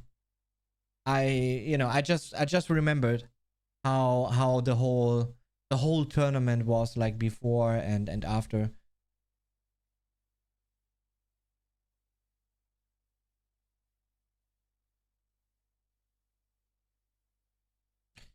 But it's not, it hasn't really been on me actually to not have attended to QuakeCon. If I didn't attend to QuakeCon, there always have been reasons for it, which then mainly is that I think my team couldn't pay me to go to QuakeCon. Like, hotel and everything around that. So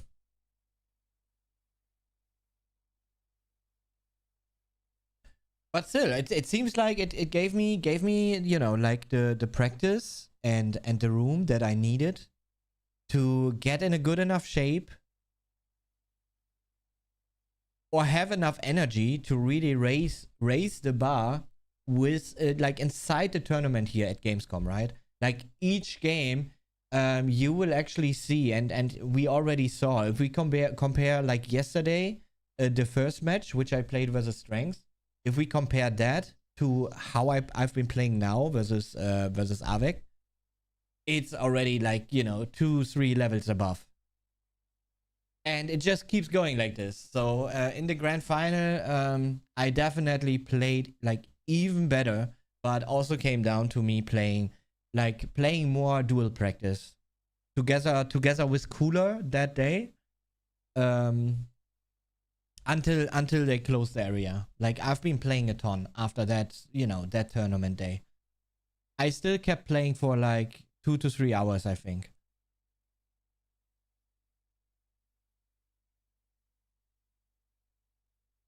Okay, so let me see. Cause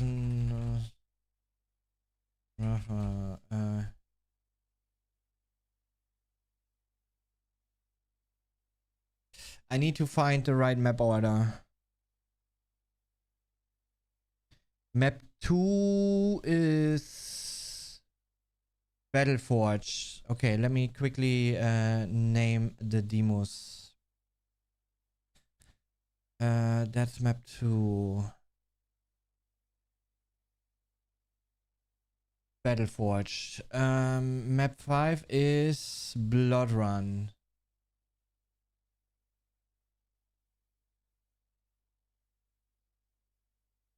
Map 4 might be Arrow Walk. Map number 3 looks like Furious Heights. Yes, that's Furious Heights. Map number 3.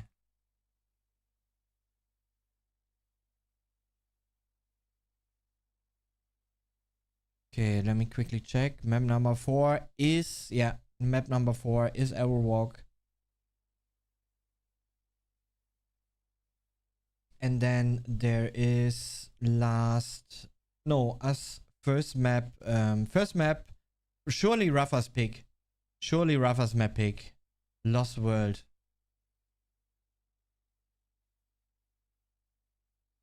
Oh, shit. Delete this. Yes. And this is map number 1. Okay, nice.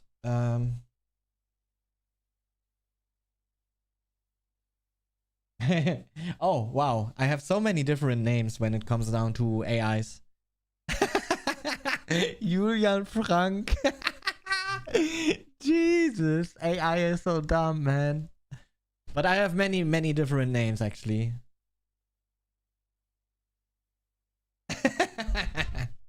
Yeah, do you really think I tell you my real name or what? Man, I thought about that like already 25 years ago when I've been participating in the first online tournament, that I'm not going to ever say my real name. So that you could never will find me.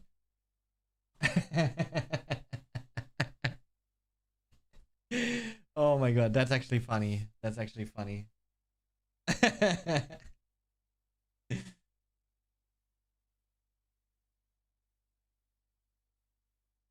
And you know, specifically the way the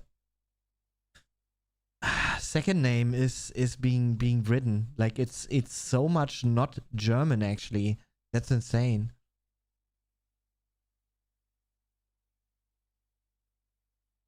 Yes.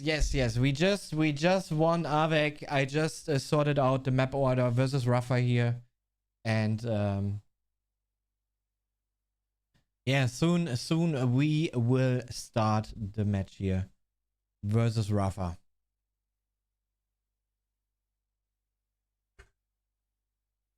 I need something to drink though.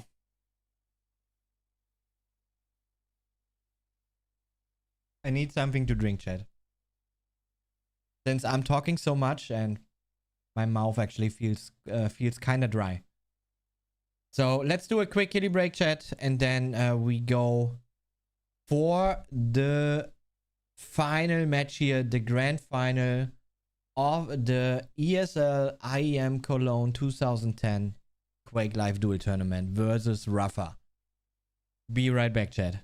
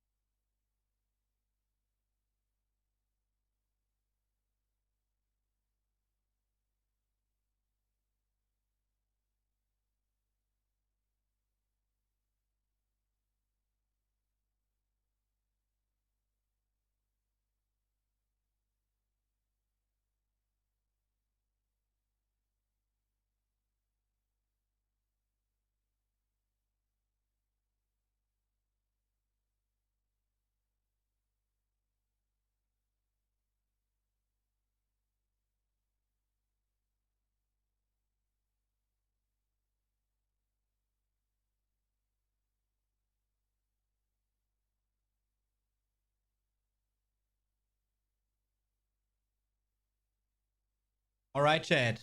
We are back.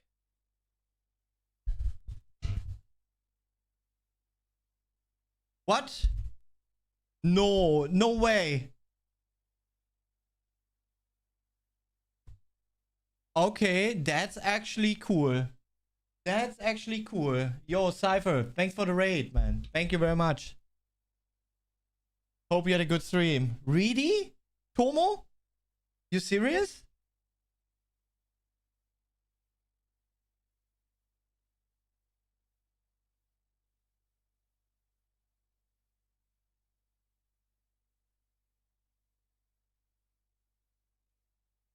Welcome, everyone. Hope you had a good stream. Oh, wait, I have to... I put... just... Oh, man, I'm used to it. Just put my in-ears, but I can't hear with my in-ears. Because I changed to my beautiful pink headset.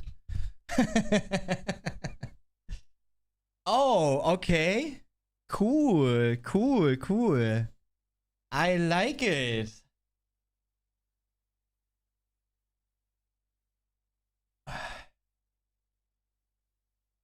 Oh, that's... Yeah, that's sick. That's sick.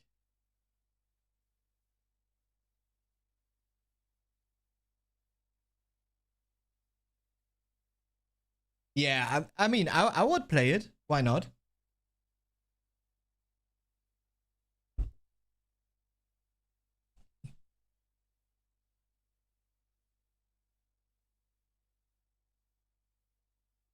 I'm not playing the Curse League though, because the Curse League is kind of from the timing here, very bad with 250 FPS league, right? So yeah.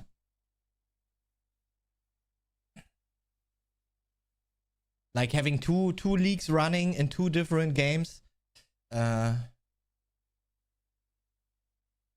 be difficult. That'd be difficult. Okay. Let's start Wolfcam again, and yeah, we about to hop into the timing is perfect for the guys, coming from the raid here. We've actually been looking back at the ESL IEM Cologne 2010 Quake Live Duel tournament here. We just finished the second match, the semi-final, versus Avec, which I played versus Avec. We got the very old demos actually from my POV, and yeah, yesterday we did the first match, which I played versus Strengths, round 1. Second match, which is already the semi-final here, and then yeah, now we about to hop into the grand final versus Rafa here, which is also going to be 5 maps, starting with Lost World.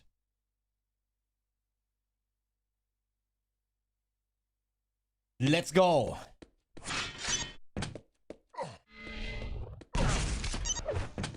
Three, 2, 1, fight. Yeah, most likely this Rafa pick.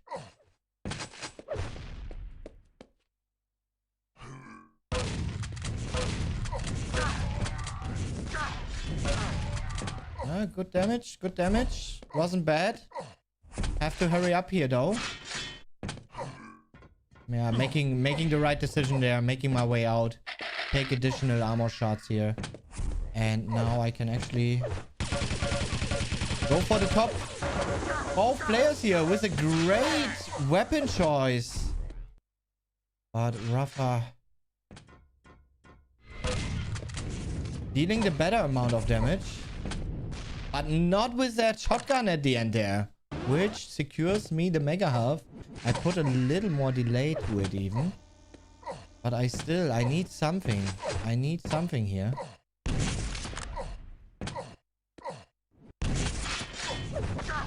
Oh, great rocket there by Rafa.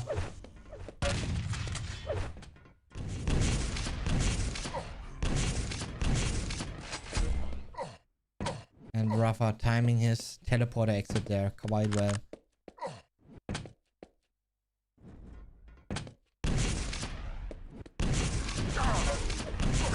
Oh, and a great push by Rafa in the mega health area. not leaving me anything there.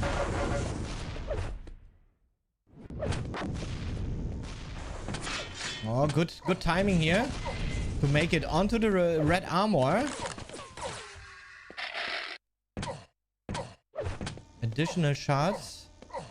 And now just get the right weaponry here. Ah, heard a little sound cue there.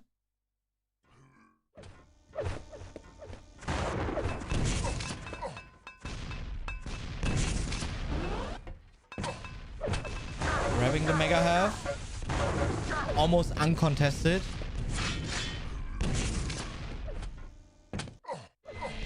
Same with the red armor. Great TP exit. Yeah, being a little careful here. You don't want to be catched on the jump pad here. Oh, but that rocket.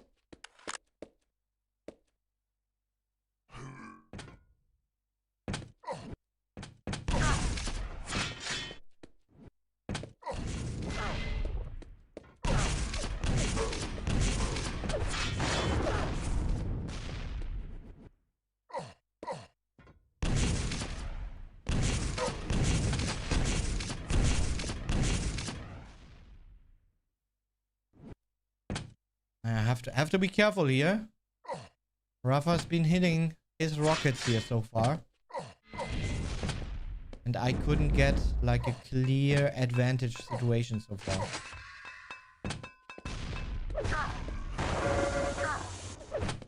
Decent catch. That was good amount of damage actually.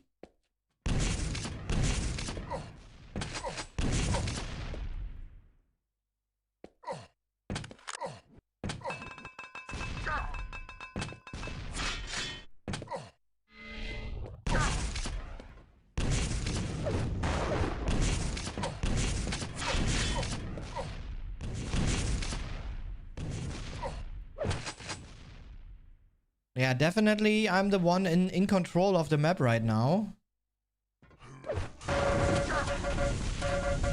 And a great catch there. Oh my god. But somehow Rafa makes it out alive. Grabs himself the mega health.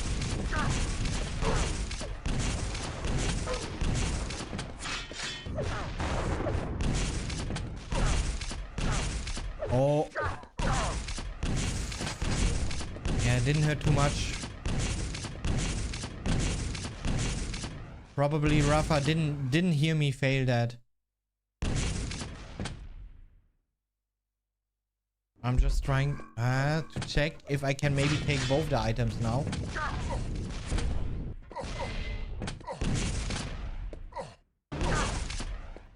And I'm able to take both.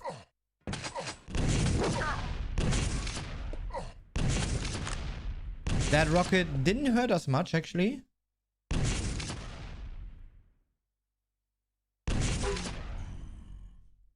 And finally, hitting a great rocket myself here. Onto Rafa.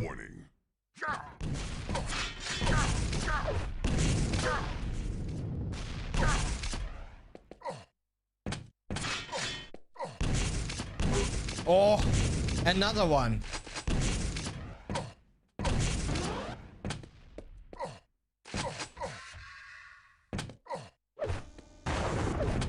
And now it's time to push.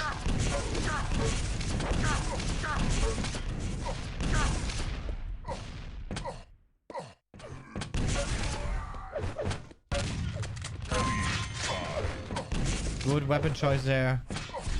Oh, but that spawn, man.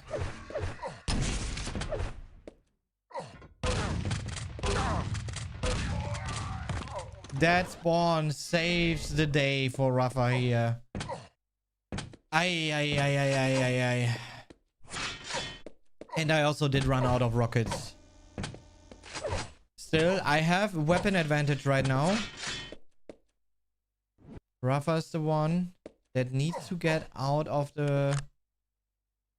Again, needs to get out of the, you know, like shotgun side area.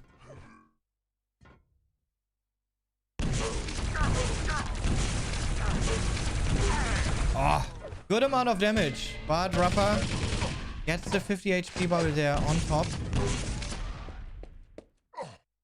Beautiful rocket.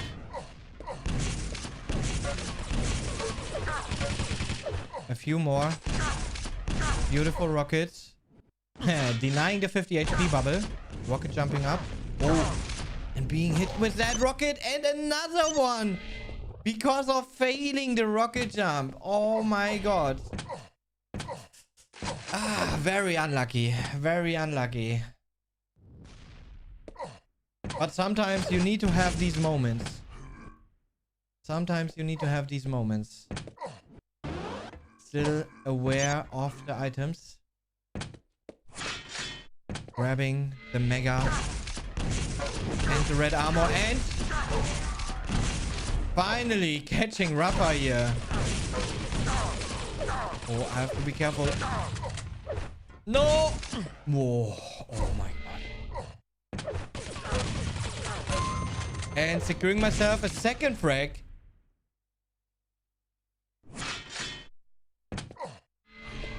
I could have played it better though.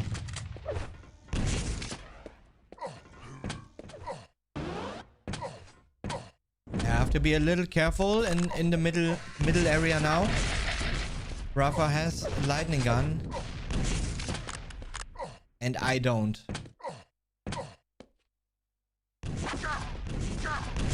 Oh, but what a direct there.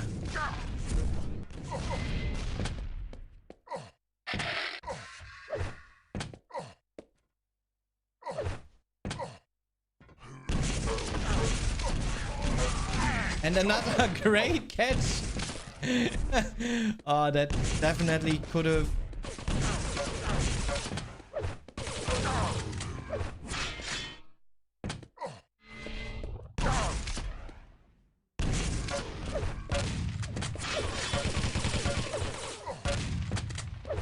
Every little bit of damage matters. Luckily, the 50 HP bubble came up in time here to restack and defend the red armor. 1 minute warning.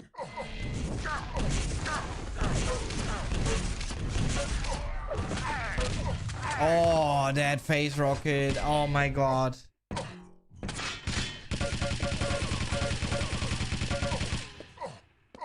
Rafa definitely not healthy, even though he got the mega health there, but he still rocket jumped up.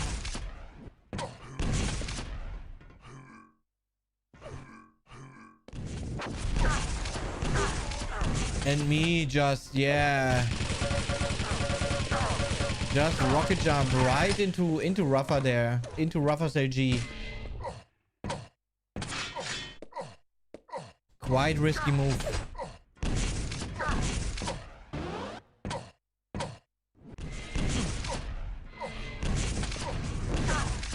Last few seconds here. And GG. Yeah, that somehow, you know, was quite intense actually. Quite intense. I even forgot spectating the match now and commentating on it or reacting to it. Even I forgot about the time now, to be honest.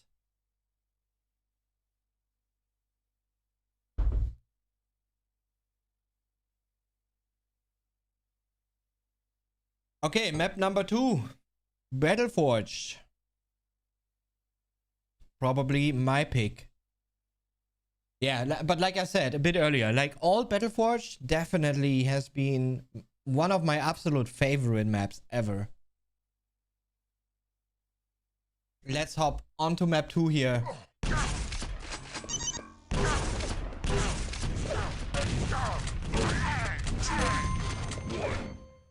Fight.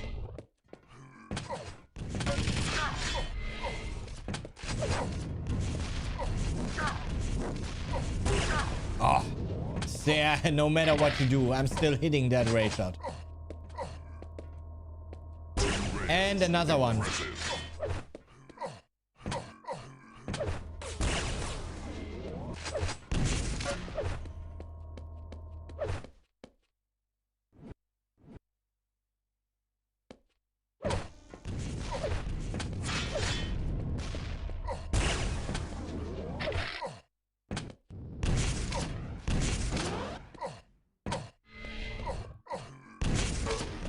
Ooh, what are these rockets? Killy! Are you serious? Oh, but that defensive rail shot there by Rafa saves his day, actually.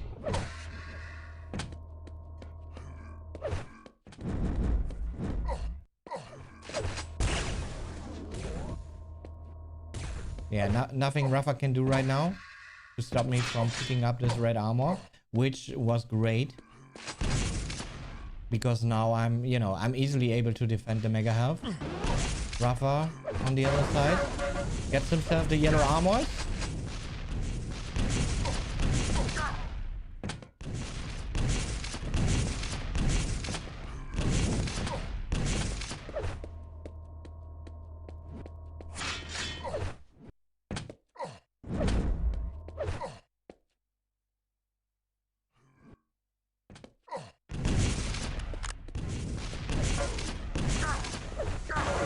Yeah, I didn't care if he's LGing me. Like I just felt my aim that day, for sure. But still, wasn't a good decision in the end, as it turns out, right? Losing that frag there.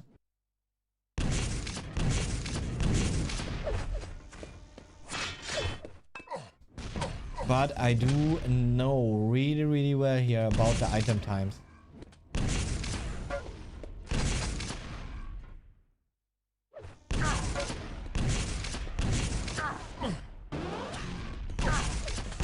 And wow, what a push here on to Rafa. Great rocket jump, but barely surviving it. 30 HP left.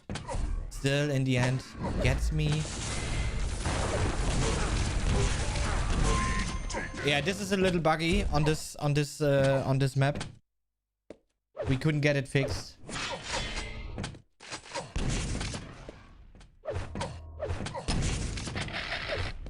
Ah, no rockets. I shouldn't have shot that. Maybe I would have been able to rocket jump up to the red armor then. But doesn't matter.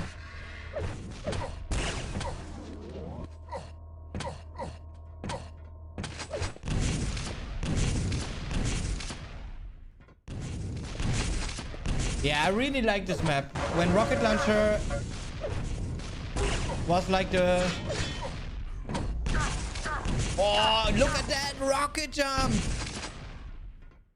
You know, I'm doing these moves in a grand final match. Imagine. Like, you know, doing such a rocket jump there in a grand final. Where it's all or nothing, you know?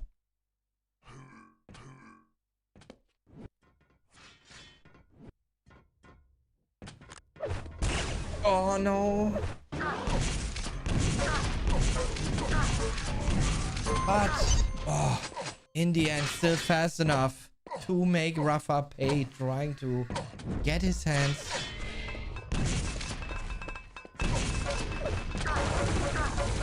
Rafa with nothing but the plasma. It's doing damage.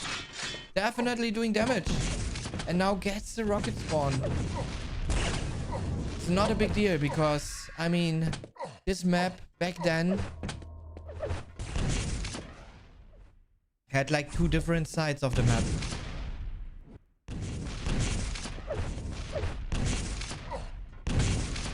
And this is actually very bad to delay things this much.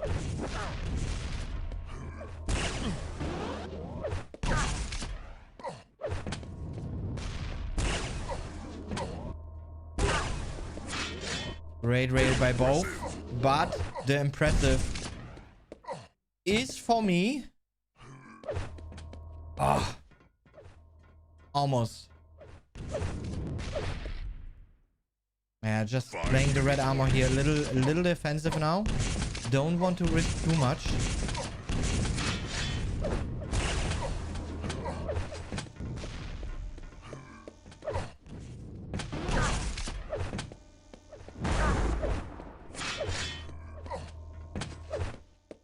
Oh my god, I missed the teleporter there. Jesus.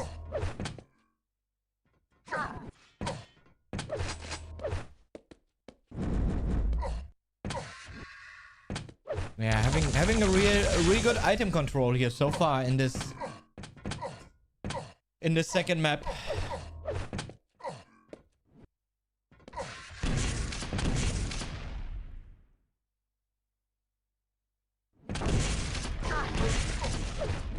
Oh, great rocket to rail into LG. Picking up my 5th frag.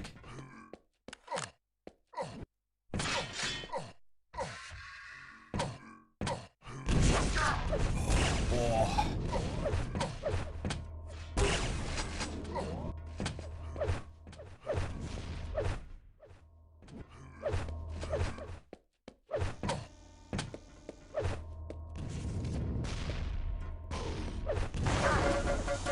Oh, great rocket jump by Rafa. Am I able to make him pay? No, I'm not. Rafa actually able to get his 2nd frag on the board here. Oh, first time we actually see it happen. Using the teleporter. Oh, good shotgun blast. Really good shotgun blast there first. But then still ends in nowhere.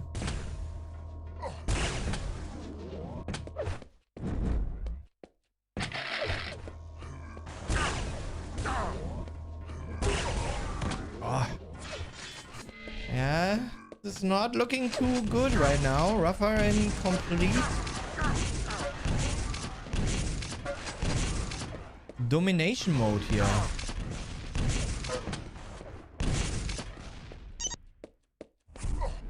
Luckily, Rafa misses out on that rail shot.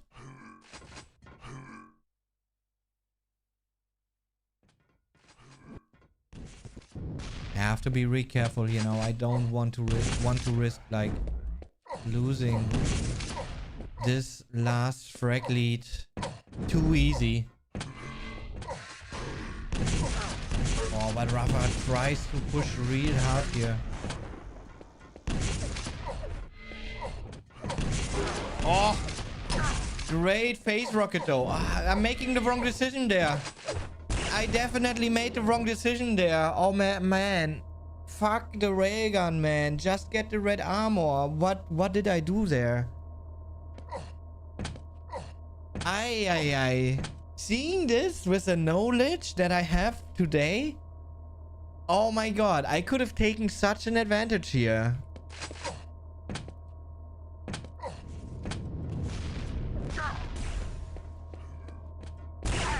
Oh, and then being raided like this. Yeah, and then just being finished 5-5.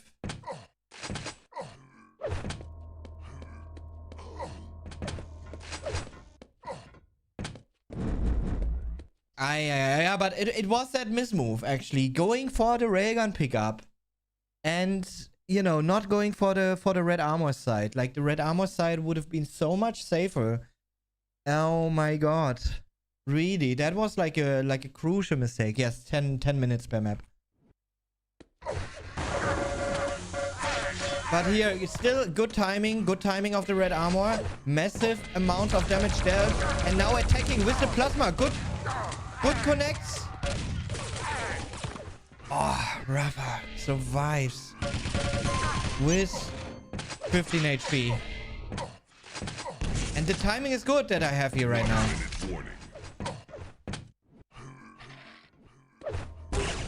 Good raid shot. Very, like, really important raid shot. And now I have to catch Rafa.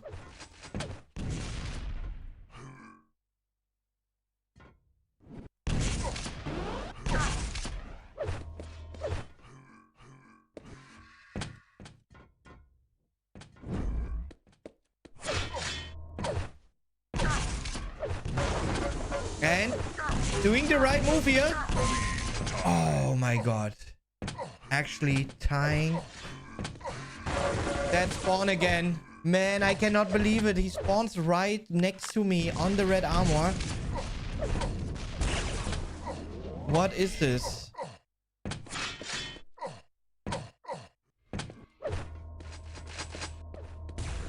And Our first overtime here of the tournament. Oh! Great rail shot there.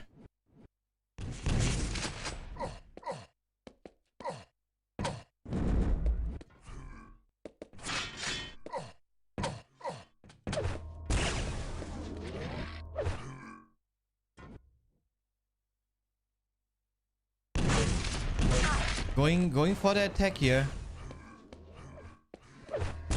Oh! But missing that easy shot, man.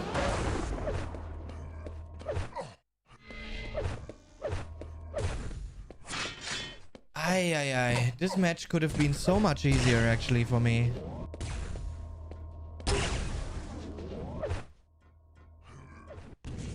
My aim today definitely is better than how it's been back then. Like 100%, chat. 100%. Still, I had good item control here so far, and even on Lost World, like it was not bad. And Rafa actually makes a super weird drop down there. But I'm not able to finish him there.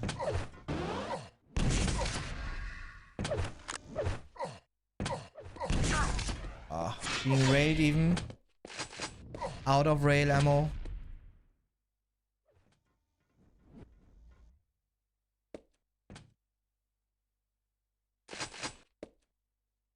Rafa's still missing HP. But now he made the right move to the 50 HP bubble. Both items are at the same time here. Red armor and mega health. Using the teleporter as a little mirror here.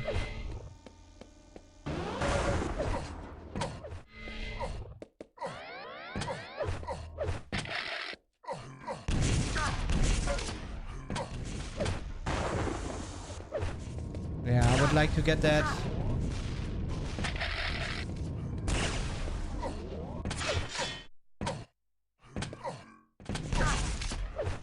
Actually, rocket jumping early here onto the red armor.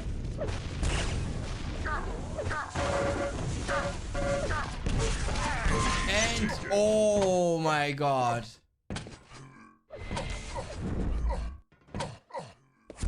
Taking the lead here with 1 HP.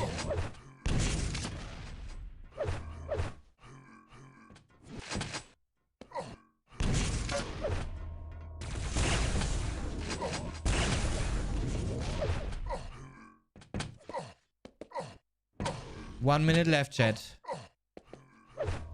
8 to 7. Oh my god, failing the jump. Good rail shot. Missing the second. Hitting the third.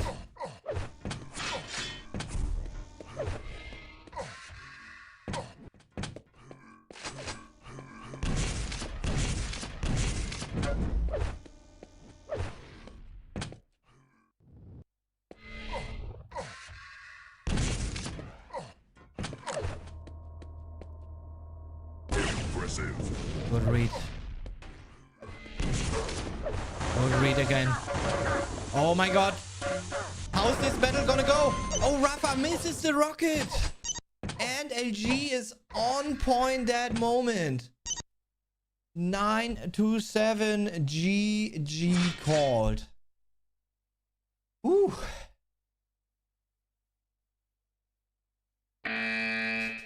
Close one. Close one. But tying the match up here 1-1 now. Map number 3, Furious Heights. Let's see how this will go. yes. Like, I mean, you know, that's like the thing. That's actually something throughout the years I actually learned about myself. I never took Quake Live duels as serious as I took Quake Champions duels. I'm not sure why is that. You know, like, I mainly played Quake Live duels because I enjoyed playing Quake Live as much. And that's the main reason why, yeah, I didn't take more tournaments back in the day. Because I didn't understand the work behind, what the work actually is behind winning a tournament. I didn't understand it. I wasn't ready for that. I only understood with Quake Champions. So it's like overall a lot more chaotic, a lot more open. A few really stupid moves, actually. Really, like, man, I could have taken such a big advantage in the middle of that map.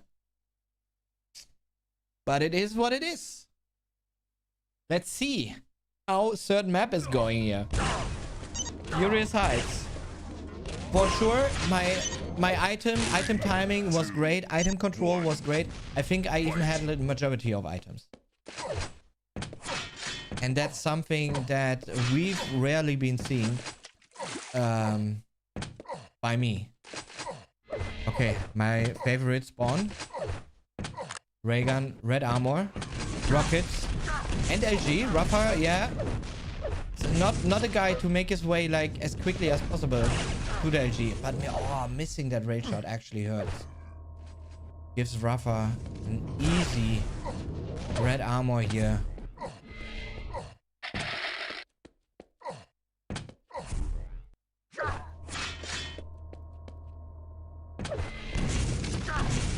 Oh, okay. Great answer, but still the mega is not up yet. Oh, great two raid shots, but it's just not enough to finish Rafa there. So he's actually picking up the mega health now.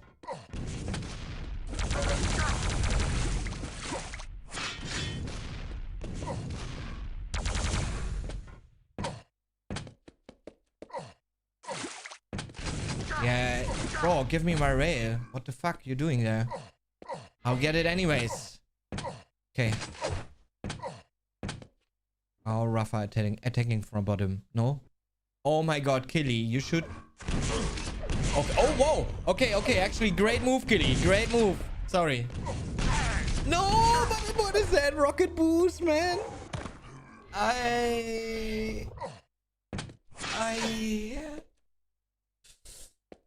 A lot more chaotic, huh? A lot more chaotic. Yeah, that didn't go according to plan. Really did not. Yeah, this is so far really not looking good. Not looking good.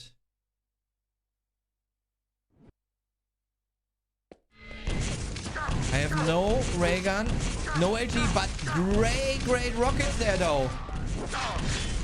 Rafa crying here at the moment, but hitting a beautiful ray shot there. That sends me back, and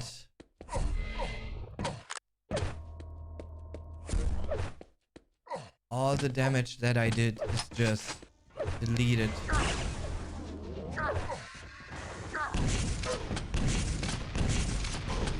And Rafa just with the stack advantage, item advantage that he has right now, making use of that and finishing me on the red armor there.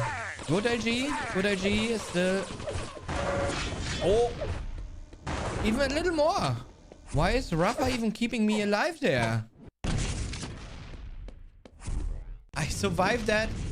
Oh, wow. How did the rocket not hit me? Did you see that, chat? Oh my god. I was quite lucky there to not be dead. But also that Rafa didn't finish me. You know, being 1 HP. How often do you see it happen? That Rafa is not using such a situation. Yeah, you don't. Right. You don't.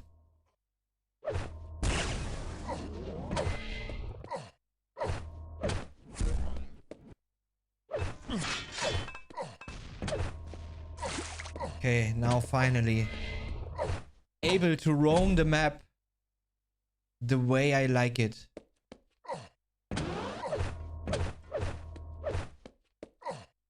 I could have easily picked up the yellow first and then go for the red.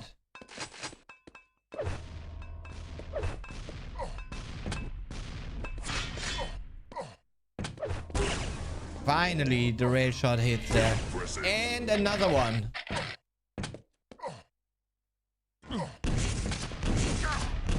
And now going for the attack here. 2 seconds until Mega. Oh, Rafa hitting beautiful rockets here. Beautiful rockets, but I'm hitting the ray shot, which leaves Rafa with nothing but 50 armor now. The only thing I have to worry about is my HP. Get it back up. But there's 225 HP bubbles down here, so I'm in a fantastic position. Still, I didn't want to risk anything. Why I set up myself like really early on the red armor there. Oh, great prediction rocket there by Rafa. He's trying to lift me up here. He didn't do too well, but he still did a ton of damage. I put myself there quite in the open. And now, yeah, being finished by just that damage beforehand. Not hitting any of these spam grenades, sorry.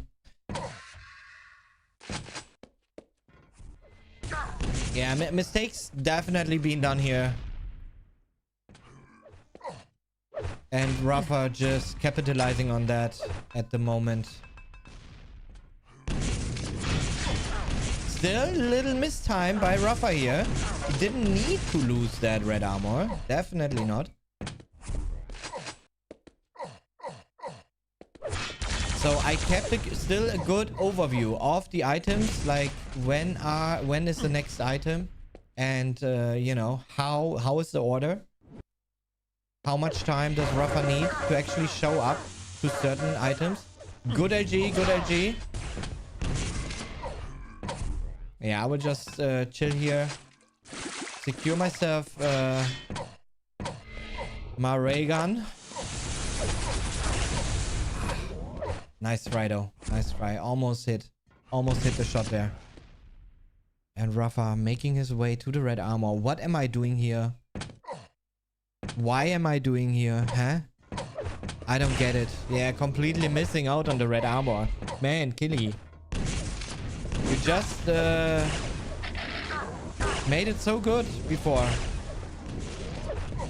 Yeah, just trying to delay Rafa here, so he's not able to really take the Mega. But he still is. My stack is still decent, so it still was kind of dangerous for Rafa to push, to really commit to that fight. But I couldn't take full advantage of the stack that I had. Really not.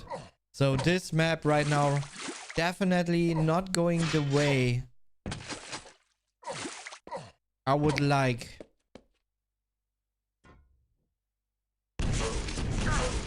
Good read though. Really good read.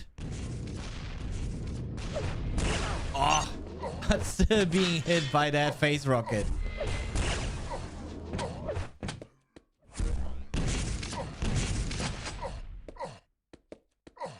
Yeah, this is tough to break right now. 2 minutes, 4 frags. Rafa is not the one that needs to push, you know. He can just try to stay on one side of the map. But oh man, he even pushes the red armor. This time, times it perfect. Made him pay a bit for it, but still. Rafa secures himself his 6th frag on the board here. And once again, leaves me without anything. Yeah, I think I saw Rafa there. Trying to force the chaotic LG fight there. But yeah, already too much damage done. 19 HP left. And yeah, I need time. I need time to recover from that fight. But there is none.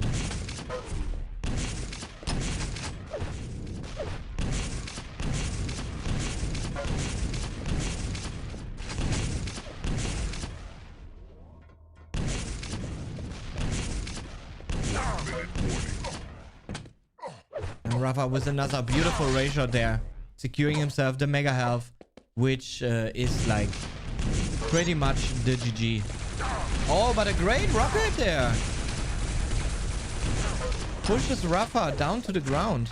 But we both are... No, mainly I am out of weapons. I could have fought here with the LG, but I mean, time has been running out anyways.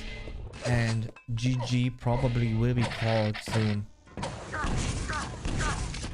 Not even hitting the lucky air rocket there. So just trying to have a little more fun as long as this lasts. And yeah, time to wake up. We once again finding ourselves in a down situation, being down 2-1 in maps now in the grand final here.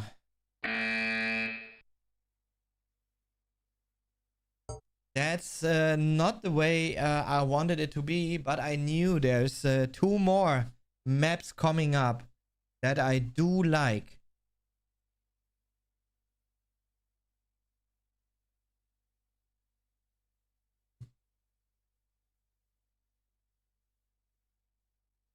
I mean, you just have to forget about that map, kind of. And how, you know, how important it is to win every single map. No matter what situation you are in, you know. If you lose a map, if you lose 2 maps, it actually doesn't matter. It's not really changing the situation. You are playing the duels because you wanna win whoever you are playing, right? And if that's like in a clean fashion, 2-0 victory, 3-0 victory, I mean, that's cool. But, you know, if you find yourself down in maps, it still doesn't matter, you know? It's just, forget about it. It doesn't matter, actually. If you win the next 3, it's still your game, you know? It's still your game.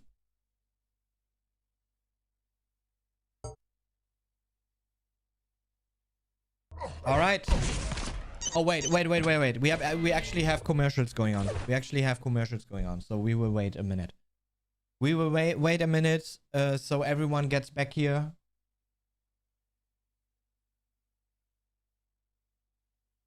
One minute and then commercial is done.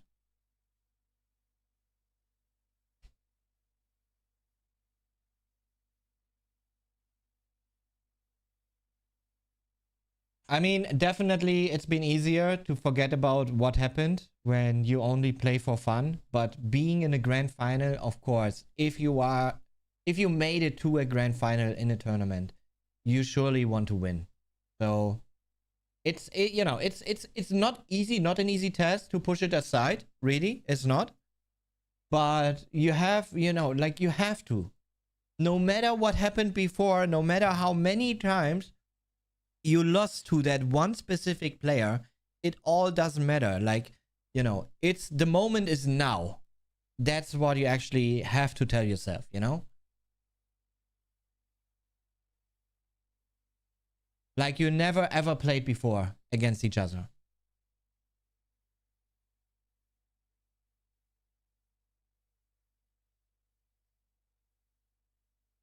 Yeah, so it's only, you know, now I'm 25. It's not that long ago.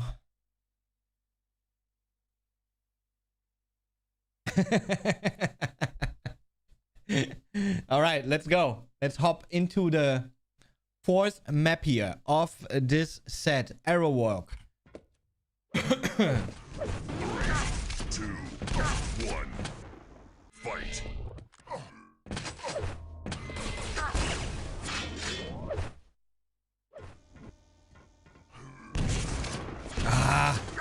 You know, man, why am I going for the rocket shot? Why I didn't pick rail there? Jesus. Doesn't matter though. Got myself the mega health with all the delay I put on there. And Rafa still not having a rocket launcher. Oh, but a great face rocket. And now pushing to the 1-0 here. But Rafa, oh my god, the way pushes the red armor there with speed. Missing the rail shot. Oh, making a great move there, which still secures me the yellow armor and the Mutual frag with those insane rockets in the end. And the Mega Health. Oh, not able to finish him there though. But I know it's just one rail and he will be done. Oh, missing the rocket damage there. He's still crying, but makes the right move there, the right decision. But it's me picking up the yellow, which is enough in the end to tank that phase rocket. Ah, too bad. Not a frag.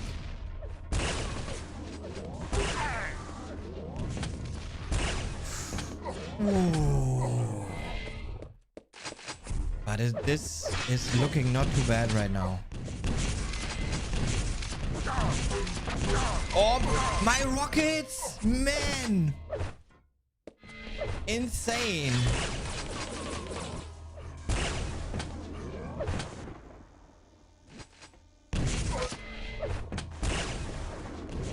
Oh. Yeah, but that's not what you should do with rockets, man. Oh, great grenade.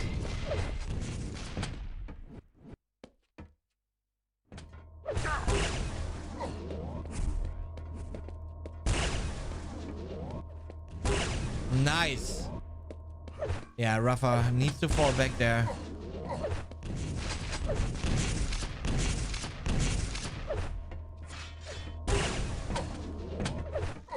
And a good rocket after pickup.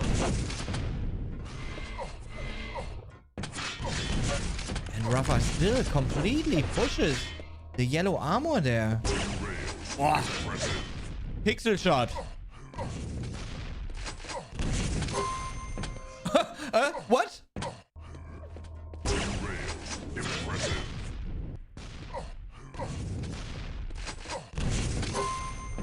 Oh, he made a step back and then the rocket full hit him.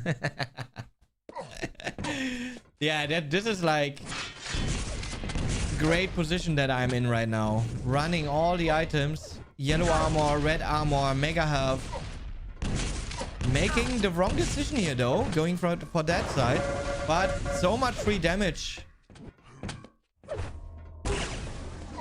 And a beautiful rail shot. Oh my. But then trying to be a bit greedy. But in the end, still going the safe route there. Finishing with the shotgun. Oh, and a great read here. Rafa with the yellow armor pickup and the green armor pickup though. But luckily he didn't reach the rocket launcher, because then that situation could have turned out like quite dangerous. Yeah, listening to the respawn sound. That's the railgun spawn. And now I don't mind about the red armor spawn here that Rafa had. And the railgun laying there looked like, even for Rafa, it looked too juicy, you know? It looked too juicy. Of course, he was aware that both items are close to up. But the railgun laying down here, and I let it down there on purpose, and he's completely falling. He's completely been falling for it. It even was way too juicy for Rafa here. And then perfect LG into the 9th frag here. 9-2. And Rafa somehow pushing the red armor with no, like, there was no reason to do so. Getting the spawn read, but still, Rafa gets the yellow armor.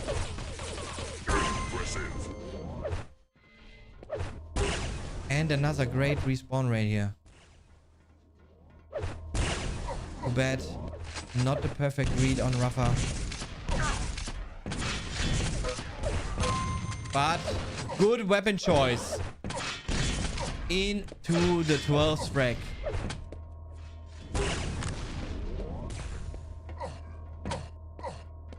Yeah, and really good item control and timing and aiming that I'm showing here. Like great read But oh, that's a good amount of damage. Still, it's not just not enough to take me down here 5-minute warning. when being in control of everything. I have the mega timing. Definitely dealt enough damage. There shouldn't be too much left of the mega health here for Rafa. Really hitting so many little damage shots there. And that ray gun, of course, helps catching Rafa then. Trying to get his HP back up.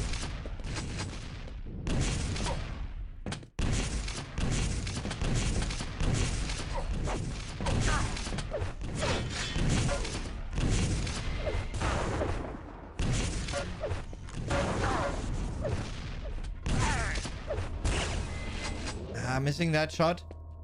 But at this point, I kinda knew already that this can only go one way. Only have to be careful with these kind of situations. And I'm, you know, falling for it. Hitting a great flick shot there, but immediately falling again. So it's only a 10 frag difference right now. Rafa rocket jumping up there.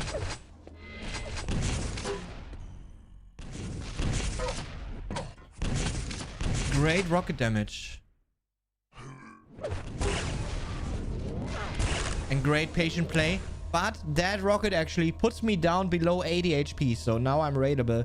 So I have to be even more careful now. To not be railed.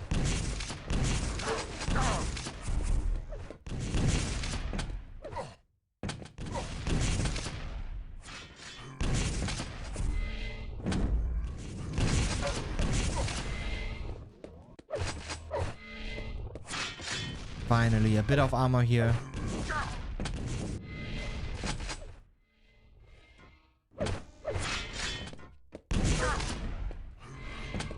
And yeah, trying to juggle around Rafa here a little bit from what he's trying to do.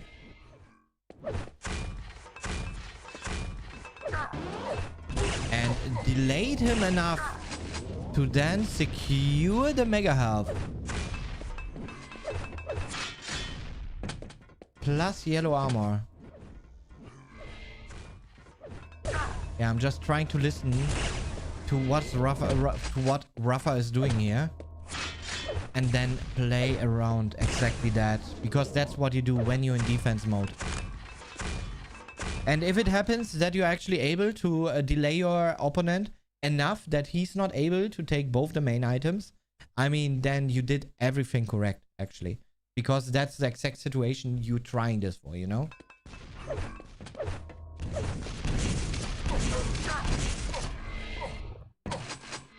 And so far, yeah, I did the right decisions. Grabbing another yellow mega health there.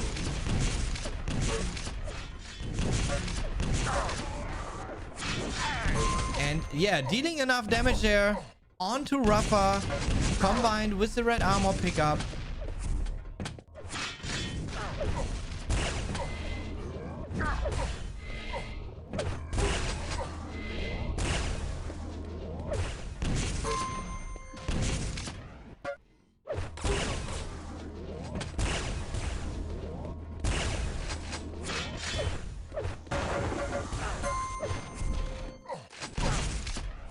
And that's 1 minute 30.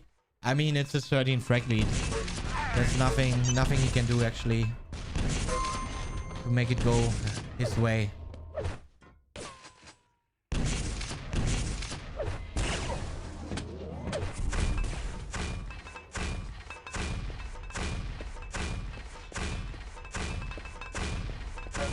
Yeah, this was just, oh my god, those nades.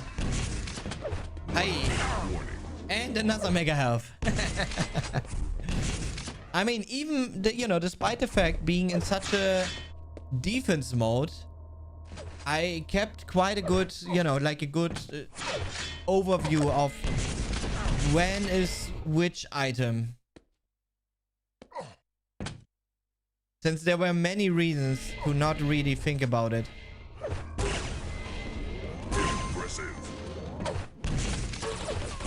Oh, And those respawn frags.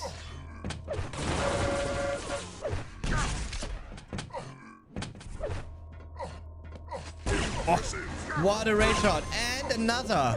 21-4 here right now.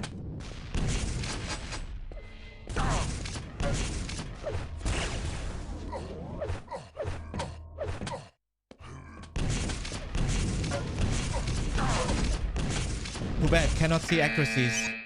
Or damage even. But yeah, GG. What a map, chat. What a map.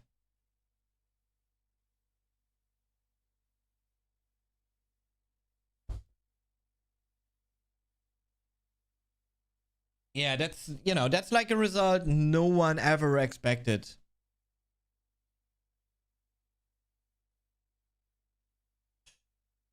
Rafa pick.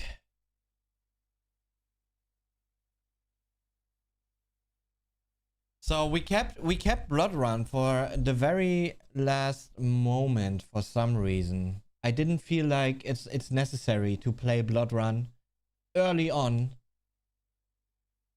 Funny enough. Because I felt good on all the other maps too, you know?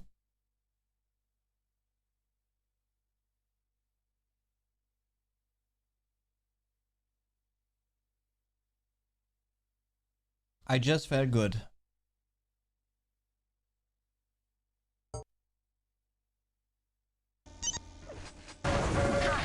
All right. Yeah, here you can actually see, right? Like the different level that I'm playing, like throughout the tournament itself, right? Like yesterday when we looked at the match versus strengths, man, there was like my aim was not on this level. My item play, item timing was not on this level. And even, you know, like versus Avec, it increased already. And then versus Rafa, it did, you know, did get even better. So, yeah, very last map here. It's 2-2 in the grand final, in the best of 5, in the grand final of the ESL IEM Cologne 2010 Quake Live Duel Tournament here.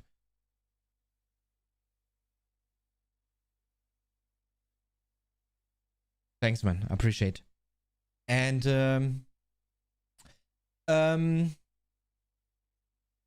yeah. I mean, some of you know how it went, but maybe there are some in chat which don't know how this game actually go back in the day. So let's go.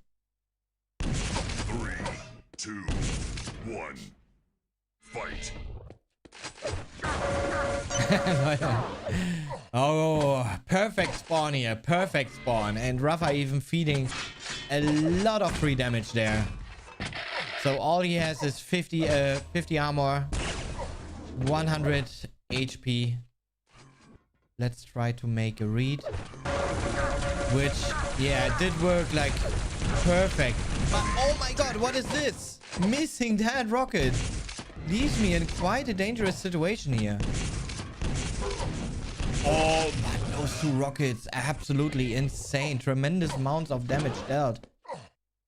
Grabbing onto the mega health. And Rafa not the one going for the weapons. He rather always went for the items. So that's why he didn't went for the railgun pickup there. Of course, I knew about it. Making the play for the yellow armor here. Rafa finally, yeah, makes the play for the weapon. Me not being able to hit my legendary raid shot there at the top. What is Rafa going to do here? I know he's still up there, no? No, he actually isn't. Rafa boosting myself onto the mega health. And now, yeah, really important to get a hold of the yellow armor. Oh, but insane LG damage there. Great tracking. Into a beautiful rail shot. Great little flick shot there. And now it's actually Rafa that needs to find answers. I had the right idea there. But missing the rocket didn't help the situation. Still, I got the mega health, the yellow armor, and I'm catching Rafa off guard there, not knowing where I'm actually coming from. And a great rail shot once again. I'm feeling it, chat. I'm telling you. Okay, let's try to bait him. Yeah, Rafa knew about the yellow armor there. But so did I. I mean, I have that yellow pickup, of course, in my mind.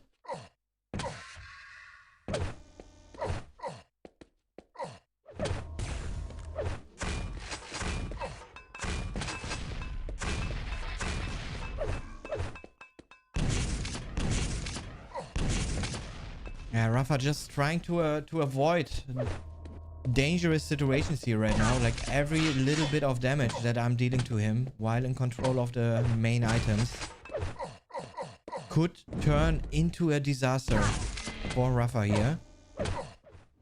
And Rafa actually able to grab himself the mega health. Luckily, I've been able to answer that with a rail shot and a bit of, yeah, grenade damage. So with all that damage done, it actually keeps the advantage on my side for the moment. But let's see what happens next. Luckily, I've been careful enough and aware enough to not just push up there. Yeah, I wanted to pick up the yellow armor. Oh, great defensive ray shot. And now into not a double ray.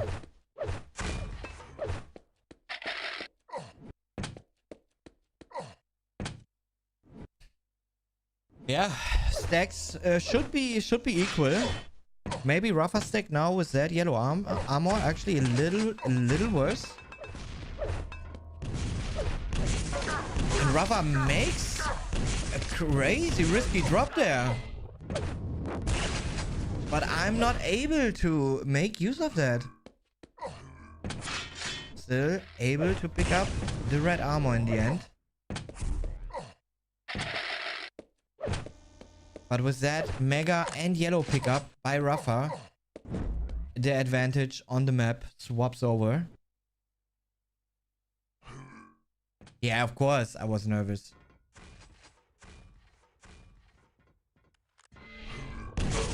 But, oh, great read here. And a crazy amount of damage there that he's still standing. It's actually insane, but either way, doesn't matter. I took off like all the armor that, or all the stack that Rafa just, you know, worked so hard for. And for me, it was actually quite easy in that specific situation to do with all those beautiful shots. I knew about the timing. Yeah, this is actually a this is quite a key moment, chat, by the way. Quite a key moment. I knew about the items, you know, like here. I knew the yellow. I picked it up. I picked that yellow up because that's like ultra important. Like that's such a key moment actually of this match overall. Yeah, you will just, you know, you will just see and I will tell you why. 5-minute warning. For some reason I timed that specific yellow armor to the second. I took off like all his stack at the red armor. He took the red armor maybe, but he lost everything for the red armor. Still kept staying alive though. But I picked up the yellow. I picked up the mega. I picked up the next yellow. And now see what I'm actually doing. Rafa has 25 armor, I think. Like those little shards, right? Like all he has is like these shards here. He didn't even went for these shards or these shards, but he's still making the play for the yellow armor. I'm picking up the red armor and now I'm making my way to the yellow. And I didn't care at all if Rafa is standing down there or not, because first of all, I knew his aim is not as great as other players. So he's never ever gonna hit like a 80-90% LG on me. And additionally, I will make him, you know, like bounce a bit left and right with a rocket launcher when I'm dropping, you know? So I'm also trying to go the safe route, deal a bit of damage, maybe with the LG. Yeah, didn't do anything, but it doesn't matter. I knew the yellow timing, and yeah, this is like, you know, such a key moment of this match. Like, I remember it as if I played it yesterday. Like, really, no joke. I was so sure to set this kind of trap beforehand, and yeah, and then just, you know, just my legendary blood run play with respawns, you know. I've been, I mean, quite lucky. No, not really quite lucky. I wouldn't say so. I just, you know, set up the perfect situation for me here, this moment. Then Rafa just spawns there. How it still works today, you know. Finishing him off and use the same route again. And he spawns there again. Hit this rail. And what did I tell you yesterday when we watched the other game? This specific rail shot and respawn rail shot into a frag will matter in the grand final match again. What did I tell you yesterday? Versus Avec. No, versus Strengths. And tuck! Here it is once again. It's the same, actually the exact same situation how I did it in the first match versus Strengths already.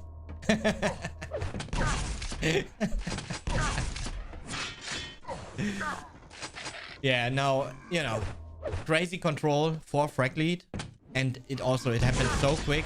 And still, you know, I have the complete timing of all the items. Like, why is he even trying to pick up the yellow armor? He should know. He definitely should know. Probably been upset a little bit though about the respawns there. Picking up the other yellow item, the other yellow armor. So he really has nothing to work with. I don't really need to care as much about the red. That rocket did hurt though. Let's just pretend to have taken the mega. So this puts another delay, which Rafa might not even be aware of.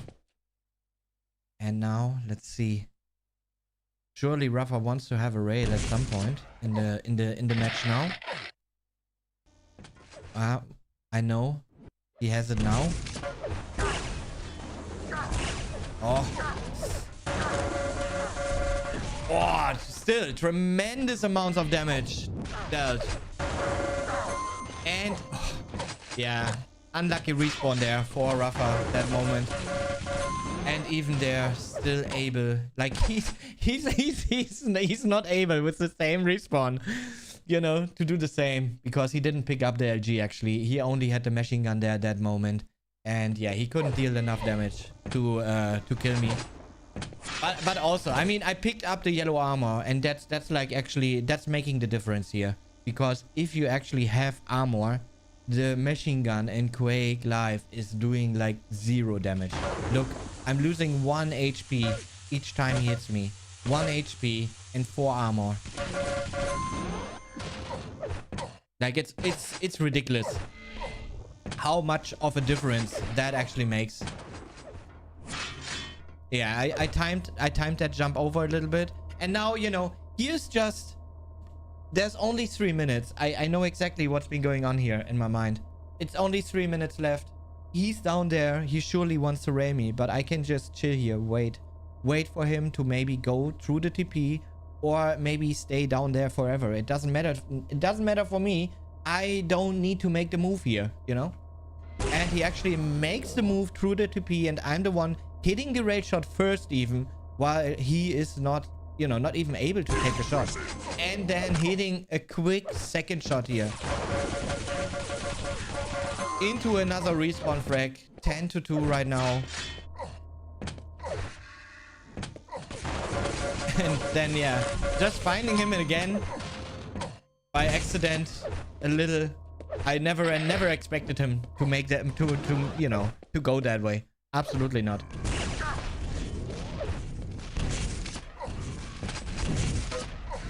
Rafa with those rocket jumps. Gets himself the red armor though.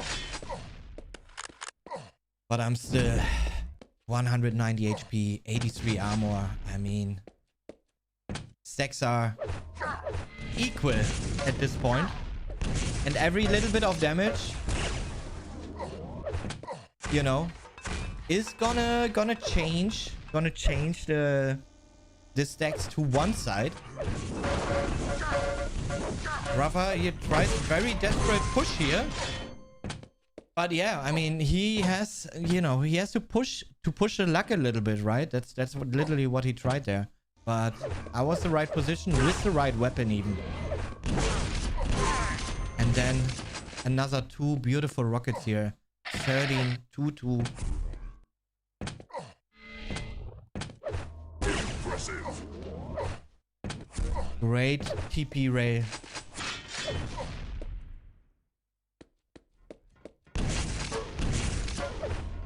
And everything, just everything is hitting there, right? Oh, finally a miss.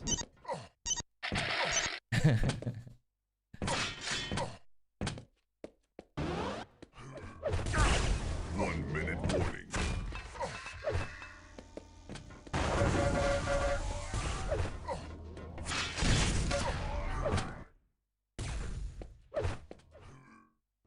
And at this moment, we definitely knew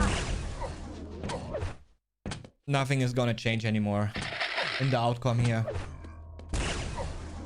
So we just jumping around, shooting each other, have a little fun.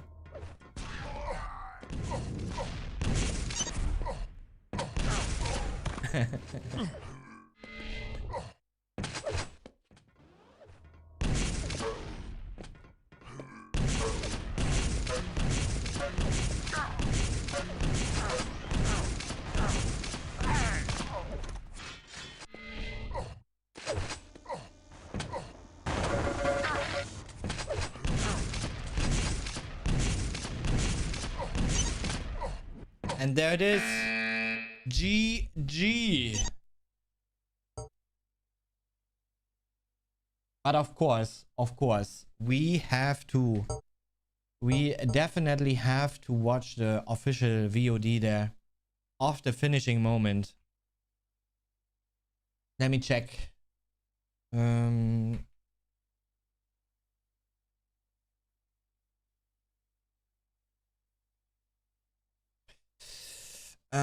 Grand final here.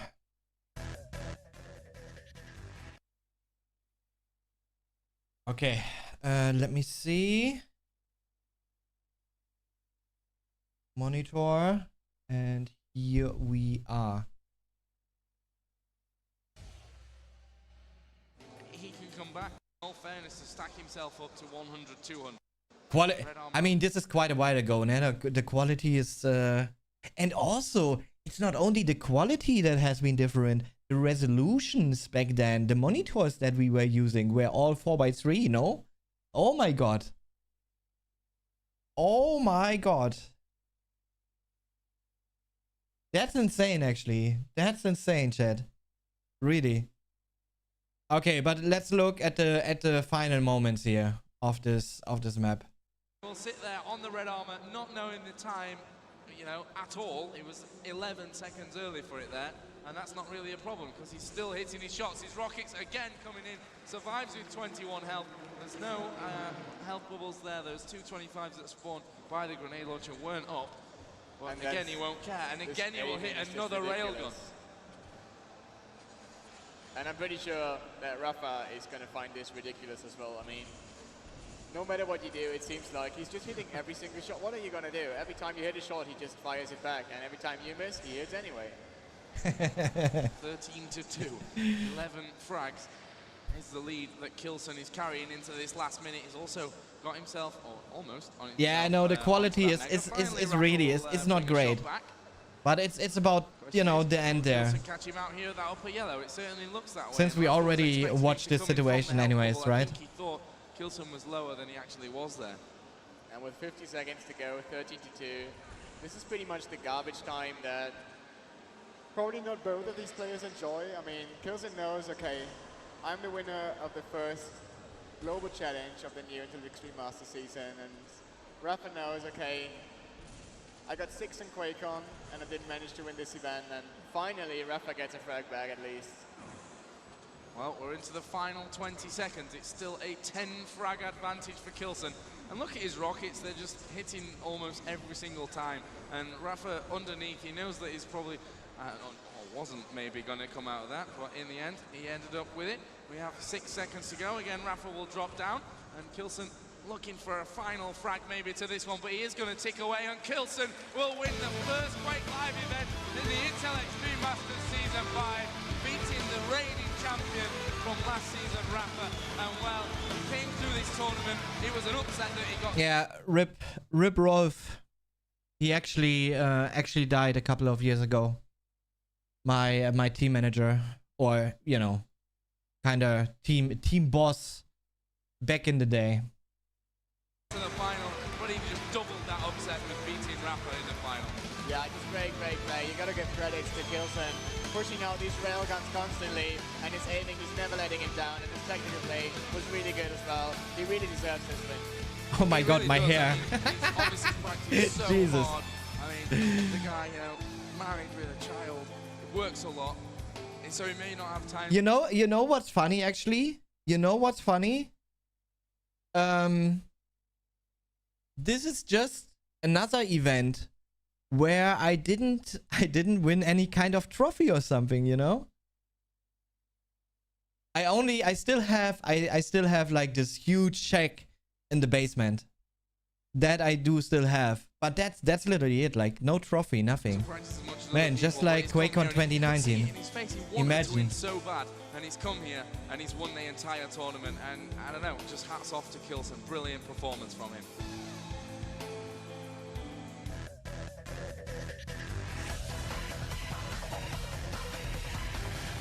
Oh man, so good, Hello, so good. everyone. We will keep it on. Thanks for being here.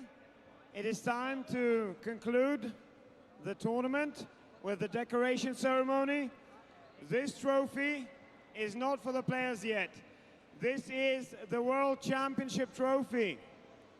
And one player here has qualified already to the World Championship to be able to fight for it. He's the first player this season to be qualified for the Intel Extreme Masters World We Championship. don't talk about it, Mooney. We don't talk about it. Without further ado, and of course I forgot to introduce my very good friend George Wu from Intel. Without further ado, in third place, let's bring to the stage. Yeah, third place. Avek and Kula actually played it out in the bronze match there before the grand final. And yeah. Maciej Krzykowski, Avek. 30 Minuten Oh, am Tag nice. können schon ausreichen, um 1 second.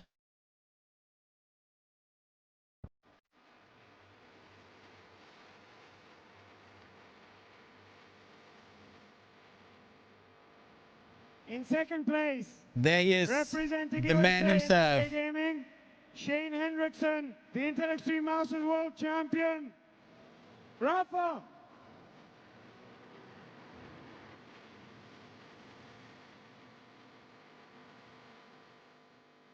And in first, marking his first major victory today, coming Yeah. from Germany, Marcel Paul Kilson.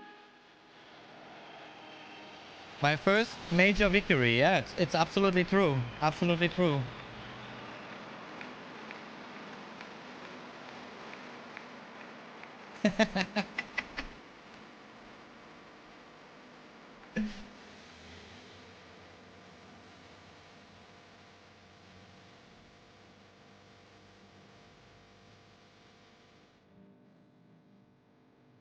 Marcel, say a couple of words. How does it feel?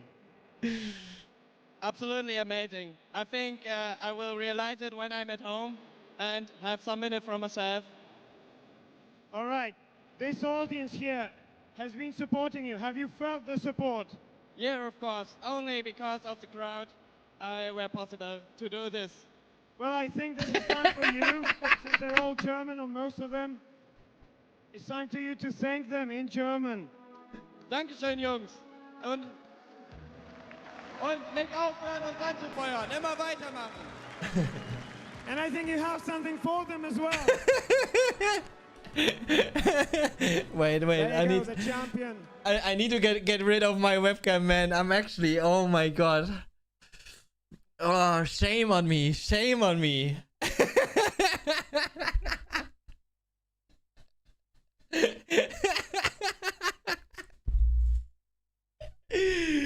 Oh my god. Has 2 t-shirts of his team.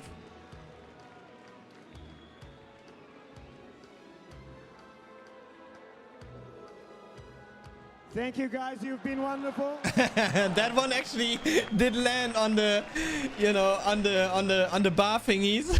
All right. Man, so many things went wrong in that moment. Jesus. I'm talking like a spastic, you know? Like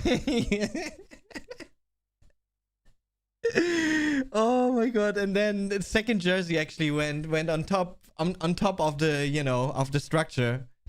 Oh man. But at least one made it. One jersey made it into the crowd. So, let's have Yeah, you will find out. You will find out how much I won.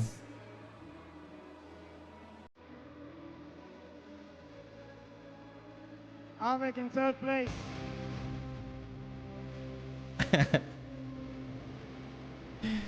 $850 for Avec. Oh, really? Are you? 2nd place, Shane Rafa Hendrickson. $1,700. A check for $3,500. Marcel Gilton Paul. Give him a big round of applause.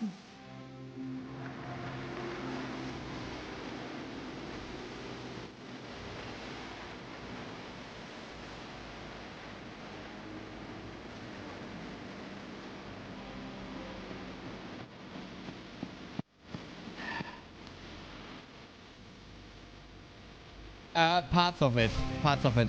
Darian.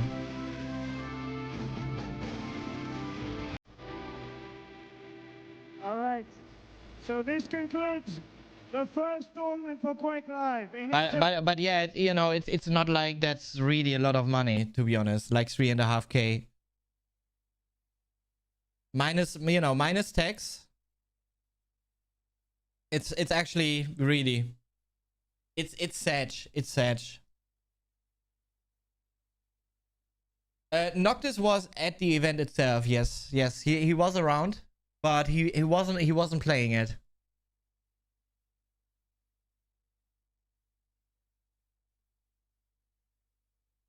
Extreme Masters Season 5. And ahead of us, still 2 great games. In one magnificent title. Yeah. Man, funny times.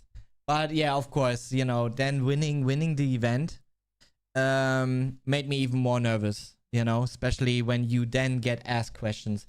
That's like a position that you will probably never get used to, you know. But that's, you know, that's cool. Like every single time is different when you actually make it. When you make it to win such, you know, like one of these events. And then even, you know, the question can even be the same, but it will still feel different in a way, you know.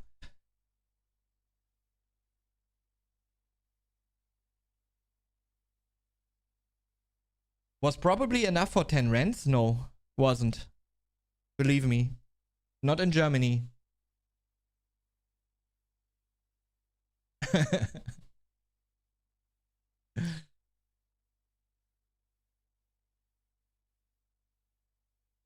Yeah. Yeah, exactly, Rob. Exactly. Yeah, even 16 years ago, I mean, Germany has never been cheap.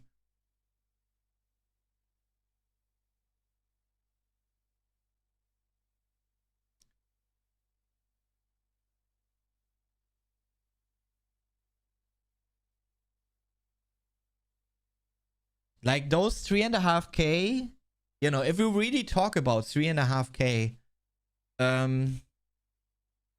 it would probably be like 8K today, I guess. Maybe 7.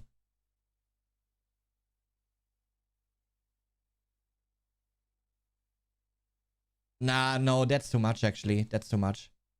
More like 5. More like 5, yeah. Yeah, 5K today in Germany, I think.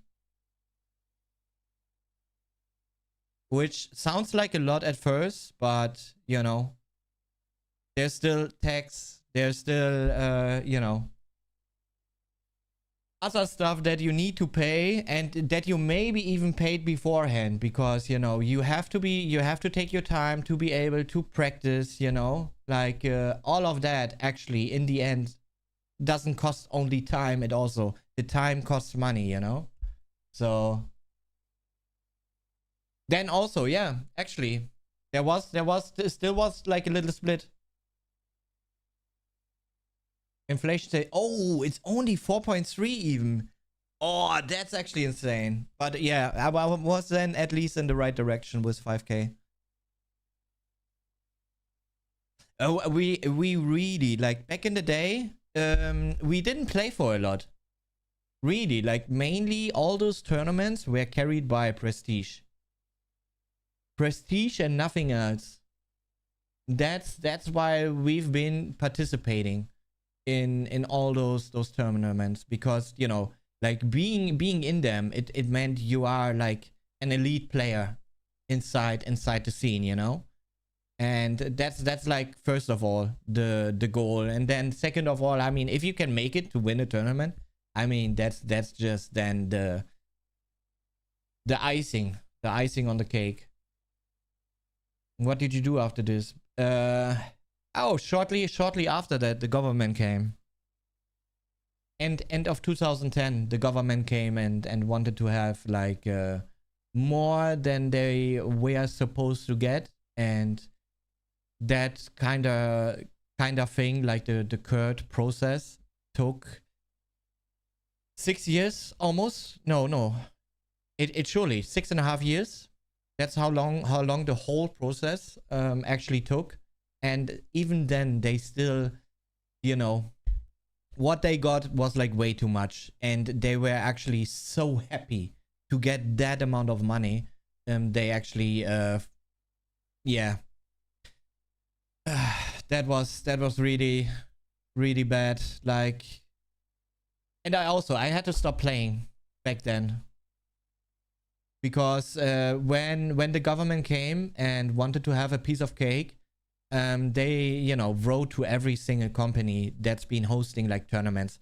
They've been writing to DreamHack, they've been writing to ESL, you know. And so I actually that moment lost my will to really play any Furzer, any more competitive, because yeah, there was nothing to earn money wise anymore. So yeah, but it wasn't really only about text. Like, yeah, it was, you know, just fucked up situation, really fucked up situation, and not making the right split decision there. And yeah, but in the end they still got right. Okay, it is what it is. And yeah, then I had to pay like prize money, which I didn't even receive partially, you know. Like, you know, there are so many things wrong inside the whole process there, that, you know, that's just so sad about it. That's just so sad about it. Because it's not like back in the day that everything that you won is actually what you received, right? There was still like you know, scammy events in a way, if you could say so, which have been then, you know, making money from the sponsors and not paying teams, and then maybe going bankrupt, you know, in disguise, or I don't know. I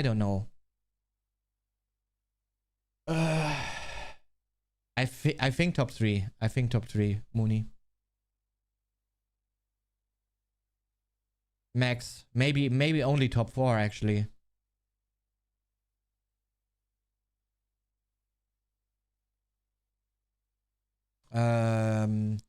Yes, I think it slowed down a little, because people got like even better aiming compared to back then. Like, sure, my aiming was quite on a high level already in 2010, specifically in this grand final that we just watched. It was on a very high level, and not far off of the level today, but almost impossible to keep consistent. Like, seriously, because just the hardware didn't allow us to.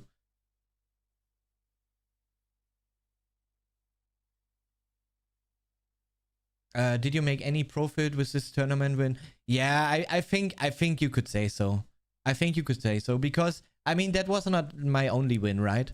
Like, throughout those years, before, after, I still made like a couple of like little victories, you know, like third, fourth place finishes, you know, these kind of things. So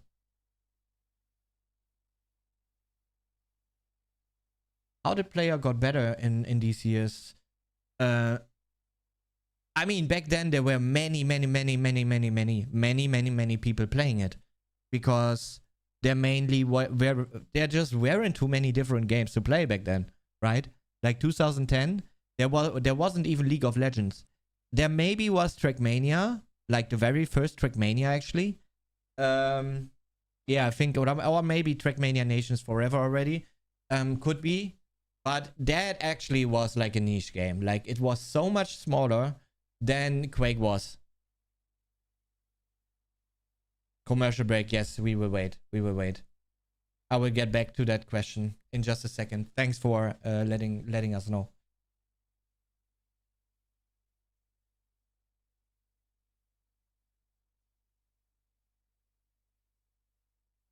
Should Mania happened after, Mooney? I think Should Mania happened after, right? Or was it before?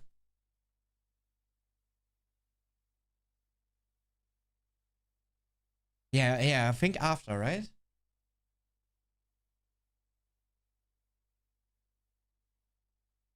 Hmm. I think so too. I think so too.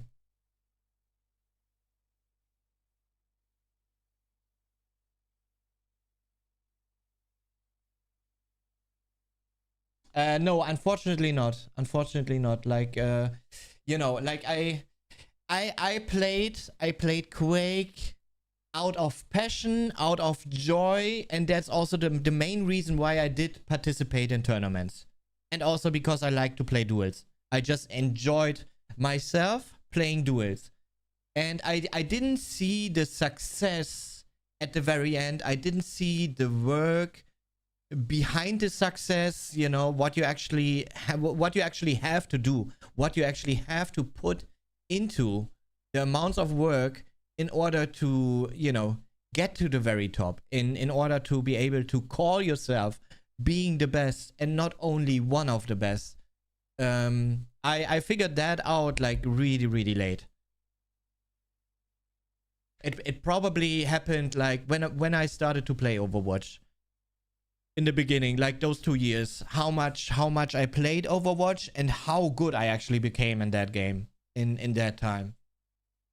And then I just carried on from Overwatch to Quake Champions then, or first we had QuakeCon 2016, right? Which was still Quake Live, where I did okay, but I think for the amount of work I put into my practice back 2016, when we played the last Quake Live QuakeCon tournament, dual tournament, finishing third was actually fine. Evil put like tremendous amounts of work into preparing for that event, and you could see that by the way he's actually been studying me in that tournament, in that game, because he's actually been the one that stopped me from moving any further in the tournament. So, and you know, then he end up in the grand final there, and I think he just, you know, he worked harder than anyone else, and Rafa just, you know, with the knowledge he already had from before, and being a bit boosted, home turf, you know, everything. I think that in the end helped Rafa out there to overcome that match versus Evil in the end. But Evil was insane. Evil was like freaking insane. He did what I actually did throughout 2019 QuakeCon, I think.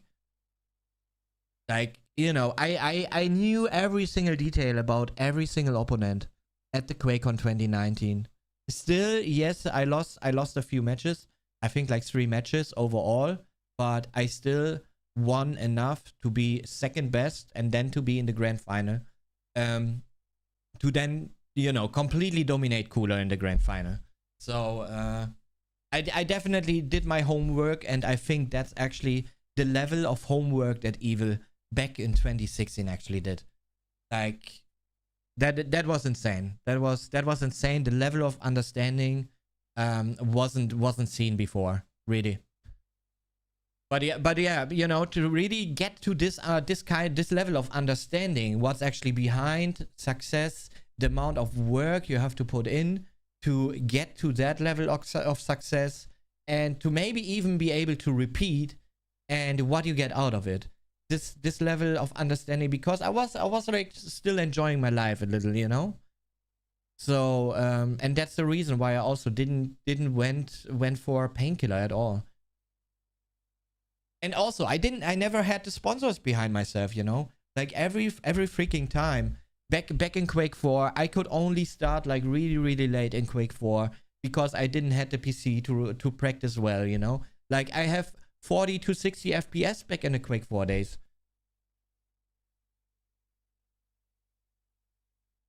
And you literally just couldn't compete with such a PC.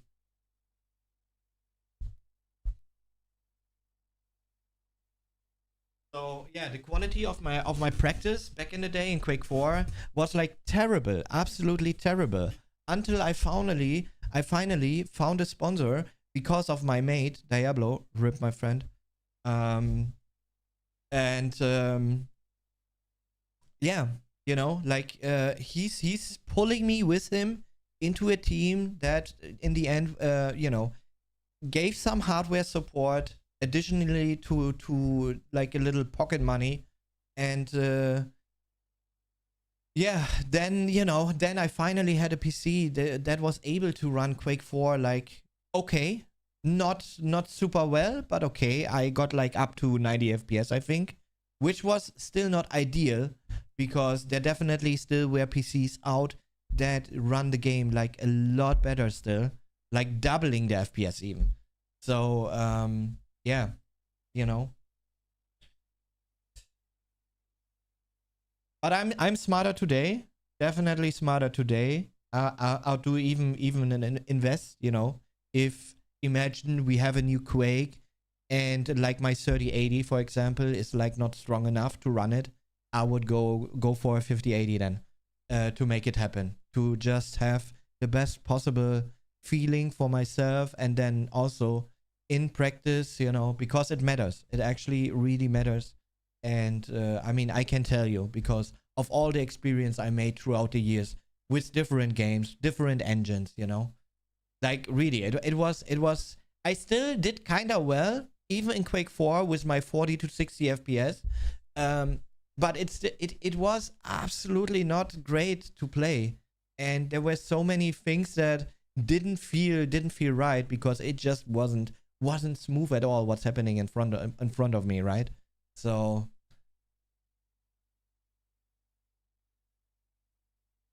no, when Quake 4 came out, you needed to have like a really high end PC to have it run well.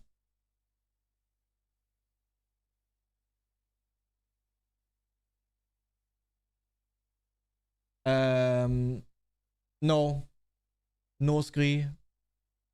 Rafa has not better aim, but his aim got better throughout the years, definitely. I think also just because, you know, the hardware actually that we are able to get nowadays, if it's monitor, mouse, keyboard, you know, it doesn't really matter which part we're talking about. But I think all these parts actually help you to aim better than how difficult it's been actually 20 years ago.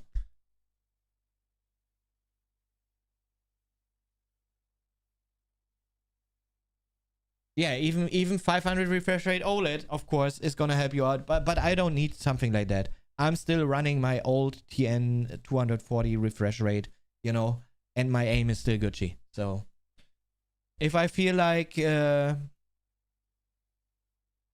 being worse with aiming compared to others, I will make the switch. No, but literally, you know, if I could really afford it right now, I would definitely have like one of those high-end screens here playing on those. But I just can't afford it right now.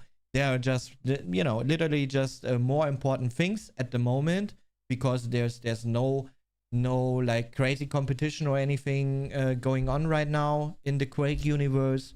But also at the same time, you don't need to have these kind of things in Quake, because the game runs absolutely fantastic with a bit older hardware, you know, and sometimes even better.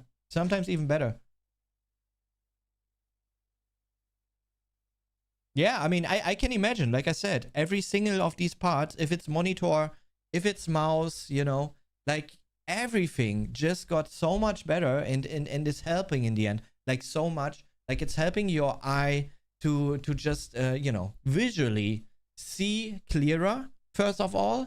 And then also, since, you know, the frame pacing happens quicker, it just, you know, everything becomes like easier. So you have like, imagine it like this, with our old monitors, like, you know, the real big ones, 25 years ago.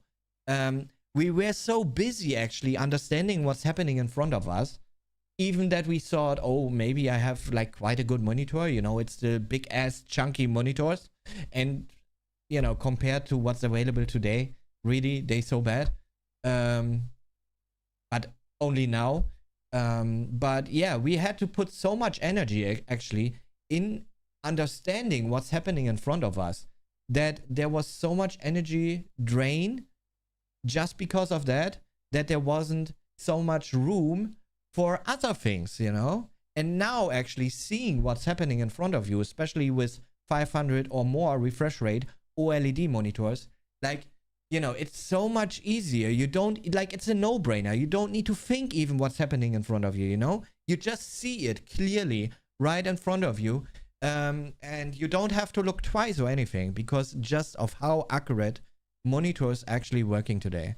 So that also just gives more energy, more room to focus on other things, which then, you know, could be aiming, could be movement, you know?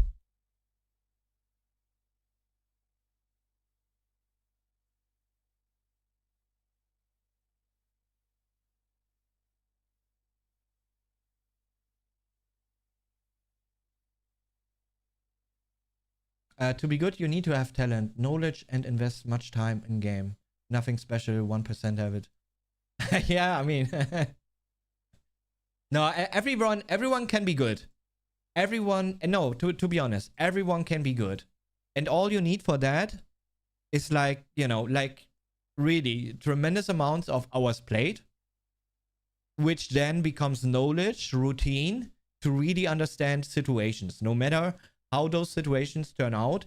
But you need to be able to understand within milliseconds what, you know, what is leading to what.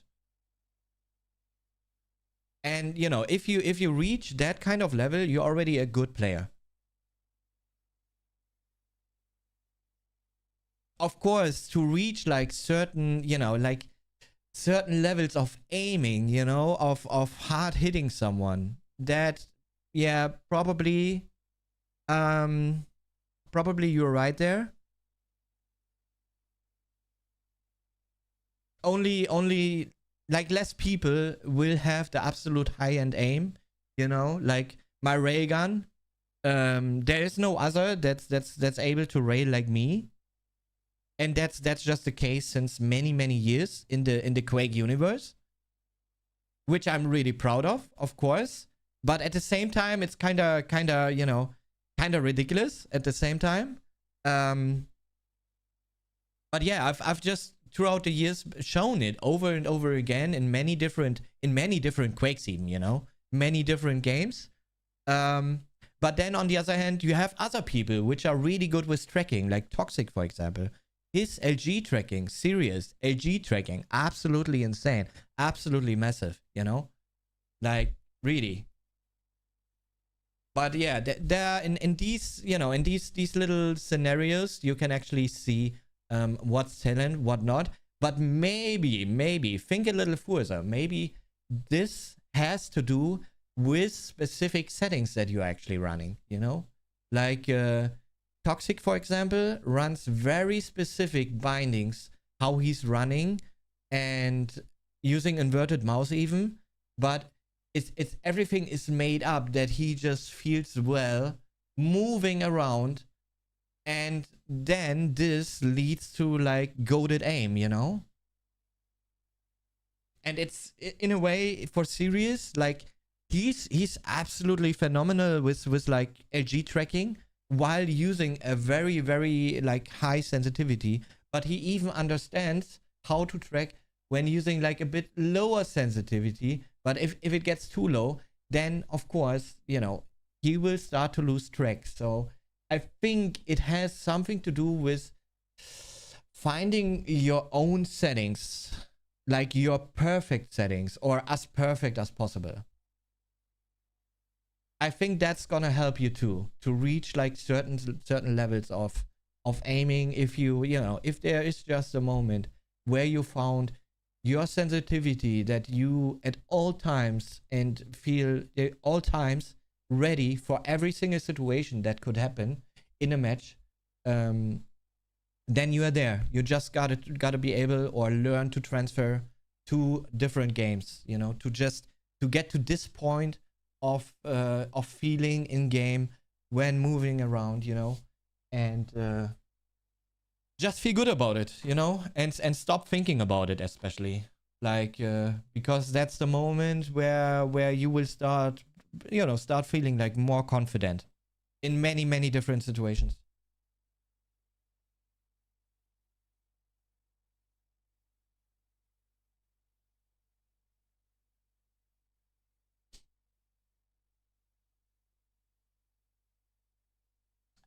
Strength tracking definitely is not on par. Is not on par with Tox or serious tracking.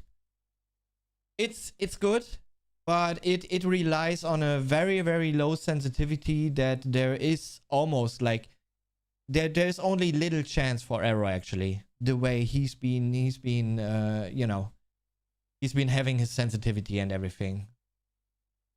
It's just a logical thing that actually with his kind of settings, and then having like a relatively straight fight going on, especially when it comes down to lightning gun fights, his low sensitivity just didn't allow a lot of errors moving the mouse, because you just couldn't move the mouse as much as you would need to cause an error. He was good. He made great use the way he's been playing the game. I think that you can actually definitely say, and yeah, probably back then in duels he made the best use of the lightning gun until a certain moment.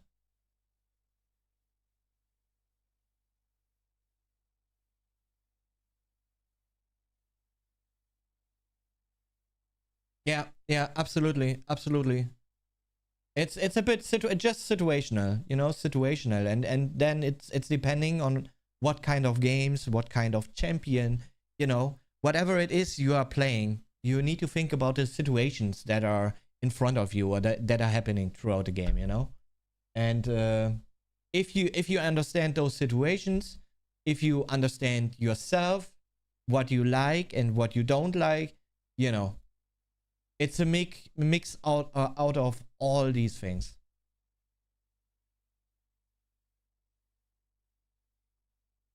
From your personal experience, what gets worse the most when getting older? Nothing, Brick. To be honest, I haven't so far. I'm not really feeling any difference. My aim is still getting better, or has been getting better throughout the last years, and you know, I don't plan on stopping, because I still, you know, I still want to learn. I think that's like the big secret. You know, people talking about age or whatever, you know, it absolutely doesn't matter. It has more to do about how much are you willing to give, and for how long you are actually willing to give how much. You know, I think those are actually the questions that people should ask, rather than, you know, he's too old. Because it's something you can actually, or you could actually even see in the World Cup if you've been watching it, or, you know, whatever tournament it is where Cristiano Ronaldo has lately been doing, when it was like Euro Cup or World Cup now, you know, how much is he actually willing to give to help the team win? And it's actually not a lot anymore. You can see by his movements, you know, all the tracking datas they've been floating around, how much you know, Cristiano actually has been moving on the field when being in the match. And that's really, it's not a lot. He rarely goes into a defensive position at all, always stays at the very, very front. And, you know, that's something that used to be different. Back in the day, he's been someone that's been working maybe even the hardest out of all the players. Really, out of all the players. And you can still see that, how he's moving his feet and everything, how accurate every single of his movement is. Like, it's so sharpened up. You can still see it even today if he's moving. But that's like the thing, if he's moving, you know, like he's really not willing to give everything anymore. And that's like the big thing. If you're still open to learn, if you're still open to improve yourself, you know, to work on yourself, you will still get somewhere, no matter the age. Like, even if you know, if you're 60, 70, but if you're still willing to learn, nothing's gonna stop you. Nothing's gonna stop you from doing so, you know? It's only on ourselves.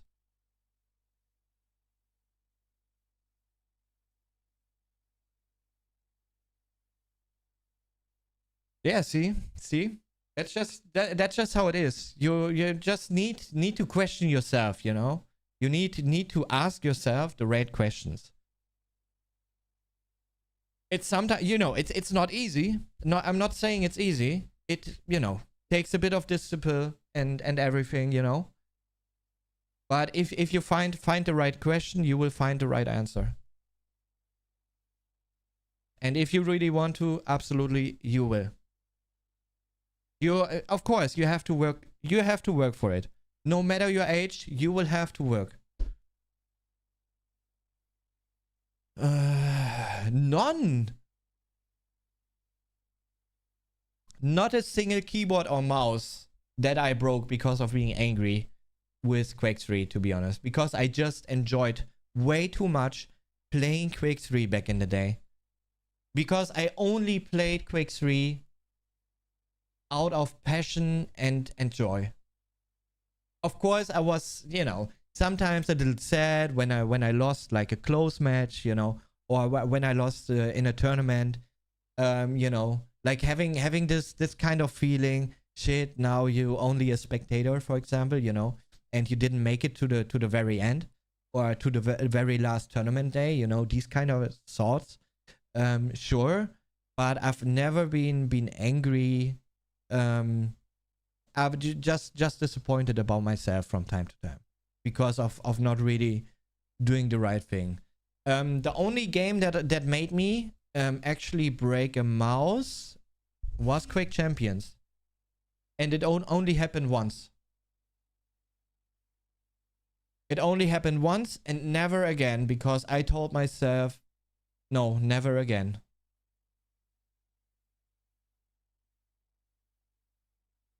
It's not really story time. I don't even know when it happened. I do know for sure it was still in the old apartment. So it has to be like 5 years ago or longer. That's what I can say. And I threw the mouse just in the corner of the room and it broke.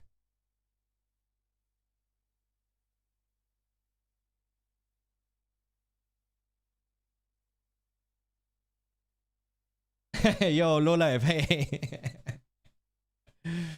Yeah, and that's pretty much it. But, you know, everything else I just used until it stopped working or had some kind of issue going on. You know, like mouse, for example, has double clicking. Then I bought a new one, of course. Or the sensor felt like super shitty. Then I bought a new one. Keyboards I'm actually using for the man, I've been using my I don't remember how the keyboard was called, but I played on it for like 15 years or something. Really. Like I'm not even joking. While everyone has been on mechanical keyboard already or started to switch over to mechanical keyboard, I was still playing like on plastic, you know, plastic keyboards. Until actually the gummy how it's called, you know, the gummy base where the buttons are laid on to make contact started to really break, you know, so that the buttons were like not looking healthy at all anymore and hanging left and right. So that's how long I've been actually using my keyboards in the past. So did you manage? Yeah, like I just said, I definitely managed to break quite a couple of different mouse over time. Like, first of all, you know, having double clicks because of switches not being really great or just being, you know, overused, you know, one or the other, because mechanical switches are just made for a certain amount of clicks. And I can fully understand that, because there are just parts moving every time you make a click. And at some point, it just won't be the same anymore. So I can definitely understand that. Yeah, multiple times double click issue on my mouse for sure. 3 or 4 times. The situation, because I've been using like a wired mouse for a very long time, right? Like the G Pro Hero wired mouse. And with that mouse, like over time, it also happened throughout Quake Champions time, actually. The cable actually has been scratching so much on the mouse pad that K. Wonelson Ring, Shadow of the Nerd Tree. that the rubber around the cable completely wore off. So you could see the cables, you know, they were just looking out, and then they broke because they are so fine. So, yo, CatX, thank you, man. Thank you very much for the 5 euros. Thanks a lot, man. I appreciate it. My ultralight mouse broke just by using it. Yeah, that's unfortunate. That has to be like some, you know, some kind of accident, to be honest. Because like my girlfriend is using the Superlight one for a very, very long time now. I've been using the Superlight 2, which also did last for quite some time. Superlight 2C, which I used for like half a year, I think, which still is like brand new. And I'm using now the Super Strike X2 for like also half a year, I think, right?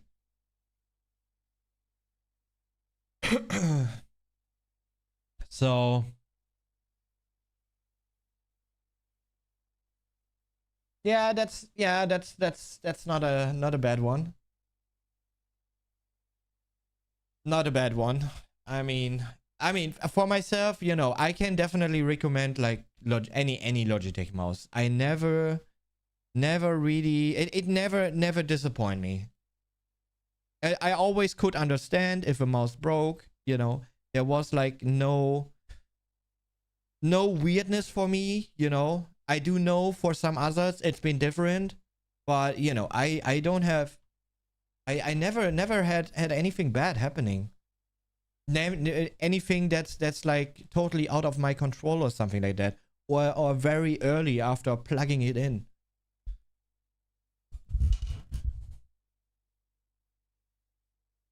Have you ever been approached by scientists to measure your reflexes or eye tracking? No, unfortunately not.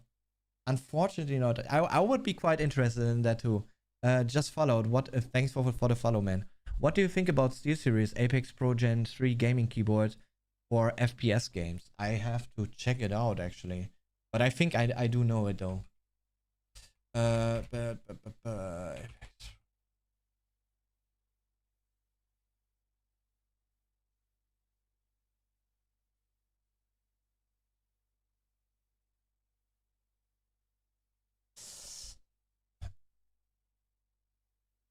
Yeah, I mean, it doesn't look bad. Doesn't look bad. I'm just not sure nowadays anymore if you really need like a numpad, but I see you can actually get it as a 60% or TKL. Yeah, I'm definitely like a big fan of 10 keyless. And yeah, the rest, I mean, it you know, it looks good. It looks good. Like I haven't heard anything bad, but also I haven't heard anything good about the keyboard. I mean, SteelSeries is there since quite some time. They have a lot of experience, just like other big brands have, and I don't think that there's a lot wrong with that, or even like, you know, I don't think there's anything wrong with it. Really, you like nowadays, especially that Hall effect keyboards, especially, is available in your, you know, like with your favorite brand, with many other brands. Like there's really not a lot going, you know, doing wrong. And the difference between those brands is like so minimal, like so freaking minimal. I just, you know, I'm just running my Logitech. I actually have a Wooting. I have a Wooting 80HE sitting there inside there. I bought it for 300 fucking euros. And what I'm playing with the Logitech Rapid, you know, TKL keyboard. That's what I'm gaming with. Because, you know, I just like to have everything in one driver because I'm using a Logitech mouse. And I also really enjoy the media keys that the Logitech keyboard is giving me, you know? There's like no function keys that I need to use or anything. It has like direct multimedia keys.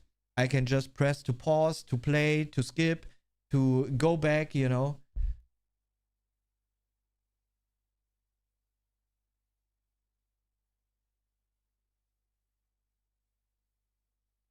Yeah, exactly. It's just, you know, it feels a bit more comfortable. Like, first of all, the multimedia keys, you know, like not having to press a function key and figure out the button, because that's how it works on the Wooting. So I'm not fully enjoying that part of the Wooting. The presses feel fucking good though. Like the key presses feel freaking good, you know? But then having everything combined in just a single driver, and Logitech driver is like, you know, it's clean. Like there's no stuff running, yeah, you know, like compared to many other drivers, Logitech driver is just so freaking clean. yeah, we actually like early when I got the Wooting early, because I've been one of the guys that's been, you know, supporting like the crowdfunding and everything, and I got my like zinc alloy Wooting 80HE, and then we've been testing SOCD in Quake Champions. Yeah, but overall in Quake, it's not really a thing. You can only in Quake Champions, you're actually able to break animations a little bit, but only on one specific champion, where the legs kind of look a little weird because they're moving so fast. But it's not like you're not hittable, because, you know, then the torso still, you know, still is very easy to hit in a way. And it's not like you're changing directions immediately, because in Quake, friction is a thing. So it's not like you in 0.1 second, you know, maximum movement speed.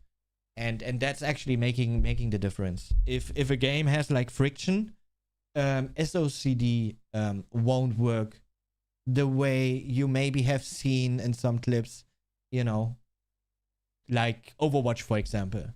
Their SOCD is actually insane.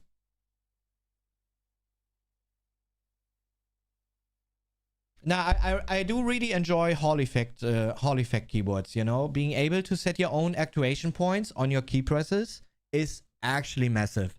It's really, really insane. You know, I played through every single keyboard tech you can imagine. I've been using red switches, normal red switches keyboards. I've been using Logitech's own switches, how were they called? Roma G, I think. Which I really actually liked the way they were feeling compared to red switches. I definitely favored the Roma G ones that your Logitech has been using back in the day, but they stepped away from those. I've been using shit. How is the let me think. Was there? I think it was the K100, right? Yeah, optical switches. Yes, right. That's what I've been looking for. Optical switches, and they had 1.2 millimeter activation point, but they still felt too sensitive. And now, yeah, but now I'm telling you something. Like 1.2 millimeter optical switches felt too sensitive. In comparison, my Hall effect switches on 0.7 millimeter don't feel too sensitive. But the difference is I'm actually able to set 0.7 separately on nothing but my movement keys. You know, of course, other keys are set up a little different. But yeah, I definitely had like accidental presses on optical switches on a keyboard. And you know, if you have accidental presses, weapon switches, jumps because of binds on your keyboard, you know, like a Hall effect keyboard will be the solution for you, because then you are actually able to set like certain, you know, just specific activation points on your keyboard. If it's like sensitive for movement or a little more sensitive for movement, while having it not as sensitive for like, you know, different weapon binds, different ability binds, you know, these kind of things where it's actually important that you don't press it accidentally. It's gonna help out like quite a lot. And really being able to just set the activation points, and that's also the reason why I say I don't really think it really matters which brand nowadays you are going for. If it's a Hall effect keyboard, most actually are doing all right quality wise, and you know, just being able to set your activation point, it doesn't matter which brand you're using. Of course, you know, if you use Kilson on Logitech, you know, would be great. You know, I'm using it myself, you know, the Logitech pink version. That's what I'm gaming with. And yeah, but also, you know, any other brand can actually help you out there. And I'm quite sure that the quality between every single brand is really not as big. Only if you really go to the very, very high end, you will find differences. Like if I compare the Logitech to the Wooting, you know, like pressing the keys themselves just feels so satisfying on the Wooting. But what I really also like about the switches on the Logitech, the switches are quite stiff. There's really not a lot of wobble on the switches. And it's even better than on the Wooting. But I only have the early lacquer switches on the Wooting 88G, since I got a very first, one of the very first versions, you know. So I think lacquer V2 is that what I have.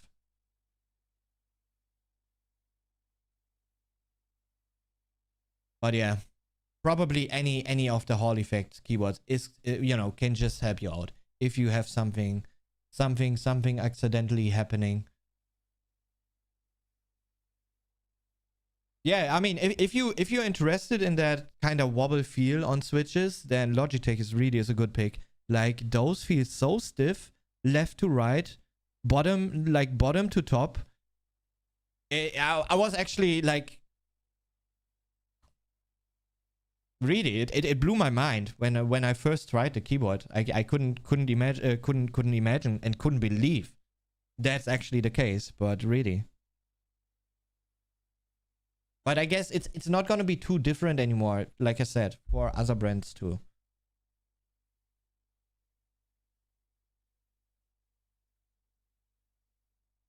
Yes, they look nice, and also like I said, even to press the keys on the wooden keyboards, it feels good. It feels really clean, really satisfying.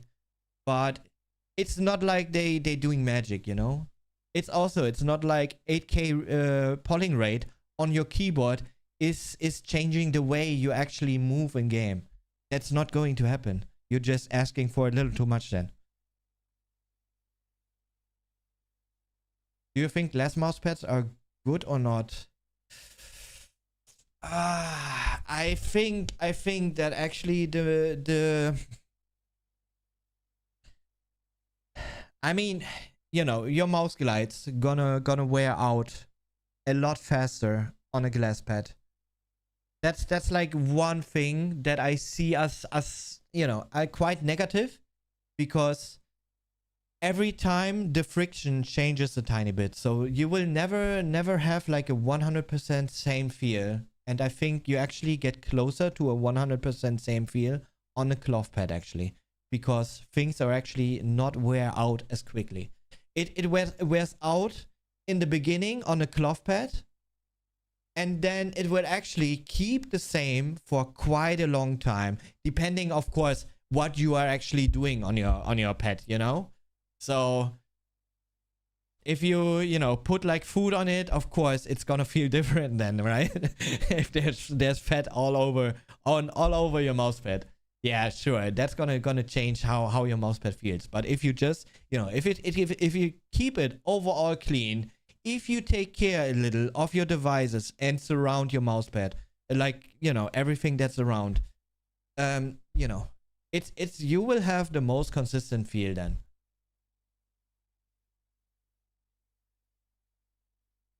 But sure, I mean, you can, you know, if you have money to spend and just want to put like new skates every probably 2 months, I guess, maybe 3, then yeah, I mean, you can go for a glass pad. It's gonna work, definitely. There's nothing wrong with that combo, but you need to have the right setup for it, right? And then also budget also is important. How important is strafing in duels? Super important in some situations. Notice versus mediocre player.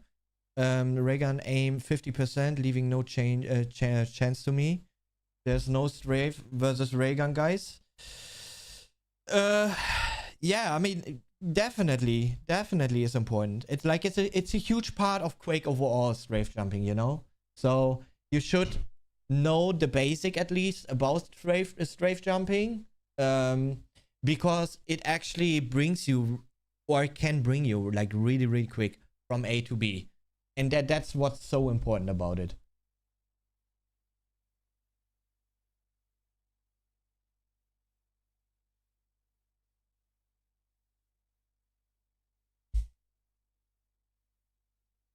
Okay, how is it about dust or hairs? Because for me, like I have a lot of hair.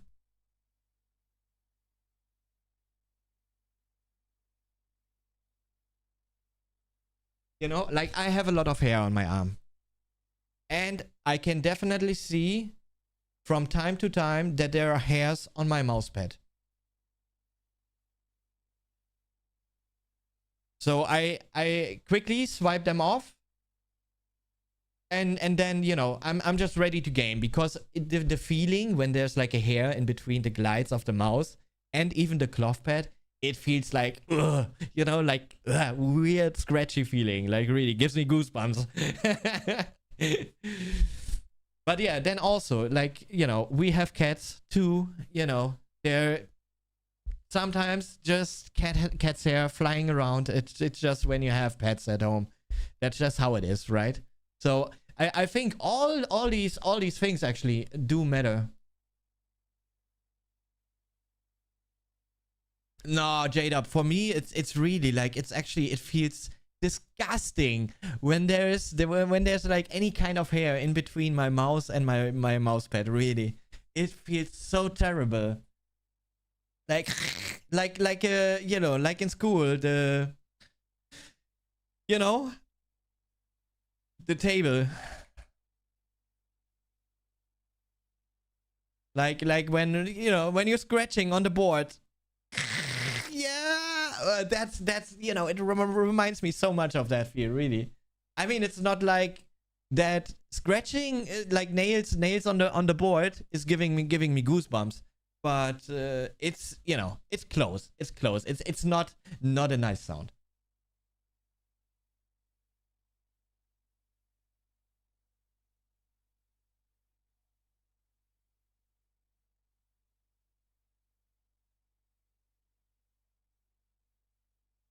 Yeah, but that kind of feel is probably a little worse on the glass pad, I guess, right? And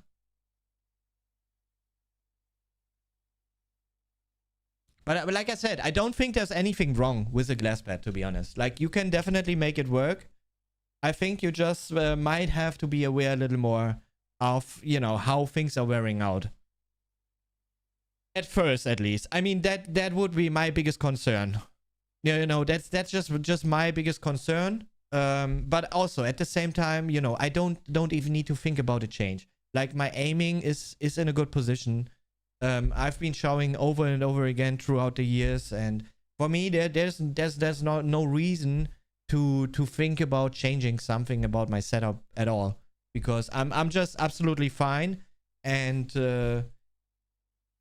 if there are situations that I fuck up, that my rocket launcher in Quake Live at the moment, for example, is not the yellow from the egg, that's on me. Like, that's on me personally, It's just me not reacting the right way in game. And that's why it actually happens that I miss a couple more rockets at the moment than maybe others do. And it has nothing to do with me aiming wrong, or having the wrong mouse or the wrong mouse pad. Did you ever have problems with your arms or tendons from all the game? No, never. Luckily, never. But once I had issues with my shoulder, with my right shoulder, mouse arm shoulder. Yeah, and I had to go to physiotherapy. But with those exercises, I actually got it under control quite quickly. But yeah, but that was on me, to be honest, that it happened, because I did change my posture, how I'm sitting and how I'm playing. And actually, I changed it in a way that I put my shoulder more in front and put a lot more stress onto it. So that was completely on me, and my shoulder just literally wasn't used to that. And then, I got crazy pains in my shoulder because of that. That wasn't funny. It was like, making a decision, getting injection, or try to solve it with just physiotherapy. Yeah, that's also something, like, I mean, I think to have like a gaming sleeve is definitely not a bad thing, especially for consistency, that your arm just never stops over your mouse pad. But, we have summer. Second heat wave just started today here in my city. I will definitely start to sweat within the next days when I'm playing my matches again. I have to start the AC again. And then then in my case, having a glass pad, always having to wear the sleeve when it's like 35 Celsius outside. No, thank you. The gaming sleeve would be like, wet is not even the right word, really.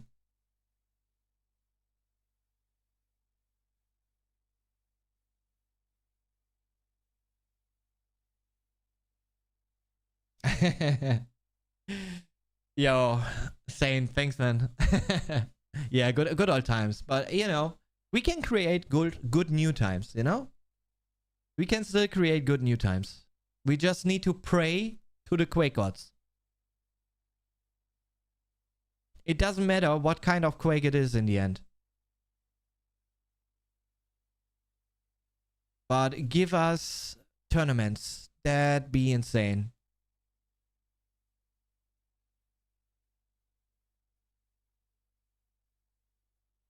Yeah, but even, you know, even with my cloth pad, to be honest, I started to think a couple of times about the sleeve already.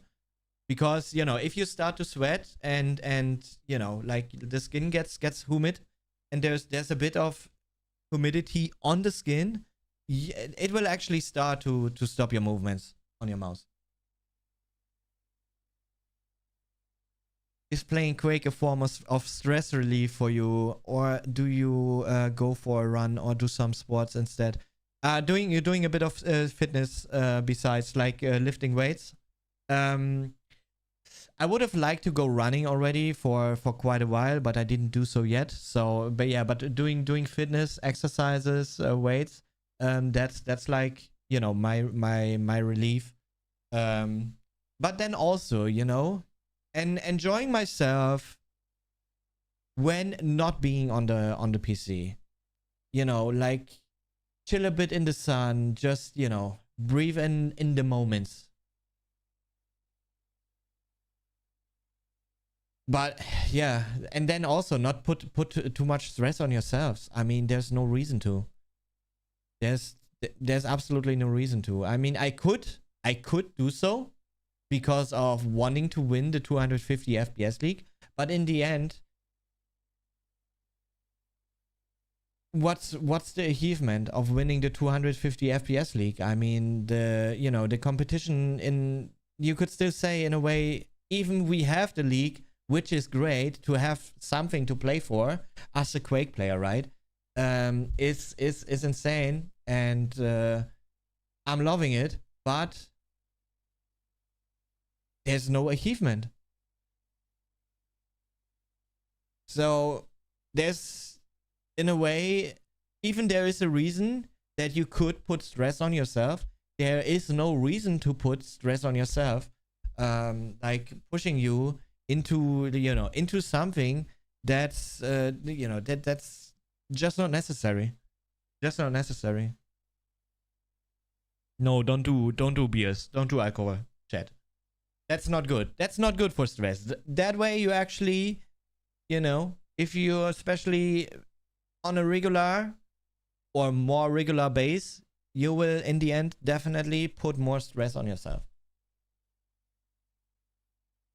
Most important is sleep, good sleep. Really. If you wake up and feeling good, you know, waking up, feeling good, that's the moment, you know, which will actually be the biggest relief out of all. But definitely, you know, like doing sport is surely helping.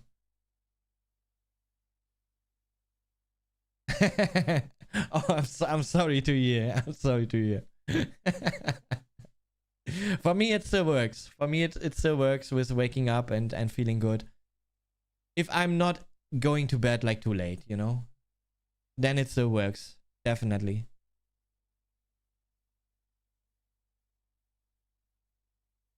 Yeah, definitely. Quake definitely is a level of stress you gotta be willing to take. You gotta be able to take. You know, I'd say you gotta be able to take. I mean, as a professional, or being like a very high level, highest level competitive player in Quake. You know, and today I wouldn't say I'm a professional Quake player, because it's not the way I'm earning my money by participating in tournaments.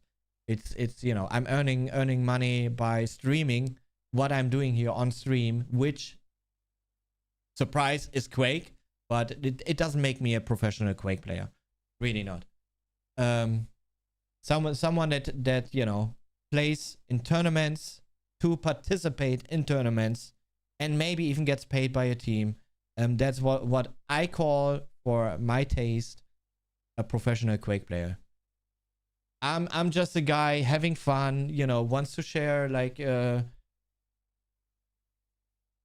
good moments with you. You know, enjoy things together, have fun together, and yeah, maybe, you know, we even made it a bit of like a progress ride, right?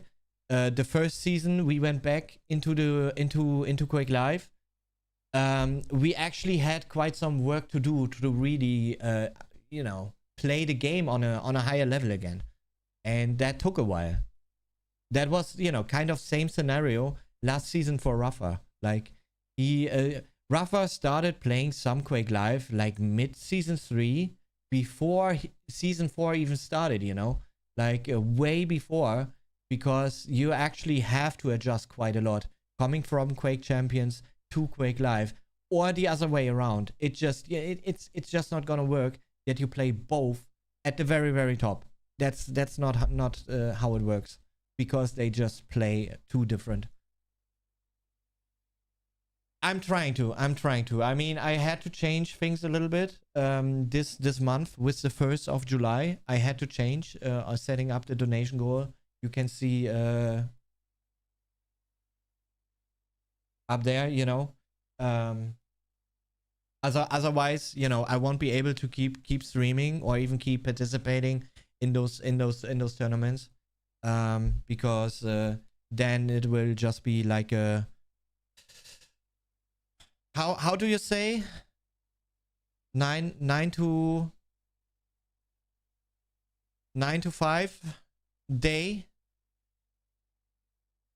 And yeah, I just, you know, in that case, I definitely wouldn't have the energy to then play or stream afterwards, because I also, you know, if I go into tournaments, I at least want to be able to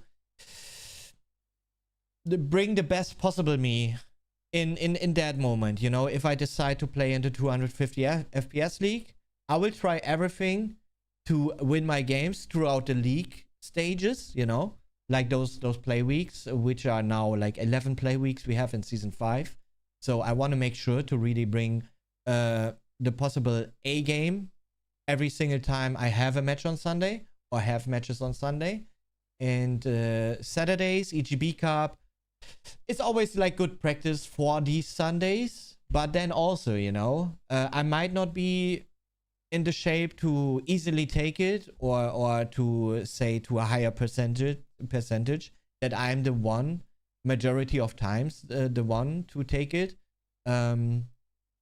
But I still able to enjoy myself playing the EGB Cups, and I think majority of times I'm able to bring you watching me play these EGB Cups some joy, you know, some fun, you know, still, you know, not see things like too tight, you know, still be relaxed, even if we losing in, you know, in those EGB Cups versus Agent versus Cypher. What does it matter? It doesn't matter. It's just important that we have a good time. And that's, you know, that's in the end what matters.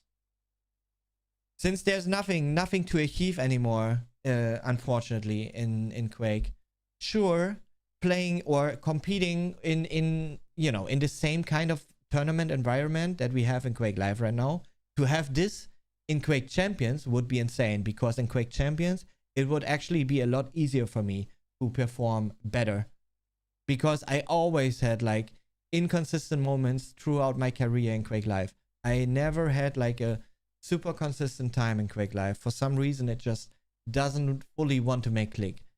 I will always have like good aim, pay attention to that, because it also is kind of important to me. But yeah, to really have those like full click moments in Quake Live, I'm not sure. It's just, man, Quake Champions, playing Quake Champions, my sensitivity settings in Quake Champions, it feels so good to me. Like every single bit about it feels so good to me. And in Quake Live, I always somehow still have these moments where something feels off. I don't know. It's weird. It's hard to explain. But I never, or only rarely, I mean, I got to the point, definitely. 2010 Gamescom, yeah. I had that moment where everything just was like absolutely alright. And, you know, I didn't have to think about anything. Everything just clicked that moment in that tournament. But yeah, it's just not as often been the case, unfortunately. Yeah, I think it actually brings things closer.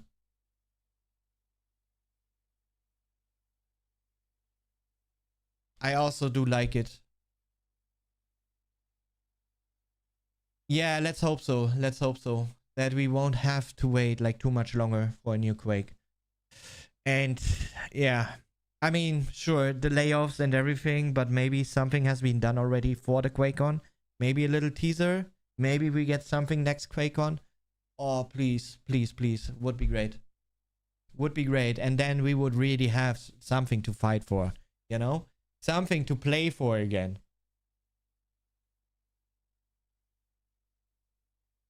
Who knows? Who knows?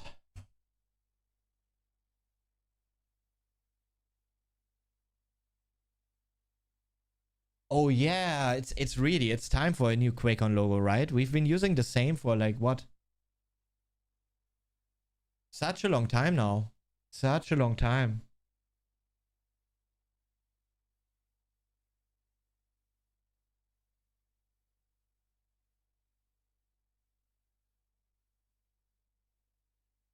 Pro gamer seems like a risky thing. Games die and you're left with I don't know what. Yeah, absolutely, absolutely. It is. There definitely is a bit of a risk. And especially if you play a game which is not paying well. I mean, we actually have been lucky with Quake Champions, because Quake Champions actually you know, has been worth it for so many players at the same time. God0D1NN gifted a tier 1 sub to Helix Core. Yo, Scott, thanks for the 5 gifted, man. Thank you very much. Appreciate. But yeah, we just so, you know, we can be so happy that Quake Champion has been worth it for so many players. And even if you didn't finish like top 5, you know, we still had events. And even I had one event where I finished top 8, and I still earned like, I don't know what it was, 8K or something. So like, even having a bad placement, actually, you still had some kind of reward for yourself for at least making it to the event, for maybe being able to, you know, pay whatever next event is coming up if you didn't have a sponsor, for example, you know. And I feel like that's actually the right direction, to, you know, just to allow players that don't have the chance to make the top 5 specifically, to make it into the top 5 specifically, to still, you know, have it worth it for them in some way, you know, that they get money back. And the best way would be to just, you know, that they get the complete costs back, like a flight, accommodation, everything, you know, just literally everything, if possible. Sure, that won't always be possible. I can understand, but it's just helping the competition grow, because it will actually make players put more effort into reaching like certain goals, even if they are not going for top 3 at the very first event they are participating in, but maybe they aim for like a top 8 first, because then they are in the money, or like a top 5 first, because top 5 is the exact moment where they get all the costs back, you know. So like step by step, how it's supposed to be. Yo, Scott, thank you for the 5 gifted, man. Thanks a lot, I appreciate.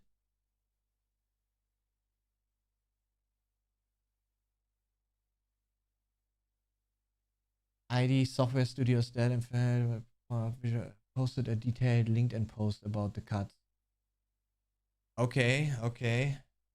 Yeah, that'd be insane, man. That'd be insane.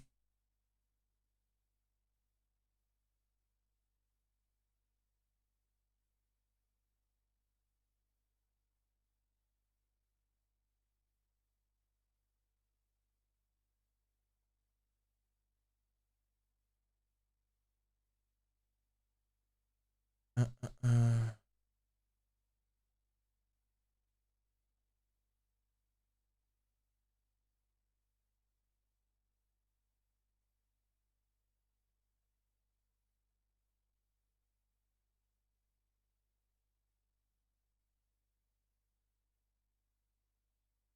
Yeah, we will see. We will see. Something will happen. Something will happen. No worries, chat. It's, you know, like change, you know, change doesn't have to be a bad thing. Of course, the way they did it is no. You just don't do it like that. You just don't. And many of these people, you know, never had a chance to react beforehand even. Like that's just unfair. Absolutely unfair.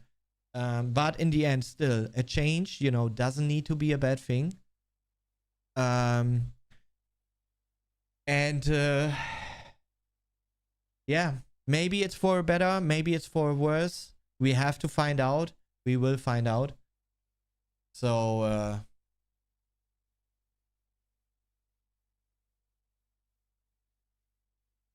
we will see. We will see.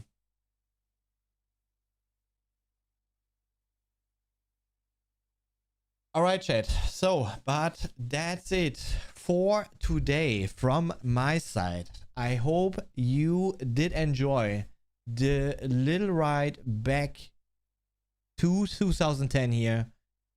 And yeah, I mean, couple of games, actually 3 hours. 3 hours of duels we played beforehand. Man, that time actually passed so quick. That was actually insane.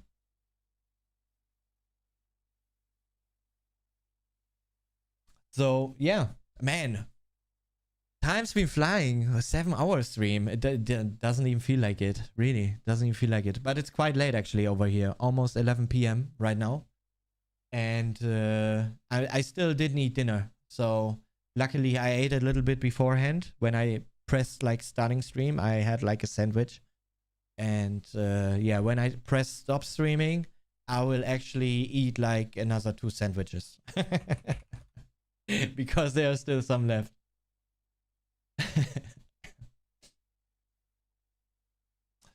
Okay, Kels is actually streaming some Quake Champions, and I'm an absolute supporter of Quake Champions.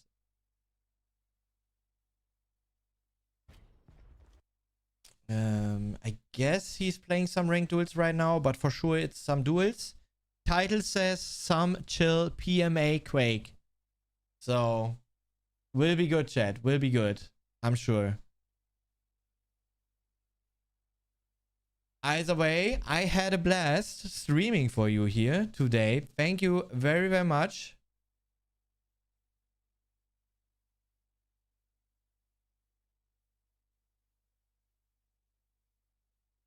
Appreciate you being here and joining today's stream. Thanks for that. And yeah, big shout out for today's supporters. Thanks a lot, guys, for all the follows throughout the stream, for the raid, for the subs, for the resubs, for the gifted subs, for the donation. Thank you very, very much, guys. Appreciate a lot. And, you know, you're actually helping out, keeping things running over here quite a lot. So thank you very much for that. And yeah, I wish every one of you a great, great evening, a good night, and there's nothing why I wouldn't be back tomorrow. So, see you back tomorrow. Have a great one. Take care. Bye, guys.